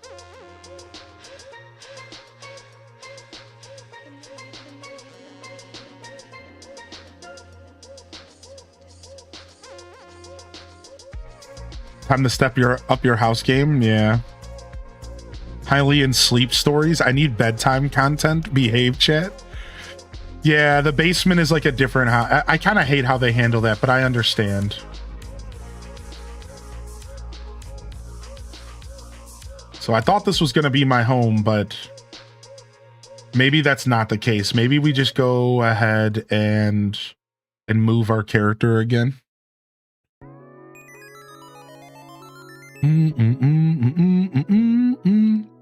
right, I'm going to read Goosebumps for you to bed. Bedtime Goosebumps stories with Hylian descent.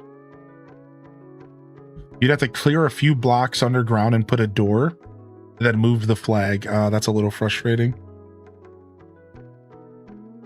HDAS ASMR. We'll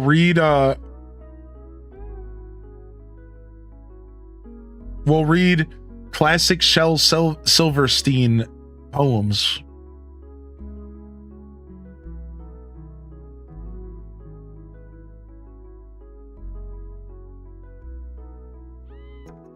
Where the Sidewalk Ends. The poems and drawings of Shel Silverstein.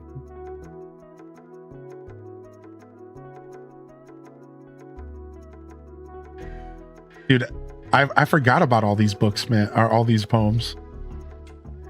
The Acrobats. I'll swing by my ankles, shall cling to your knees, as you hang by your nose from a high up trapeze. But just one thing, please.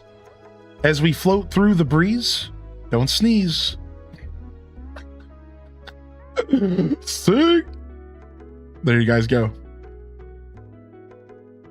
I'm getting drowsy. Shut up.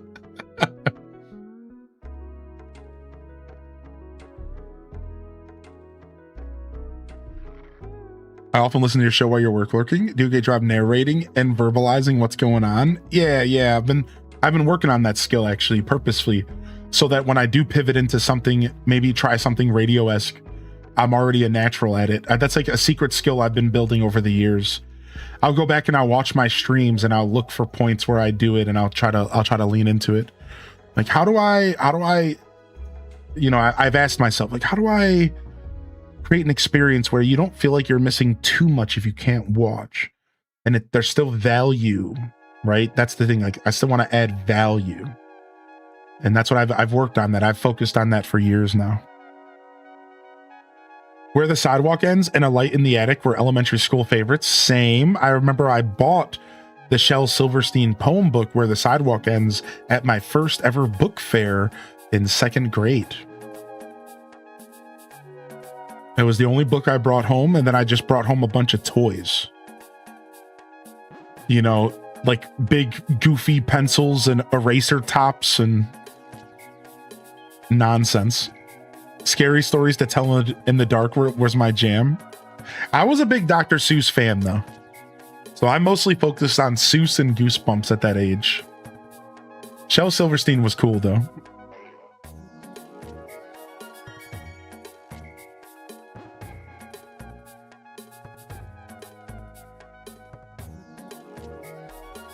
The Lion Who Shot Back, Lafcadio. I'm not hip. My kid was obsessed with Are You Afraid of the Dark? Of course.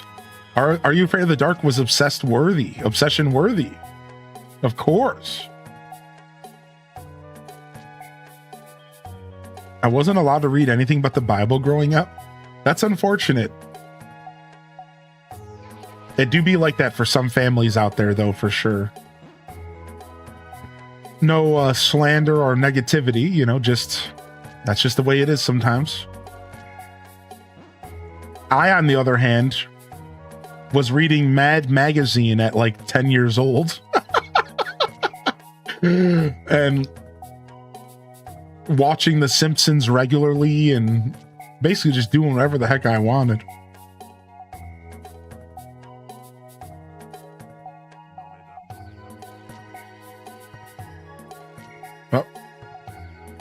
Gyarados just being relatable. Said he has such a big mouth, sometimes he'll eat too fast and choke on his food. True. Goosebumps books are the jam. I tried to write one when I was 10 about a party boy who could turn into Bonobo, called Bonobro with shades. What the heck? Playing Quake 64. Dude, Quake was dope. Can't wait till my boy likes bedtime stories. We don't get past Twinkle Twinkle Little Star now. Before R.L. Stein wrote Goosebumps, he wrote Sick of Being Sick book as Bob Stein. That book is my favorite to read when I was sick. What? I never heard of Sick of Being Sick. What? I never heard of that. Sick of Being Sick.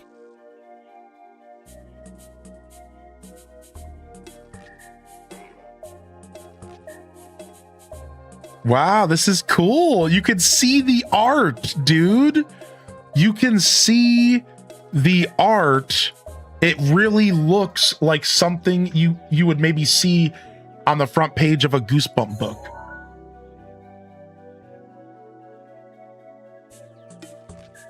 Done by Jovial Bob Stein and Jane Stein. Interesting. I never ever seen this. I can't stop playing Graveyard Keeper. I can't even chat. I'm so distracted. Yeah, welcome to Graveyard Keeper. It'll get you. Yeah, welcome. Welcome to Graveyard Keeper. It will get ya. It will consume you. It's hard to pull away from that game.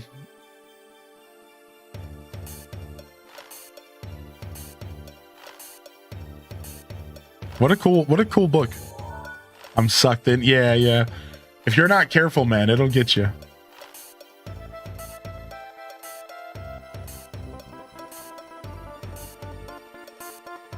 No, I wasn't a Garbage Pail Kid.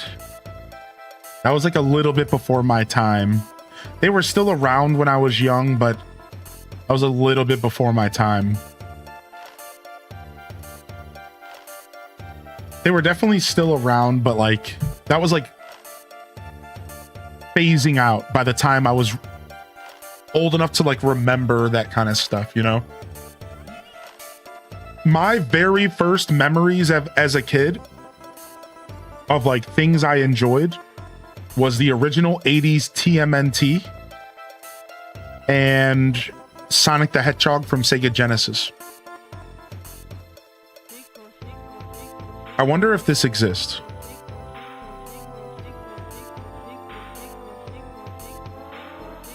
So we had this hanging on our wall since I was a kid. I want to see if I can find it. It was at this point in time, I wonder if this thing was like super unique or like custom made, and my mom probably like stupidly got rid of it. Hold on, I'm looking to see if there's any pictures of anything even remotely similar to this.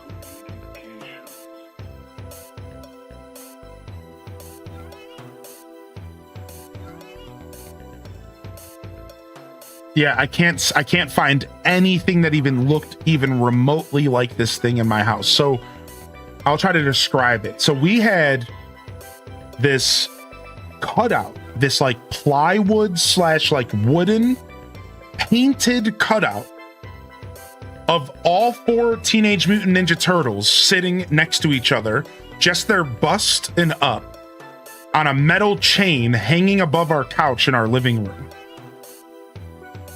And to my memory, this thing was custom made for my family or something. I don't know where the heck they got this from.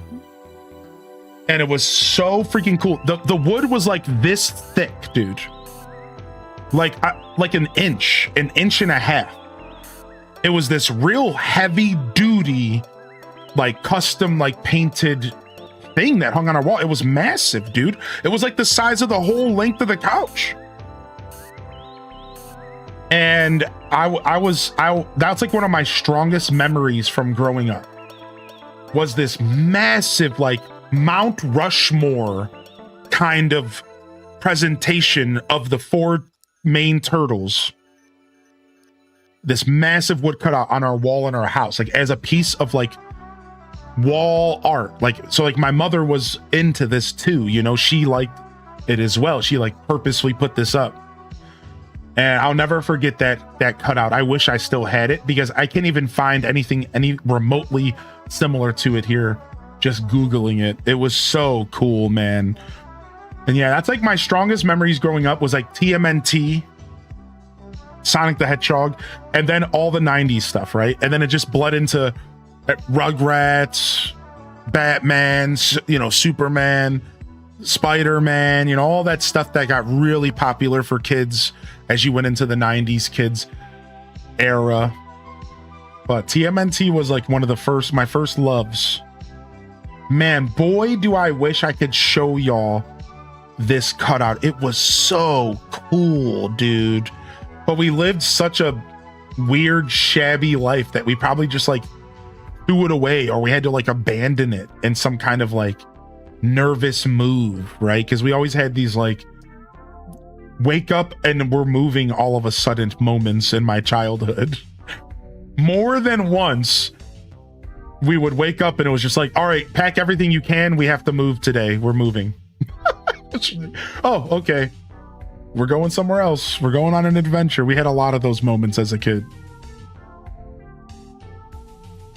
Dang, I can't find anything even remotely similar to it. Wow. Saw the funniest thing the other day. It said Chicken Soup for the Soul was a book parents bought for kids when they didn't want to pay for therapy. True.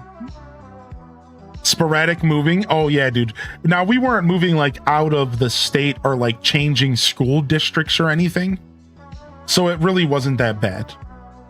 Yeah, like it's not like I was moving like state to state, you know what I mean? It was just like, all right, we're going somewhere else, and just like, okay, adventure. You know, and then we would just move on. Mm-mm. That probably happened to me like 3 times growing up. 3 or 4 times we were just like, all right, we're moving. Okay. And then eventually our lives got a little bit more stable. I remember one time we had like a panic move that was across the street. Where we went from one house just across the street to a panic move. We're like, all right, we gotta move. We're going just right down the street across from grandma's. It was like, oh, okay. And we literally just walked all of our stuff to the next house. It was pretty wild.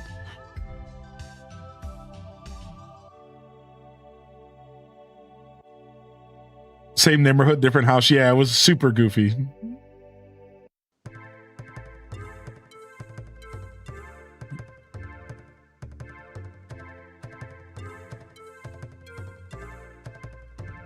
All right, let's see if we got a legendary here today. See if we got ourselves a leggy. See if we got ourselves a leggy. This is the closest thing to shiny hunting we can get in this game, unfortunately.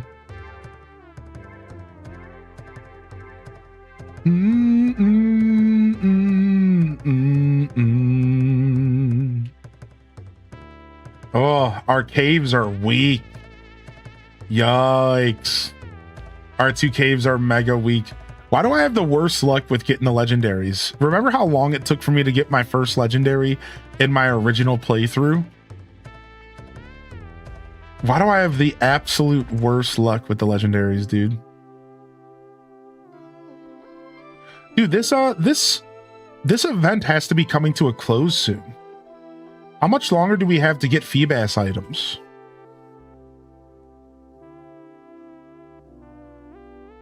Took me forever as well. Nice, got a little balloon here this morning. Not until Friday. Okay, I got a couple more days. Okay, good. Just a big shout out. So we got a little bit of scheduling up this week. I forgot to set up the schedule on Twitch. Let's go ahead and do it right now. But tomorrow we have opening night live Gamescom. It's a German-based gaming event that is having a big kind of Summer Games Fest style opening. It starts at 2 p.m. tomorrow, my time. So I'll be streaming all morning into the afternoon and evening. Y'all are invited to join us for new game announcements, old game announcements, trailers, world premieres. It's going to be super cool. On Wednesday, we have the Future Game Show, which we might be participating in as well. And then later today is the Story of Season's 30th anniversary celebration, which my plan is to come back tonight for a night stream and we'll watch the Story of Season stuff together. Oh, nice, Cozy. I didn't know that. That's sick. They listed Gamescom. So yeah, it's going to be cool. So join us tomorrow night, tomorrow afternoon for most of us, morning for the PS tiers, and we'll be talking games all day. It's going to be a blast. We also have Star Wars Zero Company releasing this Thursday, and I think we're going to play that game. If y'all are down, I think we're going to be playing Star Wars Zero Company on release day. I don't know if I'm going to stick to it. It might be one of those games we just show off the day one of. But come on by for that. That's going to be Thursday. We have Zero Company. It's basically, for those that don't know, it's like XCOM strategy, but Star Wars. And I'm excited. I'm excited to play that game either off stream or on. And we're at least going to play the release day together. And then I'll decide based off of chat's energy and my own, personal interest, what I do with the game from there. It could be something that we play fully as like a night stream game. It could be something that I just play for day one and then I play it in my personal time.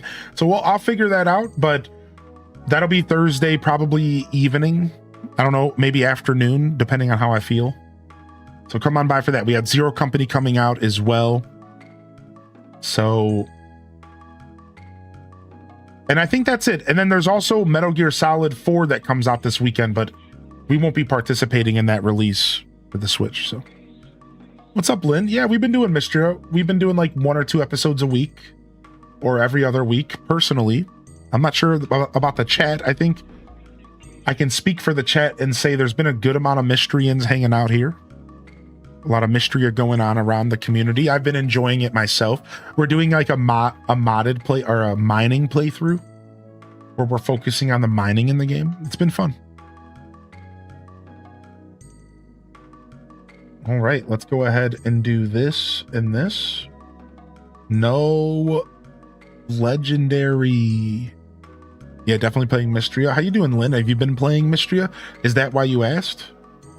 Or were you curious for another reason?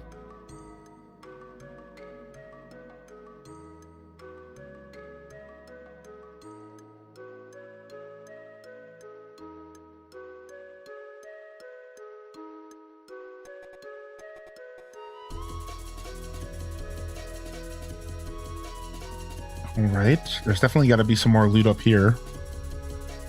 I've been addicted to it recently. Yeah, it's been fun. If I didn't play it last year, I would probably be super addicted to it as well. I unfortunately had just played Mystria last year and waiting for them to finally get this 1.0 release together. So I kind of stupidly burnt myself out a little bit because I feel like I'm doing everything I just did a year ago. And while I don't mind that for some games, like, you know, we've played a lot of Stardew here, I think it was a little too soon for Mystria. My excitement level is nowhere near as high as it could be. I'm still enjoying it. I'm having fun, and I'm going to keep playing. But my excitement level is very, very muted. It happens, you know. I just played the game. I'm not really into the romance, and that's like the biggest focus of 1.0. So I'm not like terribly invested, but I'm having fun. That's just kind of the problem with early access stuff, is that sometimes you're not as excited when the game finally fully releases. Sometimes you are, sometimes you aren't, but that's just the problem with early access, you know? Is that you do occasionally ruin the game's release for yourself by playing it during early access.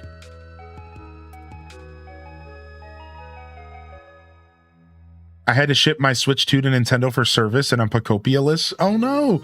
What happened to your Switch 2, man? That sucks. I would be so sad if my Switch 2 needed maintenance. Especially with how much content they release, like with Subnautica 2, you can only progress so far. Yeah, like... Yeah, I just should have been a little wiser. I shouldn't have forced Mystria last year. But I'm still having fun. We're still going to see it through. At least for the story, and then we'll go from there. I blame Stardew Valley, though. It's Stardew's fault. Because if Stardew wasn't so dang good, and if I wasn't so obsessed with Stardew Valley, then I wouldn't feel like I wouldn't feel burnt out by farming sims. It's Stardew's fault. Stardew just... I can't help it. I want to play Stardew like every year, and then I don't have the same energy to play all these other farming sims, so they're like not as good to me. Like, it's straight up Stardew Valley's fault, man. I'm blaming Concerned Ape. Yeah, Stardew just set the bar so high, and that's all I want to play half the time. So I dive into these other farming sims and I have fun with them, but I'm always just kind of waiting to get back to Stardew. It's a weird phenomenon.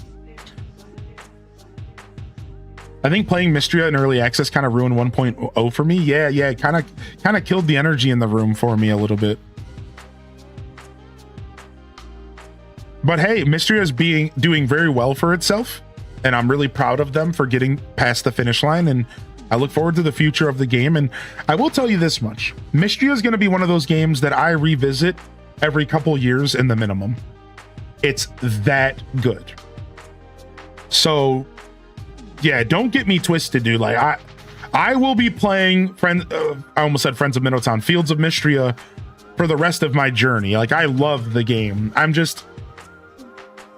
I can't play every game like I play Stardew. You know what I mean? It's the same thing with Animal Crossing. I cannot play every game like I play Animal Crossing. I can play Animal Crossing every day. I can't do that with most games, dude. Not even Zelda games. Some Zelda games, but not a lot of them. And I can't do that with other farming sims. Like Stardew Valley is the one that I always come back to. Same thing with like Friends of Mineral Town, Story of Seasons. There are some farming sims that I can just go back to over and over again. And same thing with Animal Crossing, but that's not normally how I play video games. Normally I need breaks from games. So Pokopia is starting to kind of fall into that camp as well. I feel like I don't really get burnt out of this game, which is kind of cool. I do find myself getting a little bit burnt out of this game at times because the villager interactions aren't as strong as Animal Crossing's, unfortunately. So I will say that even after all the love I have for Pokopia, I came to the conclusion the other day that I'm still an Animal Crossing head first. Even Pokopia couldn't take away how I feel about AC. Even Pokopia couldn't do it, man. I thought it could, but in hindsight, it's a great game and I love this game and I'm finding it hard to get sick of it, but it still ain't AC for me. It's AC still holds the crown. So, I don't know what it is about Animal Crossing, man. It's like crack for me, man. So AC and Stardew Valley are still kind of holding the crown for me as far as the games that I can play every day, all day. And like, I never feel like I need to put down.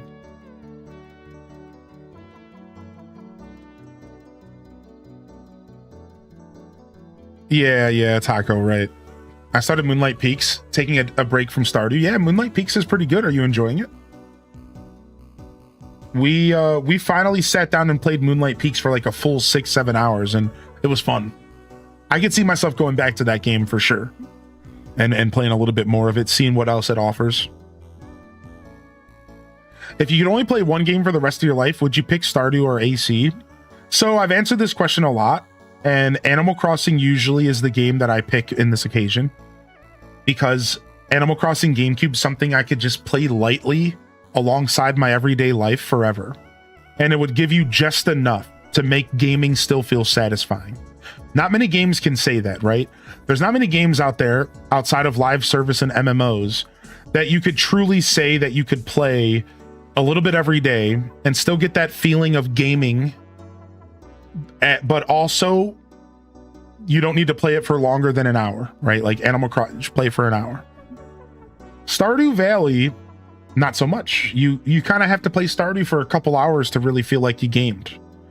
And I think eventually you get burnt out of Stardew because it's more of a video game. It's more gamified. Animal Crossing, the less gamified. I think the easier it is to kind of lean into it as like a partner. Like Animal Crossing would be a partner to my everyday life. It always has been. So it's easy for me to choose AC here. So if I could only ever play one game for the rest of my life, Animal Crossing is definitely on the top of the list. Funny enough, it's not the only game on the list, though. I think I could see myself playing Super Smash Bros. Melee for the rest of my life, as long as it was online. Same reasoning, because I could get satisfaction out of loading up Melee for an hour, doing a couple matches, and then turning it off. So weirdly enough, Super Smash Bros. Melee is on my list of games I could play for the rest of my life. If y'all don't know that about me, I'm a Melee head. I'm a Melee head, man. I love that game to my core. So otherwise, I don't know. Otherwise, I don't know what other games I could play for the rest of my life if I can only play one game. Trying out Star Sand. Yeah. Star Sand Island had a bad launch on Switch, unfortunately, but people are enjoying the 1.0 gameplay. People are enjoying 1.0, but I guess its Switch launch was pretty crummy. Anybody experience Star Sand Island on the Switch 2 or Switch? have any words on that? I heard that it's kind of crummy for some reason. I guess it's just a little buggy, and people are not as happy about it. Seems like the Star Sand Island 1.0 release wasn't as strong as it could have been, and I wonder if it's because the Switch audience got kind of played. Because Star Sand definitely leans itself to the Switch audience, so it. One game for the rest of my life: Borderlands or Breath of the Wild? Good answers. Yeah. Seems like Star Sand Island is definitely, people are still enjoying it. The game's doing okay for a nice little indie game. Man, Fields of Mystery is doing super well for itself.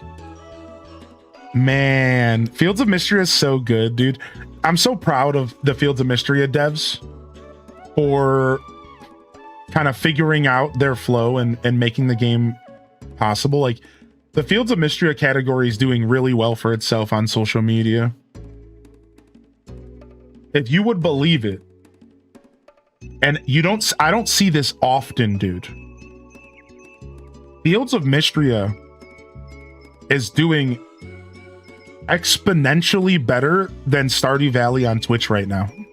And I rarely see a game do better than Stardew when it comes to farming sims. I used to make jokes about how Stardew Valley fans don't want to play any other game but Stardew. And they certainly don't want to watch them. And there's so many games that have come out over the years, and you would think Stardew fans would love to watch that.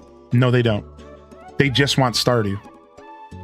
Somehow Fields of Mystery cracked the fucking code, dude. Even Coral Island could not crack the code. Fields of Mystery cracked the code. It's doing really, really well for itself. Yeah, and it's not on Switch. It's really insane what this game is actually doing in the farming sim space. It really, really is doing so well for itself. Even if you take away this person at 2,000 viewership, you're still looking at 3K overall viewers in the Fields of Mystery category right now. And Stardew's at like 800, which this is just a temporary thing, right? Like, obviously 1.0 just came out. Stardew's been quiet for a little bit. Just wait until 1.7, yada, yada. But the point is that from my perspective, there are not many games that have ever been able to take Stardew in a blow for blow fight. And I to the point to where I've made jokes like Stardew fans don't want to play anything else except for Fields of Mystery, apparently. Except for Fields of Mystery. Apparently they figured it out. Again, Coral Island couldn't even touch this game. Like, Coral Island struggled so much to find its audience, and it's unfortunately never found it. Coral Island might as well as not even exist. It's so uninteresting to the farming sim community. And that's tragic because Coral Island's a good game. And it just goes to show you how competitive this space is. That a game as good as Coral Island isn't even talked about, let alone has an audience. It's so weird. Stardew fans and the farming sim space is so weird like that, right? Like, look at even Moonlight Peaks. Even Moonlight Peaks is struggling. Like, it had its time. It's doing okay. It's doing better than like most of the games that come out in this space. Even Moonlight Peaks, though, it's like it can't compete. Hey, now I love Coral Island. Yeah, of course, right. It's just, we're just talking about how competitive this space is, right? That's what goes to show you. Like, the reason I brought Coral Island up is because I know a lot of y'all love it. But you have to realize, like, that is how competitive the farming sim space is for players and for viewers on social media. People who like farming sims are very picky about what they play and what they watch. And from the perspective of a content creator, nothing really can survive the way Stardew can. And I'm very curious to see Fields of Mystery of making their waves, because like they're doing it. They're figuring out how to survive alongside Stardew. Nobody else has been able to figure this out yet. That's what, like, it's insane. Like, you would think Coral Island could figure it out. No. None of these games can figure it out. It's real nuts. It's like a real weird space on the internet.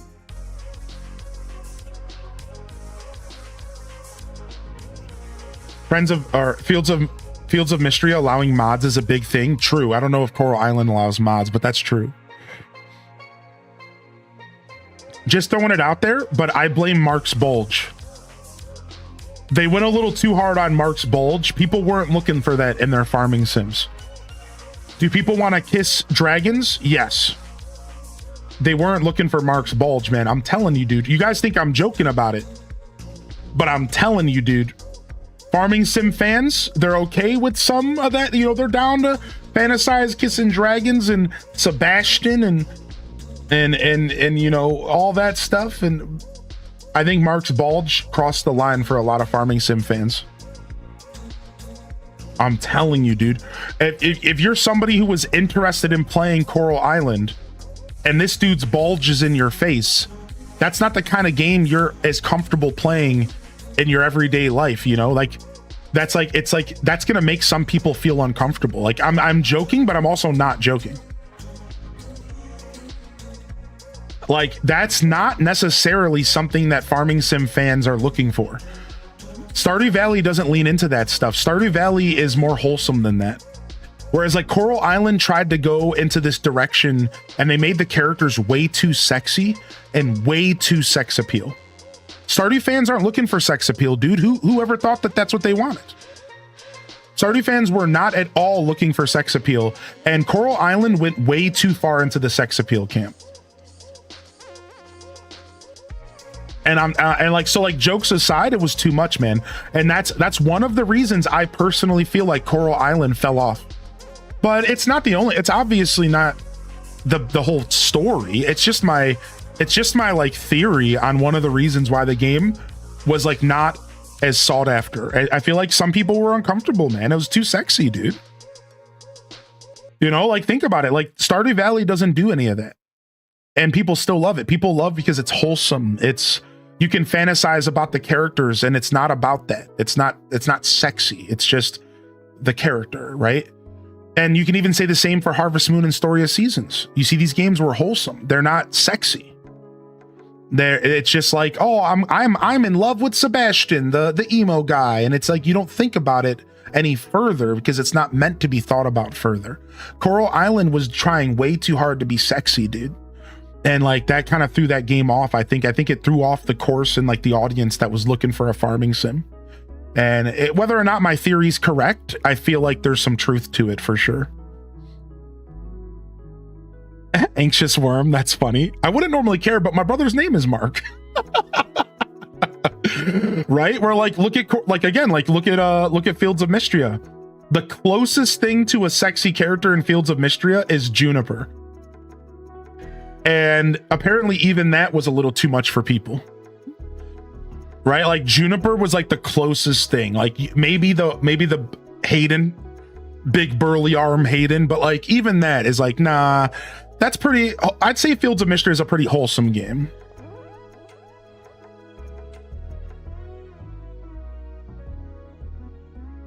Juniper, I hardly know her. Yeah. So yeah, man, I don't know. I'm just sharing my theories on what I saw people interact with, and how some people definitely made a point to call out like Coral Island being a little too sexy. And I don't know if farming sim fans are looking for that in their farming sims. So obviously there's an audience for everything out there. And some of you here are like, dude, I like that. I thought that was cool. And it's like, yeah, you know, because Coral Island's a great game, dude. Are you kidding me? The characters all have really strong personality, and they're designed in a way to maybe make the game feel a little bit like a dating sim. And I think there's an audience that people love for that. Like more of a dating sim feel in a farming sim. We don't have a lot of that, right? I would argue Stardew's not even close to a dating sim.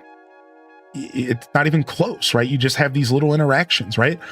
Whereas Coral Island wanted to kind of make their own path, and they kind of create their own experience. It just didn't work out when it came to like tapping into the massive farming sim audience that Stardew has created over the years.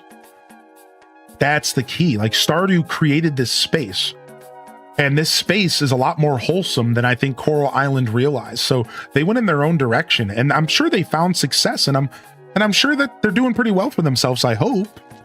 So it's not even a conversation about Coral Island bad or they weren't successful. I'm not even sure. Just a commentary on what I see as a content creator.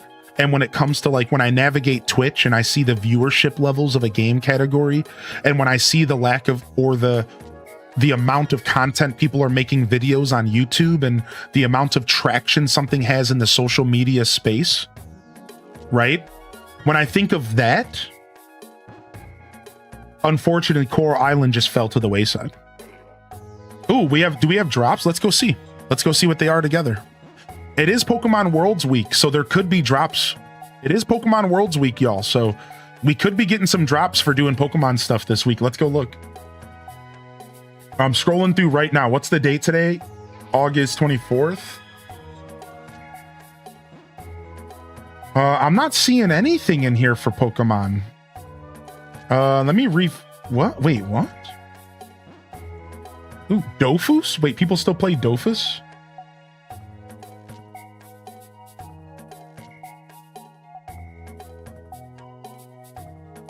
Yeah, I'm not seeing anything in here for Pokemon. Wait, what? Pokemon badge for watching. Great Ball badge for subs. What? I'm not seeing any of that here in the drops section. Well, I'm glad we had drops on because I don't see anything. If anybody wants to find some information on the internet for us, I would appreciate it. I'll look as well. There's nothing in the back end though. Normally, like I'll show you guys the page. Like normally I can see all drop campaigns in the back end. Like look at this. And it'll tell me like what games are going to have drops and what dates the campaigns are. And like there's nothing in here for Pokemon at all. Like look at this. Here's the 24th. Here's all the closed camp. There's nothing in here.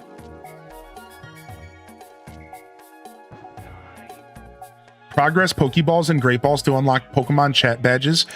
Buy a sub to earn a Great Ball. Watch 20 minutes over 3 days to open a Great Ball. Watch 20 minutes over 3 days to open a Pokeball. What?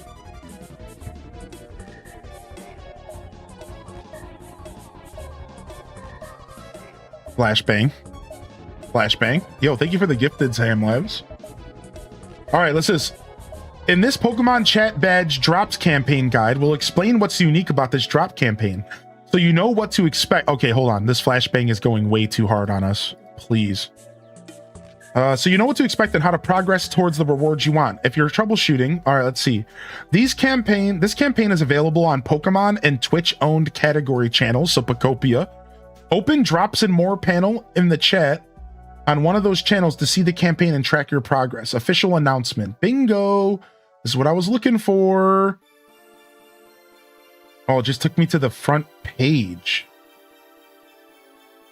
Where's the announcement? Why would you not link me to the... I hate you. Anyways. On this page, Pokemon campaign features, Pokeballs, daily watch progress, Pokemon collection, frequently asked questions. A Pokemon Chat Badge Drops campaign introduces such features as Pokeball Container. A Pokeball contains a reward that unlocks once you watch 20 minutes each day for 3 days. A special Pokeball is earned by subscribing to a participating channel. It contains a mystery reward that unlocks the same way. The mystery reward is one of 3 Pokemon Chat Badges.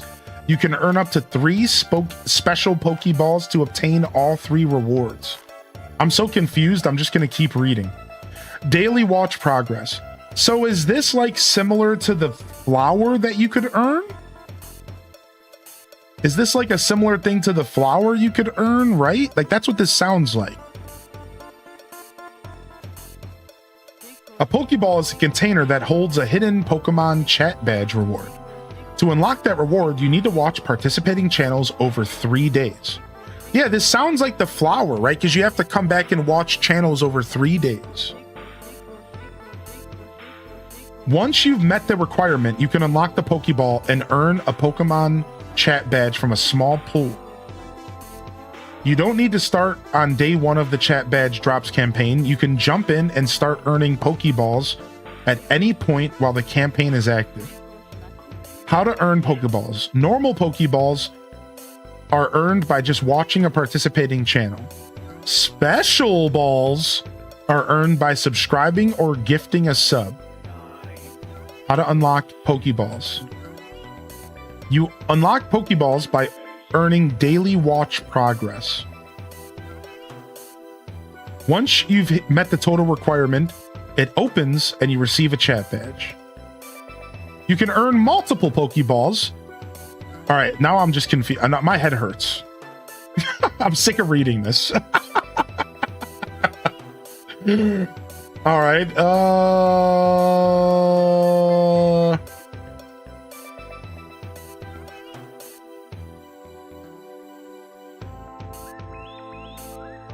These campaign rewards require you to watch for a set amount of time across multiple days, rather than in one continuous session. Each day, you'll have to watch a participating channel, that's me, for a set number of minutes to get credit for that day. Watching counts towards your progress on any participating channel. So you don't have to watch the same channel every day. Okay, this is big. Days do not have to be consecutive. If you don't meet the minimum daily, the progress resets. So you have to at least get your minimum every day on some channel. Daily watch progress is different from watch streaks, correct. This is why I referenced the flower thing. I'm in the drops campaign page and I don't see anything. So are you lying to me? Yeah, this must be such a new thing that they haven't figured out how to make it presentable in here. Because like, this is, oh, here it is. I found it, look. First Partners Collection. Summary about this drop. Part 1 of 2. Subscribe to and watch to open this Great Ball. Watch to open this. So wait, Ham Labs, did you open any Pokeballs? What did you get, Ham Labs? Wait, what is this? A secret Pichu badge? A secret Pichu? What is this? You can't open it for 24 hours? What? Dude, what is going on? So they just snuck a whole campaign in here for Pokemon Week? No way. This is kind of cool, dude. What?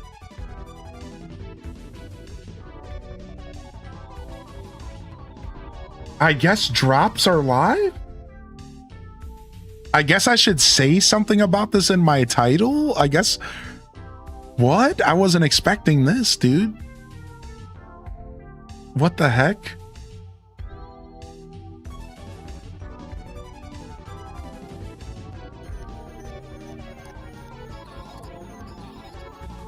So how do I word this? Like, how does this even work? So it's like 1 sub equals Pokemon badge. Yeah, you get it. If you gift a sub, you get a badge, right? That's for sure a thing. And then we'll just leave the rest for conversation. That's all we know for sure. Is if you gift a sub or you do a sub, you get a badge. Right. But you can also just watch to get a badge.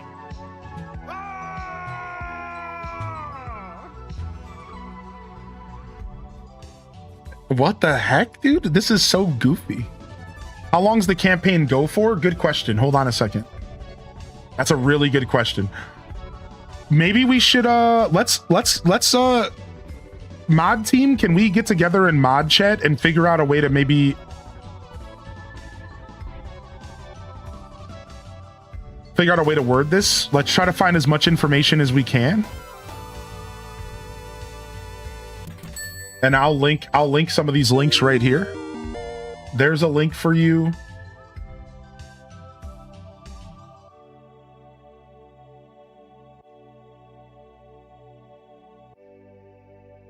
There's a link in there. And then what is how did I just find that campaign page? How did I just find that campaign page? Let me go see where my campaigns are. Yeah, all campaigns. Look, now the Pokemon one's gone again. It's weird. It's like this just went live. And like, it's like not all the way working. It's like, it's glitchy, dude. It's like the information's not quite there yet. This must have been like a secret thing. Yeah, it's like glitching out. It's like glitching out. All right, hold on. I'm going to take a screenshot of this for the mod chat.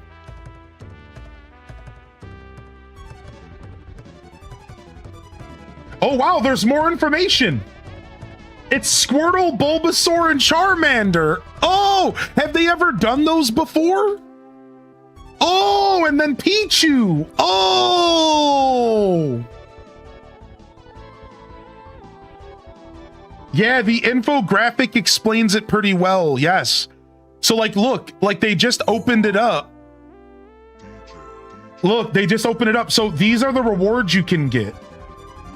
You can get Charmander, Bulbasaur, Squirtle, or Pichu out. So Pichu comes out of a regular Pokeball, but the original starters come out of the Great Balls. So if you want one of the original starters, you have to get a Great Ball. But if you want a chance at a Pichu, you have to get a Pokeball.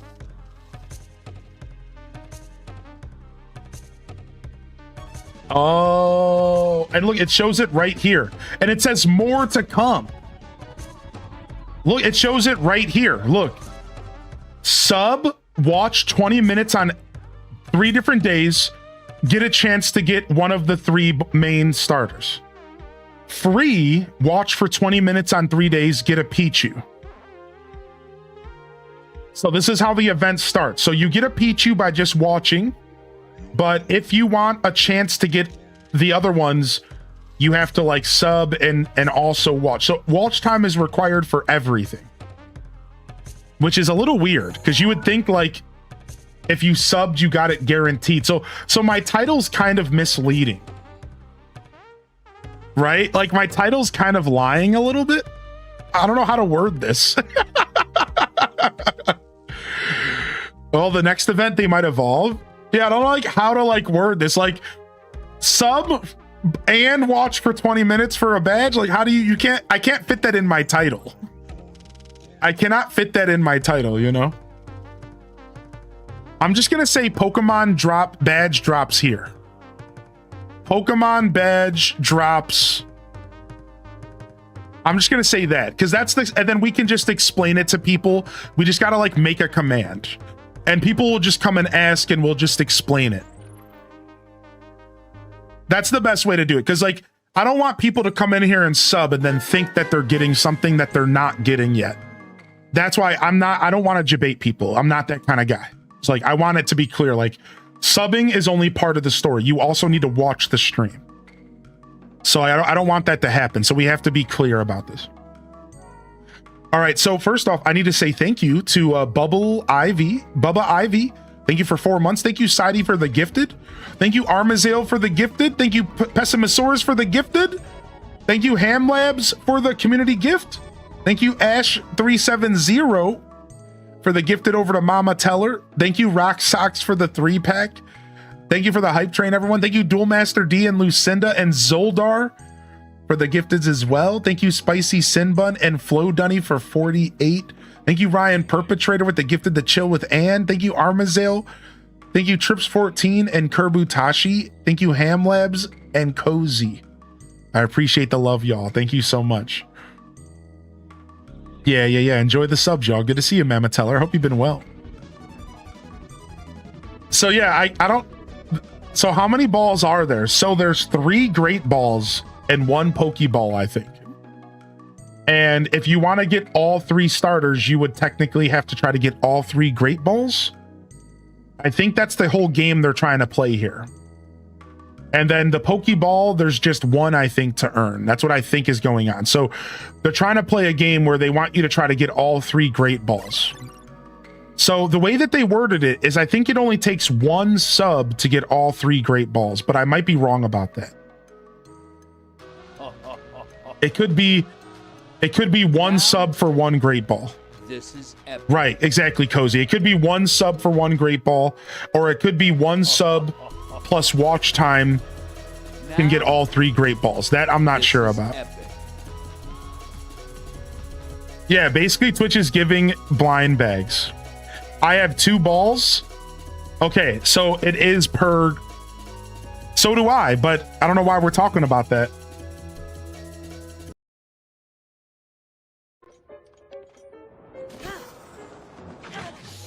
Sorry.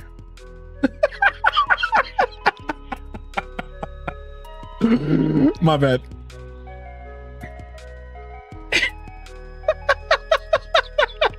Thank you for the 5 gifted subs, Sammy Dot, and thank you Pixie Skies for the 5 gifted as well. Thank you so much. Thank you so much. Yeah, they go into a queue. So yeah, so the queue is because you need to rack up watch time. Right? So the way it's going to work is that queue is going to sit there until you watch for 20 minutes today. And then you're going to have to watch for 20 minutes tomorrow. And then you're gonna have to watch for 20 minutes another day this week to collect your balls. Good vibes to all. And it doesn't have to just be my stream. It has to be any Pokemon stream. It sounds like it's any Pokemon category. So it sounds like we'll be playing a bunch of extra Pokopia this week. Sound good, everybody? And yes, YouTube chat, this is only for Twitch at the moment. Sorry to rub it in your faces over there. I have the Pokeball, but no Pichu. Okay, so now you just have to wait for the Pokeball to open, I think, which takes 20 minutes, I think.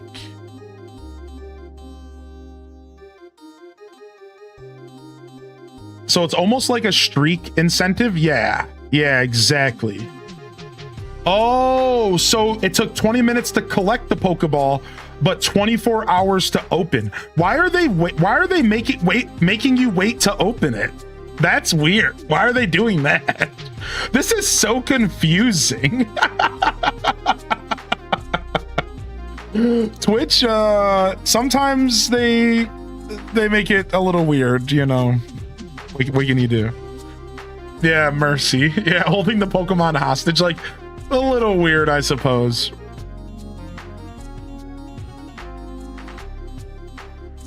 So confusing and complex. Why not make it simple? Because Twitch just, I'm sure it has more to do with the Pokemon company than Twitch.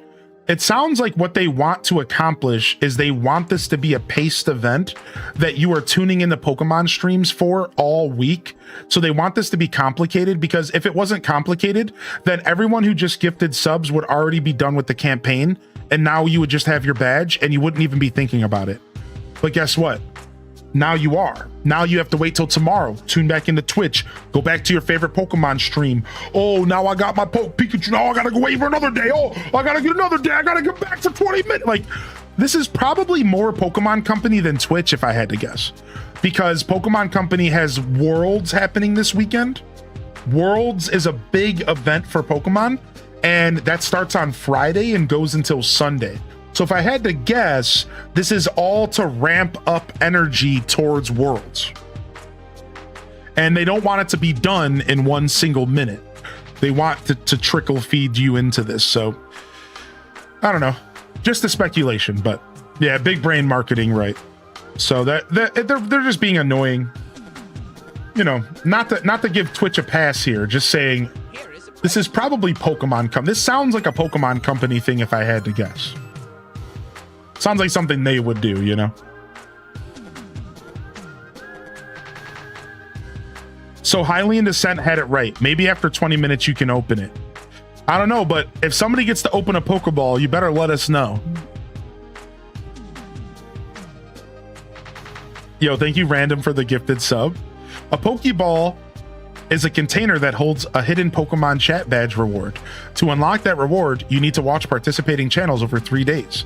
Once you've met the requirement, you can unlock the Pokeball and earn a Pokemon chat badge from a small pool. Does the Pokemon Company pay to do this? That's a good question. I don't know.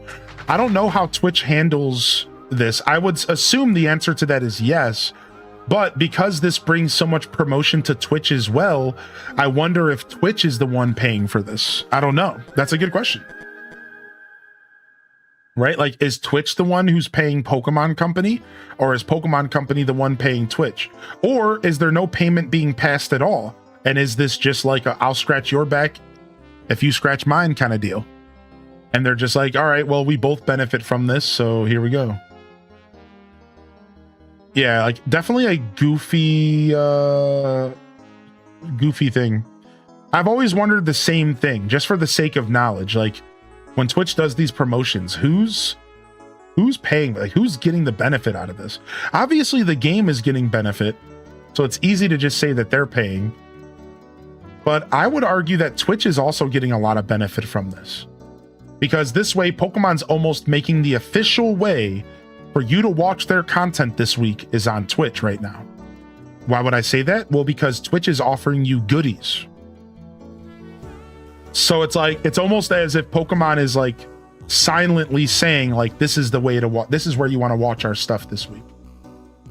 But I guess it's not relevant if you're not a Twitcher. So maybe I just misspoke. Because maybe, does a badge matter if you don't care about Twitch? So I don't know. Anyways, I could think about this forever.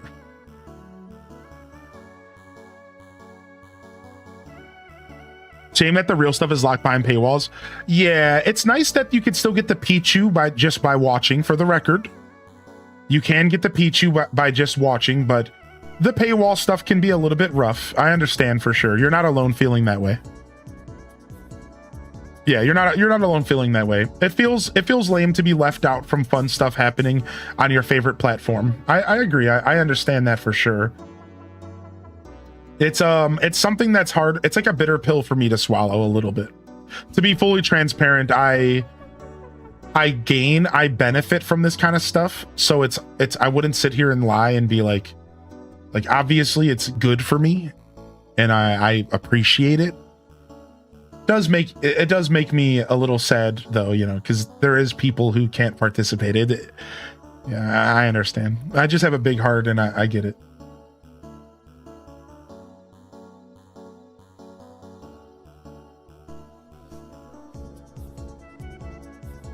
Will we have 2 more Pokemon streams to get that badge? Yeah, apparently we're playing a bunch of Pokopia this week. So if you guys prefer to watch my stream, I will go ahead and lean in for you. You have my word. Sound good? Sound good? Yeah, so we'll just do a bunch of Pokopia streams this week and we'll get you all your badges. And obviously I benefit from this. So like, let's just make it clear. Like, yeah, of course I will do this. And we'll just play a bunch of Pokopia as we hang out this week. And y'all can get your badges and stuff if you would prefer. Sure, why not? Yeah, no problem at all. Easiest answer, possible for me, right? Maybe we could do some leaf green. Do y'all think the leaf green and fire red categories also have it? Could we go back to playing leaf green? Would you guys be down for that?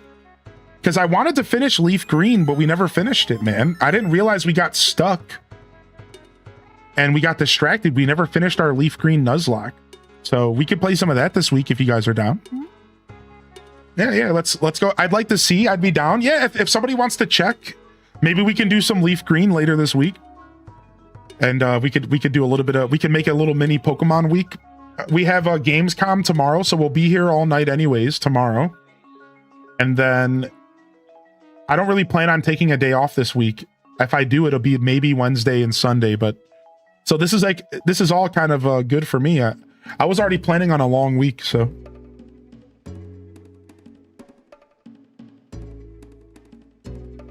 Oh, they're doing hourglasses for Pocket as well. Ah, we could play some Pocket this week too. I still have my tablet, yeah.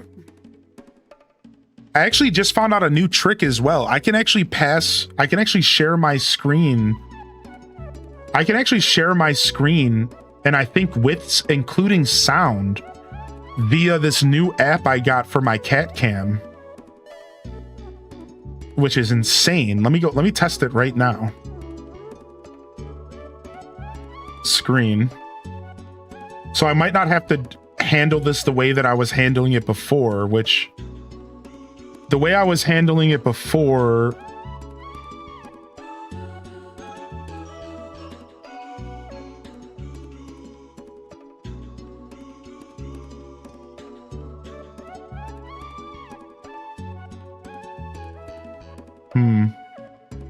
Nah, it seems like it's a little bit more complicated than that to do the screen share via. I'm using Video Ninja.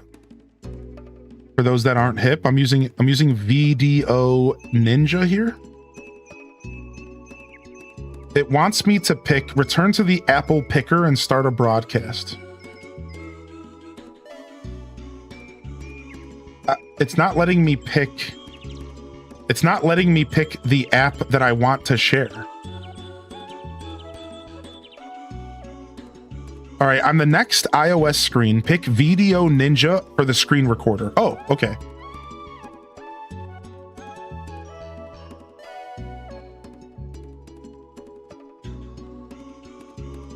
Okay, check.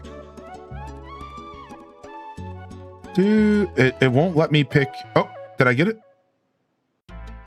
Stop recording.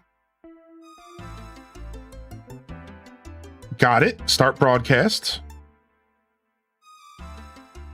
Everything on your screen, including notifications, will be recorded. Enable Do Not Disturb. Haha, got you. I've already been doing that. I live on Do Not Disturb, nerds.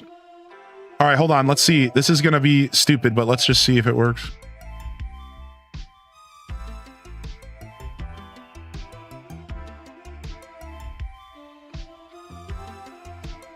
No.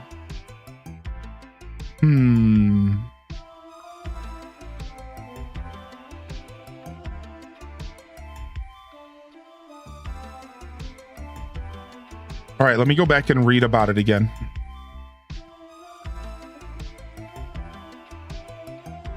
After selecting it, tap outside the picker to return to the app. Tap Start Broadcast and wait a few seconds for the video to appear. 720 is the most reliable mode. So on the next iOS screen, pick Video Ninja Screen Recorder, not Broadcast. After selecting it, tap outside the picker. Okay, so that's where I messed up. Boom. Initializing the app.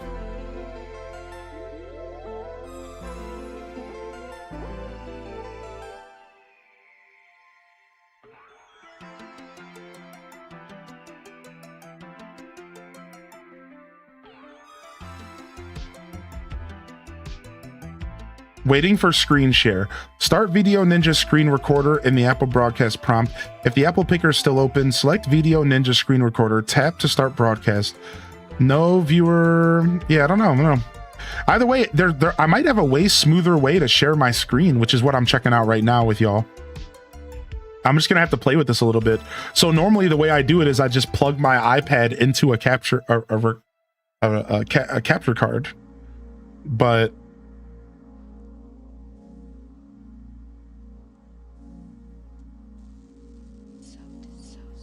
I don't know if this is going to be cool. This is my new cat cam program though. Check it out, video.ninja. It's really nice. All right, yeah, it doesn't look like it's passing over. Yeah. Oh well. Leaf green should be good. I figured. Yeah, when they do these types of events, it's usually everything from the Pokemon space. Like, so we could play Arceus, we could do whatever we want. The drops go from until October 1st. Wait, what? They go for a whole month? That's a long time.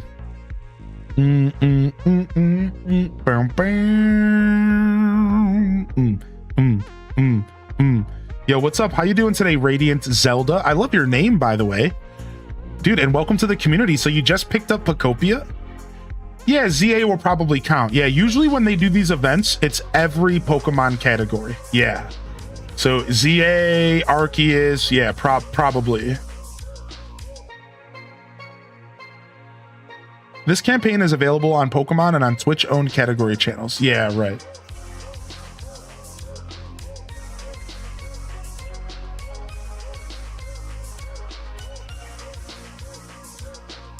Cool. I will say that was pretty exciting, right? Like, pretty exciting for randomly to just have like, to just so happen to be playing Pokopia and to have drops just appear. Like, that was kind of cool. That was kind of a cool moment. Thanks for all the support coming in, by the way, hype trainers. As always, never expected. I apologize if there's a little bit of FOMO with this kind of stuff. While I could turn it off if I really wanted to, if I really, really felt like it was stupid.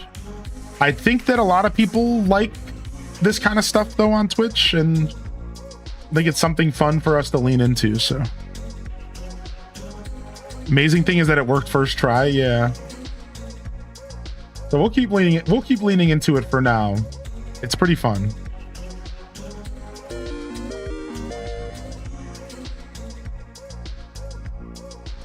Is it easy to build as the swimming guy as it is No.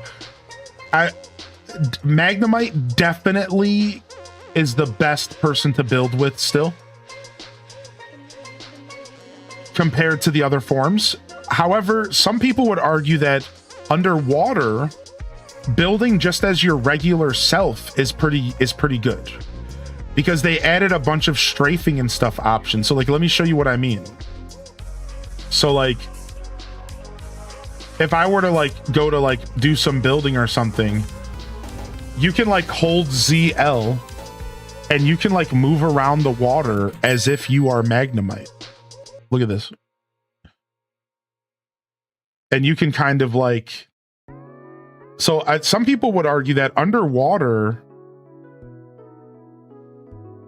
you don't even have to be Magnemite anymore because they kind of made moving around underwater really nice and smooth.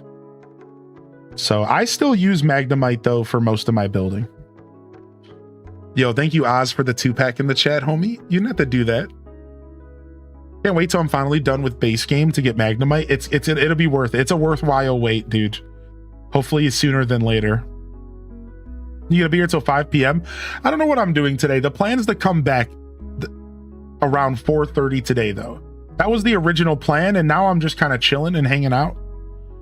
And we were gonna come back and watch Story of Seasons content that is happening here, and then maybe play some Grand Bazaar. That was the plans for today. I'm still kind of feeling it out though. I'm truly not even sure what I want to do for the rest of the day. Seems like the Story of Seasons stuff is gonna be less about like announcements and more just like celebrating Story of Seasons. And I don't know, it seems like really fun to watch, but I'm like less interested than I was going into this week. So Story of Seasons has their 30th anniversary here, and they're celebrating right now. And they put out a video in Japanese last night or this morning, and it was like a cute video just celebrating the community and pictures and art and polls about who's everyone's favorite marriage candidate. And then they showed a quick trailer of the newest Story of Seasons game that's in function, like a 30-second trailer, just a quick glimpse at the newest Story of Seasons game on the horizon. And then we had like a quick glimpse of Rune Factory as well. And they're doing an English version of that broadcast today. And that's at 5 p.m. Eastern. And our plan was to watch that tonight. And that's what we're talking about.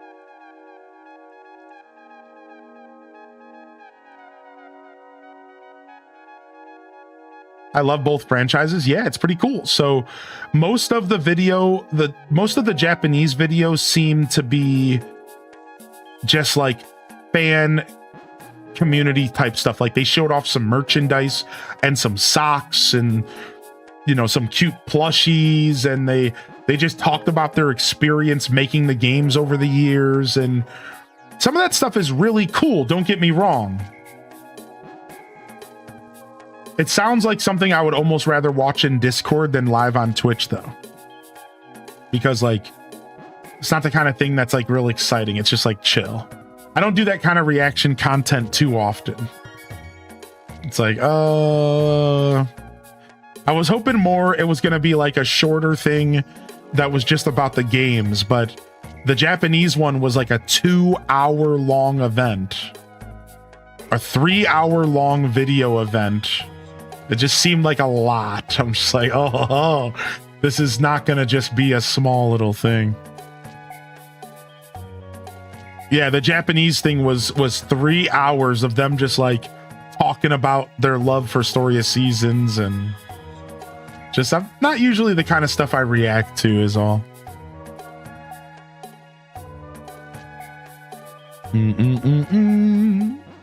Yo, good to see you back in here, coffee girl.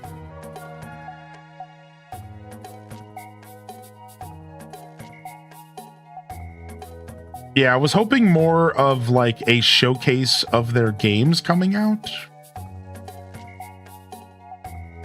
They haven't done one of those this year, and I guess they don't have a lot to say right now.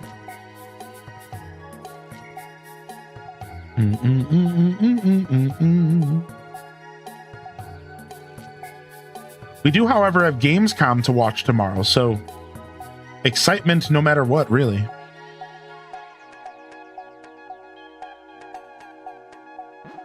Side note, thank you, lurkers. Happy to have you sub now. Yeah, a lot of love coming out here.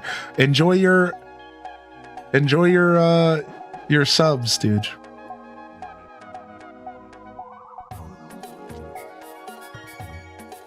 Okay. Thank you, mods. Thank you, Cozy. Thank you very much. That command sounds perfect. Yeah, whatever kind of command, just so we have something to share with people. Let people know what's going on. Thank you, everybody.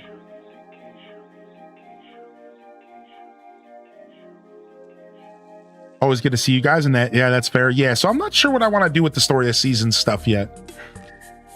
Either way, apparently we have until October 1st for you to get these badges or something. What is going on with this campaign, dude? It sounds like they said there's going to be more, so I wonder if they will be offering the evolutions. Yeah, I'm not sure. Either way, Pokemon Worlds is always pretty exciting. And now I'm even more excited than I would have been normally. Oh, Pokemon Worlds is pretty exciting stuff, man. Oh, do I hear a Midna? Where are you at? Do I hear some meows? Nope. She's not in here. She must be right outside the door. Come here, Midna. Come here.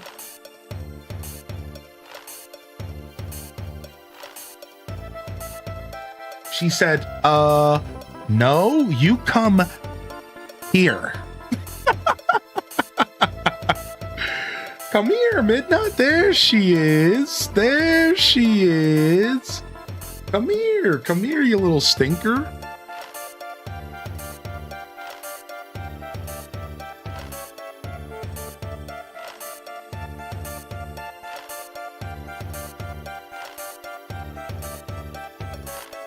Come here, you little stinker.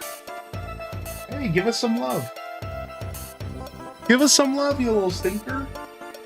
No, we don't want booty hole. No, come back. We don't want booty. Come here.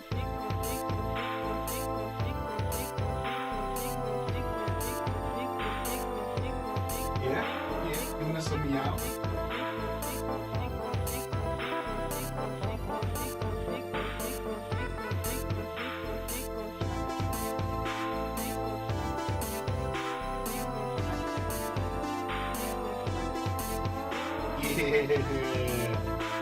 Yeah, give us some of them.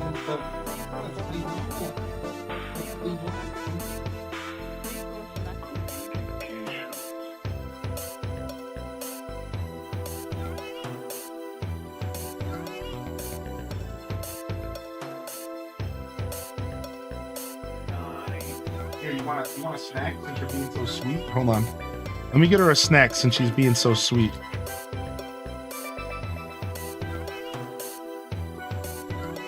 Oh yeah, she ready. She ready for them snackies. She ready for them snackies here. Hold on a second.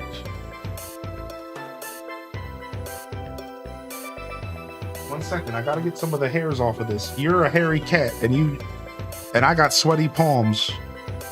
Okay. Okay, these are...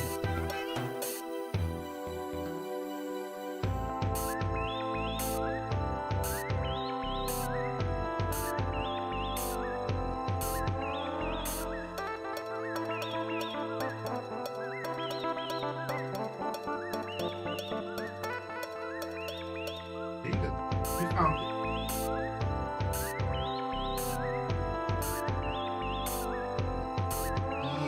Yeah. Here, I got a couple more.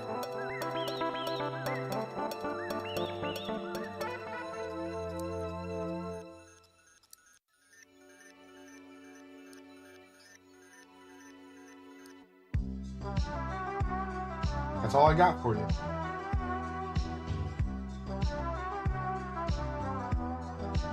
That's all I got. That's all I got. Yeah, look at them. Look at them chops. Look at that. Look at them chops, dude. I love this cat.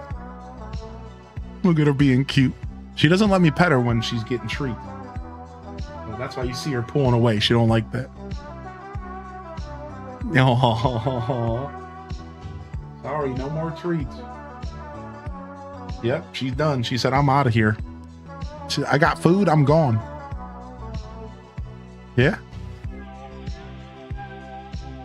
And she's out. She said, I got my food. I got my treats. Played them. I'm out of here. And she's out. Ladies and gentlemen, Midna! And the Midna love in the chat. Ladies and gentlemen, Midna! The real star of the show around here. You came for Pokemon badges, and you stayed for the Midna. She stayed for the Midna. Look at my little cutie. Look at my little cutie. So I still don't have the tripod. That's why you guys had a little bit of shaky cam there, because I'm holding the phone still. So just a heads up, I still have a tripod I gotta go find, and we're gonna attach a little doodad to my desk, and I'm gonna slide my phone into like a holder that's pointing right at that footstool there that she sits on.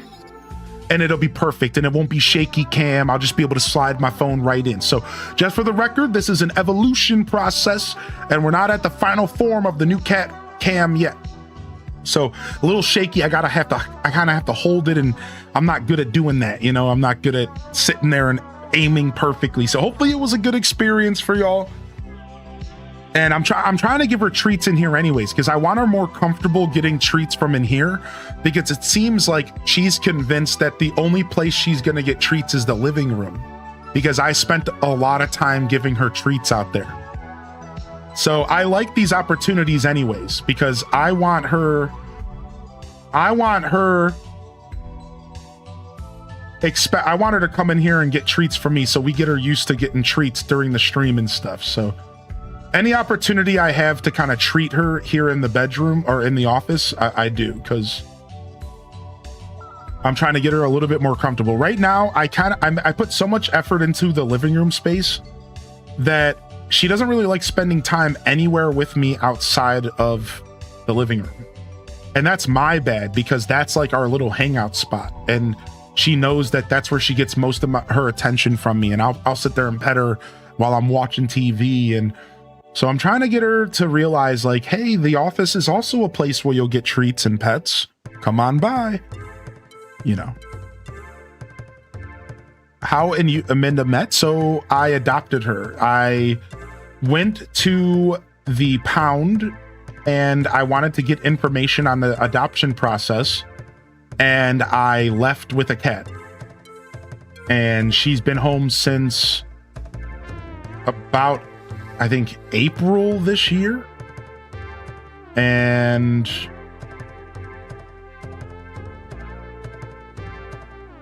I went into the pound with the goal of bringing home a nice old cat. And once I got there and I started thinking about it a little further, I realized that an even better goal would to just bring home any cats that were stuck there for a long time. So my whole life, I always wanted to get an older cat that didn't want to love anybody, that wanted to snarl at you, eat food, you know, piss in your cereal, and then walk away from you and expect you to love them. And that was my dream cat. And I realized that that was a selfish dream, though, and that there was probably something even more proactive I could do. So once I got to the kennel and I was there and I'm looking around, I started thinking, instead of going for the oldest cat, I should go for the least desired cat in the building, aka the cat that's been there the longest. So at that point, I had three options. Tinkerbell, who was at the time out on leave. She was being tested by a family, whatever that word is. I can't think of it. So she was temporarily homed. Then there was an orange tabby, a boy who was older. He was 8 years old, and he had been there for 4 months or so. And then, yeah, Foster's was the word I was looking for. Thank you. Then there was Midna, aka Midnight, and she hated being there. They had to put a curtain over her cell, and she hated it anyways. She didn't want anything to do with anybody. She hated anybody's hands. She hated anybody trying to pet her. She literally hissed at me for even trying to give her a treat. Hissed at me and crawled into the corner of the cell and sat there and just like didn't want anything to do with anybody. She had been there for about 6 months. 7 months. And I was like, yeah, this is the one. Like I'm gonna this is the cat. She's a little bit grumpy, just like I wanted. She is probably sassy. She falls in line exactly with what I wanted from a cat. She's also been here the longest, and she's older. Even though turns out people actually love older cats. It's the middle-aged cats that don't get the love, just for the record. The younger cats, everyone gobbles up. The older cats, people love a chill cat. I didn't know that. I thought older cats were less desired. Turns out not true. Middle-aged cats are the ones that are not desired. So anyways, older is actually like pretty common to get picked up. I didn't know that. At least that's what my kennel told me. So I learned all this while I was there, and Midna was the perfect pick, right? She was middle-aged, going into her older years. She was stuck there for over 6 months. Could you imagine? In a cell. Turns out that her last owner probably passed away, and she got ripped out of her life and put into a cell for 6 months while grieving. And if this sounds heartbreaking, I'm sorry to do that to you on lunch break, but because it is. It's terribly heartbreaking. And I don't know the exact facts. The lady told me that they weren't sure what happened to the owner, but they're pretty sure the owner was older and he passed away. So the family just like yoked her up and threw her to the pound and just, you know, as you unfortunately would expect most kids to do to their parents' pets, right? Unfortunately. And just, you know, for whatever reason, I hate to be rude, they probably had their reasons. Let's just assume the best. For whatever reason, they could not take care of her, and they left her at the pound. So, and again, you know, who knows why they had to do that? Let's just assume the best. They just couldn't give her the home they deserved, and they wanted to do what was best in their mind, which was take her to the pound. So she was stuck there for 6 months, and I brought her home. So she, as every cat, you know, took a lot of time to adjust. And within about 2 or 3 months, she turned into the biggest love bug. Now this cat is attached to my hip. So the story ends here that I went into this journey wanting to get the angriest, meanest cat that wanted nothing to do with me, that wanted to hate me.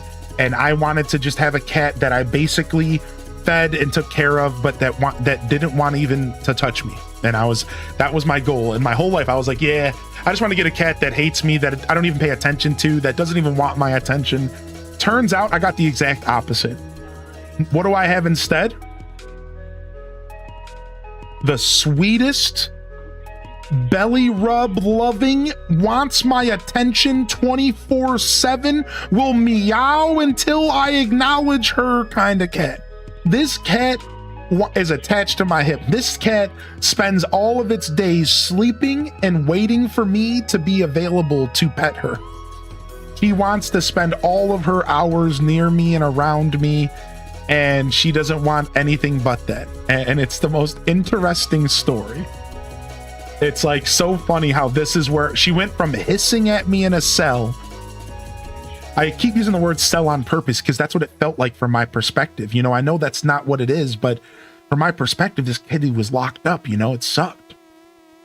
to being she's almost annoying. Like, I'm just gonna say it. She's almost annoying. Like, she like pisses me off. Like, I'll be trying to work off stream and like answer emails, and she'll just be sitting outside of the room. Meow, meow, meow, meow, meow. And I'm just like, listen, Midna, like, I'm working. Like, she's like it's almost obnoxious. Like, I'm like, please, dude, I'm trying to work over here. So yeah. That's my journey, and that's how I met Midna, and she's like my little buddy now, man. She's one of my best friends, and we hang out. We hang out throughout the day, most days, for a couple hours. And she's still a skittish baby. She doesn't want to be picked up, but she gets a little closer every day, it seems.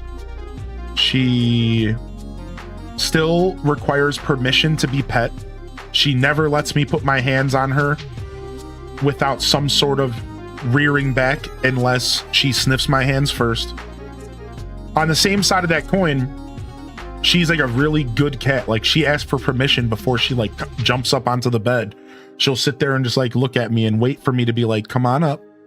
So I really do believe the story of her older odor, because I think older owners are the ones who set that type of ground rules. You know, like when you're a cat who's a part of an elderly's life, you are very put into like strict rules, like, you know, because elderly have to do that. Like, they can't have their cat running between their legs. They can't have the cat jumping on tables and stuff. So I really do have like a picture in my mind of like maybe what her original owner was like. And I imagine they were pretty strict, and they were probably like, they trained her in a sense, even though that's hard to do with cats, because like she's really permission based. Like, she doesn't really, sometimes she just straight up like won't even jump up to like the footstool without asking, is this okay? Can I do this? She doesn't want to climb over me. She never wants to climb over me. Like, when I'm laying down and she wants to come lay next to me, she like is really gentle. She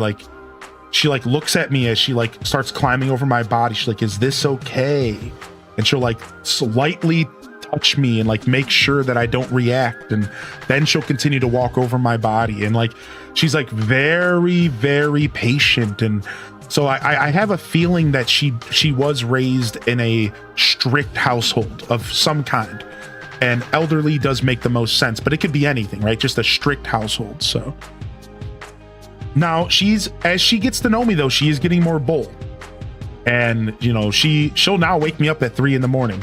sometimes if she wants to, if I have the door open. So she is getting more bold. I think part of it could just be because she's still skittish and she's still new to me, and I have to remember that April wasn't that long ago. You know what I mean? Like, so in the grand scheme of things, she's actually still just feeling me out. As Aelith would put it, she's still training me. I'm still being trained. Like, I still got training wheels on. You know what I mean? Like, so in all reality, I think a lot of my experience, I got to remember, like, dude, she just came home. Like, it's only been like 4 or 5 months. Like, she's very much still not fully comfortable with my isms and the way that I move, but she's getting there, right? Like, I'll give you guys a couple examples. She just gave me my first boop on my nose ever, where she was comfortable enough to walk all the way up to my face and put her face right in front of mine. She's never done that before. She just did it the other day. She also just slept next to my stomach for the first time ever. This is the second time she's ever slept to my top half of my body.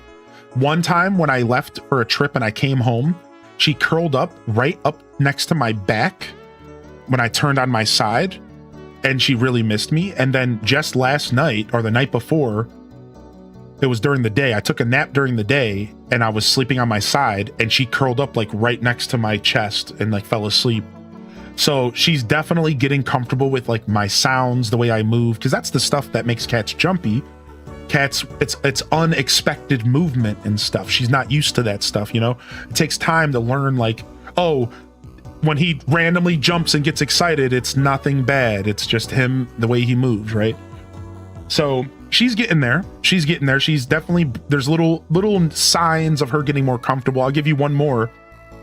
you know, when she first moved in, she's not the kind of cat that likes feet and legs.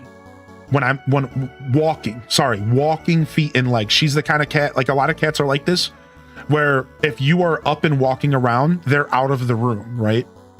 Because they're afraid of like stompers, right? There's some cats get raised in houses with like heavy walkers. So they kind of get afraid of like legs and feet and walking. She's very much like that. Whereas some cats will like trip you because they're so close to your feet and legs, right? So she's on the spectrum of like being jumpy around feet and walking and legs. However, she's slowly been coming into the kitchen when I'm standing and eating dinner. So just the other day, she walked into the kitchen when I'm standing there eating. I was eating some oatmeal, and she walked straight past my legs and went over to her water fountain and started drinking water right next to me.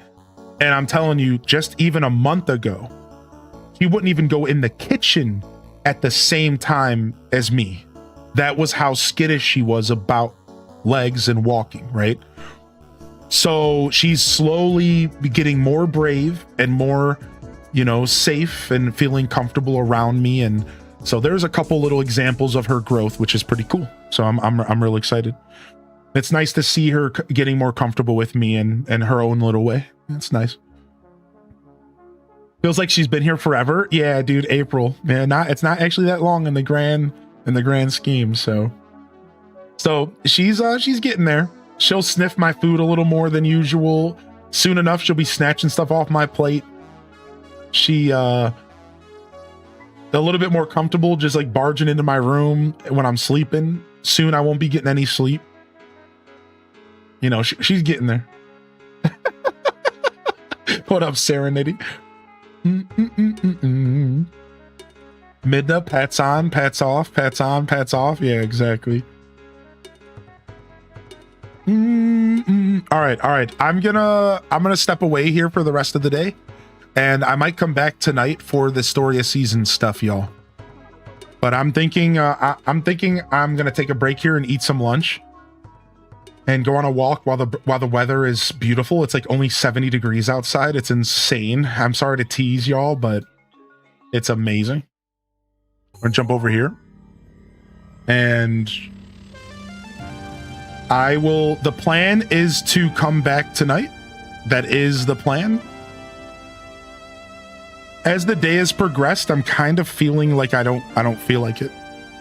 And I don't normally talk like this on stream, so excuse me being so blunt and frank about this. I don't know. I don't know if it's worth it to come back later. I don't know if this story of seasons thing is going to be as cool as we think. I think it might just end up being a snooze fest. And like, I don't mean that in a harsh way at all. I just don't think it's what we think it's going to be. I think it might just be like a snooze fest. So I'm not sure. Yeah. We did watch the Japanese little mini trailers this morning, and I would like to think it's going to be the exact same thing. Like, I cannot wrap my head around them showing anything different than they just showed this morning for the Japanese trailer. I feel like it's going to be the exact same thing, right? Like, that's what I feel like. So I don't know. I'm thinking maybe I will let myself chill today, since I'm not taking a day off this upcoming week, and we have a nice long boy tomorrow. We have opening night live. We'll be here all day tomorrow. So I'll see how I feel. Let's just say tonight will be a special thing. If it happens, it happens. If I'm not here, you guys understand why. Is that a good deal? So we'll see how I feel. I don't know. I went into this stream with a plan, and I'm letting myself deviate from the plan. I don't normally do that. I'm feeling froggy, I guess. So yeah, we'll see. We'll see how we feel. But either way, I will be back tomorrow, bright and early, 8 a.m. Eastern. Come on by, and we'll likely be jamming out on some more Pokopia. We got a fun little badge event to celebrate. So yeah, let's go ahead and do that. Thank you everyone for coming out here. Let's go find ourselves a raid recipient here. I think I already know where we're going today. And look out for me in the Discord. We might end up watching the story of season stuff in the Discord as well. I've been doing a little bit more of that, so we'll see how we feel. But we're gonna go visit our friend Simply Press Start, who's doing some Fields of Mysteria today. And it ain't no mystery that I love me some Mystria. We're gonna go see what they're up to, all right? Go visit our buddy. Go visit our buddy here. Oh, wow, and they have cat cam going right this second, too. Cute. Perfect. All right, let's get out of here, y'all. This is Highly in Descent signing off from another wonderful Pyro Gaming Group production. If I don't see y'all here tomorrow or later, if I'm feeling it, I'll see you when I see you, fam. Don't forget to game on. And of course, as always, peace. Wrap it up and on to the next episode. Peace.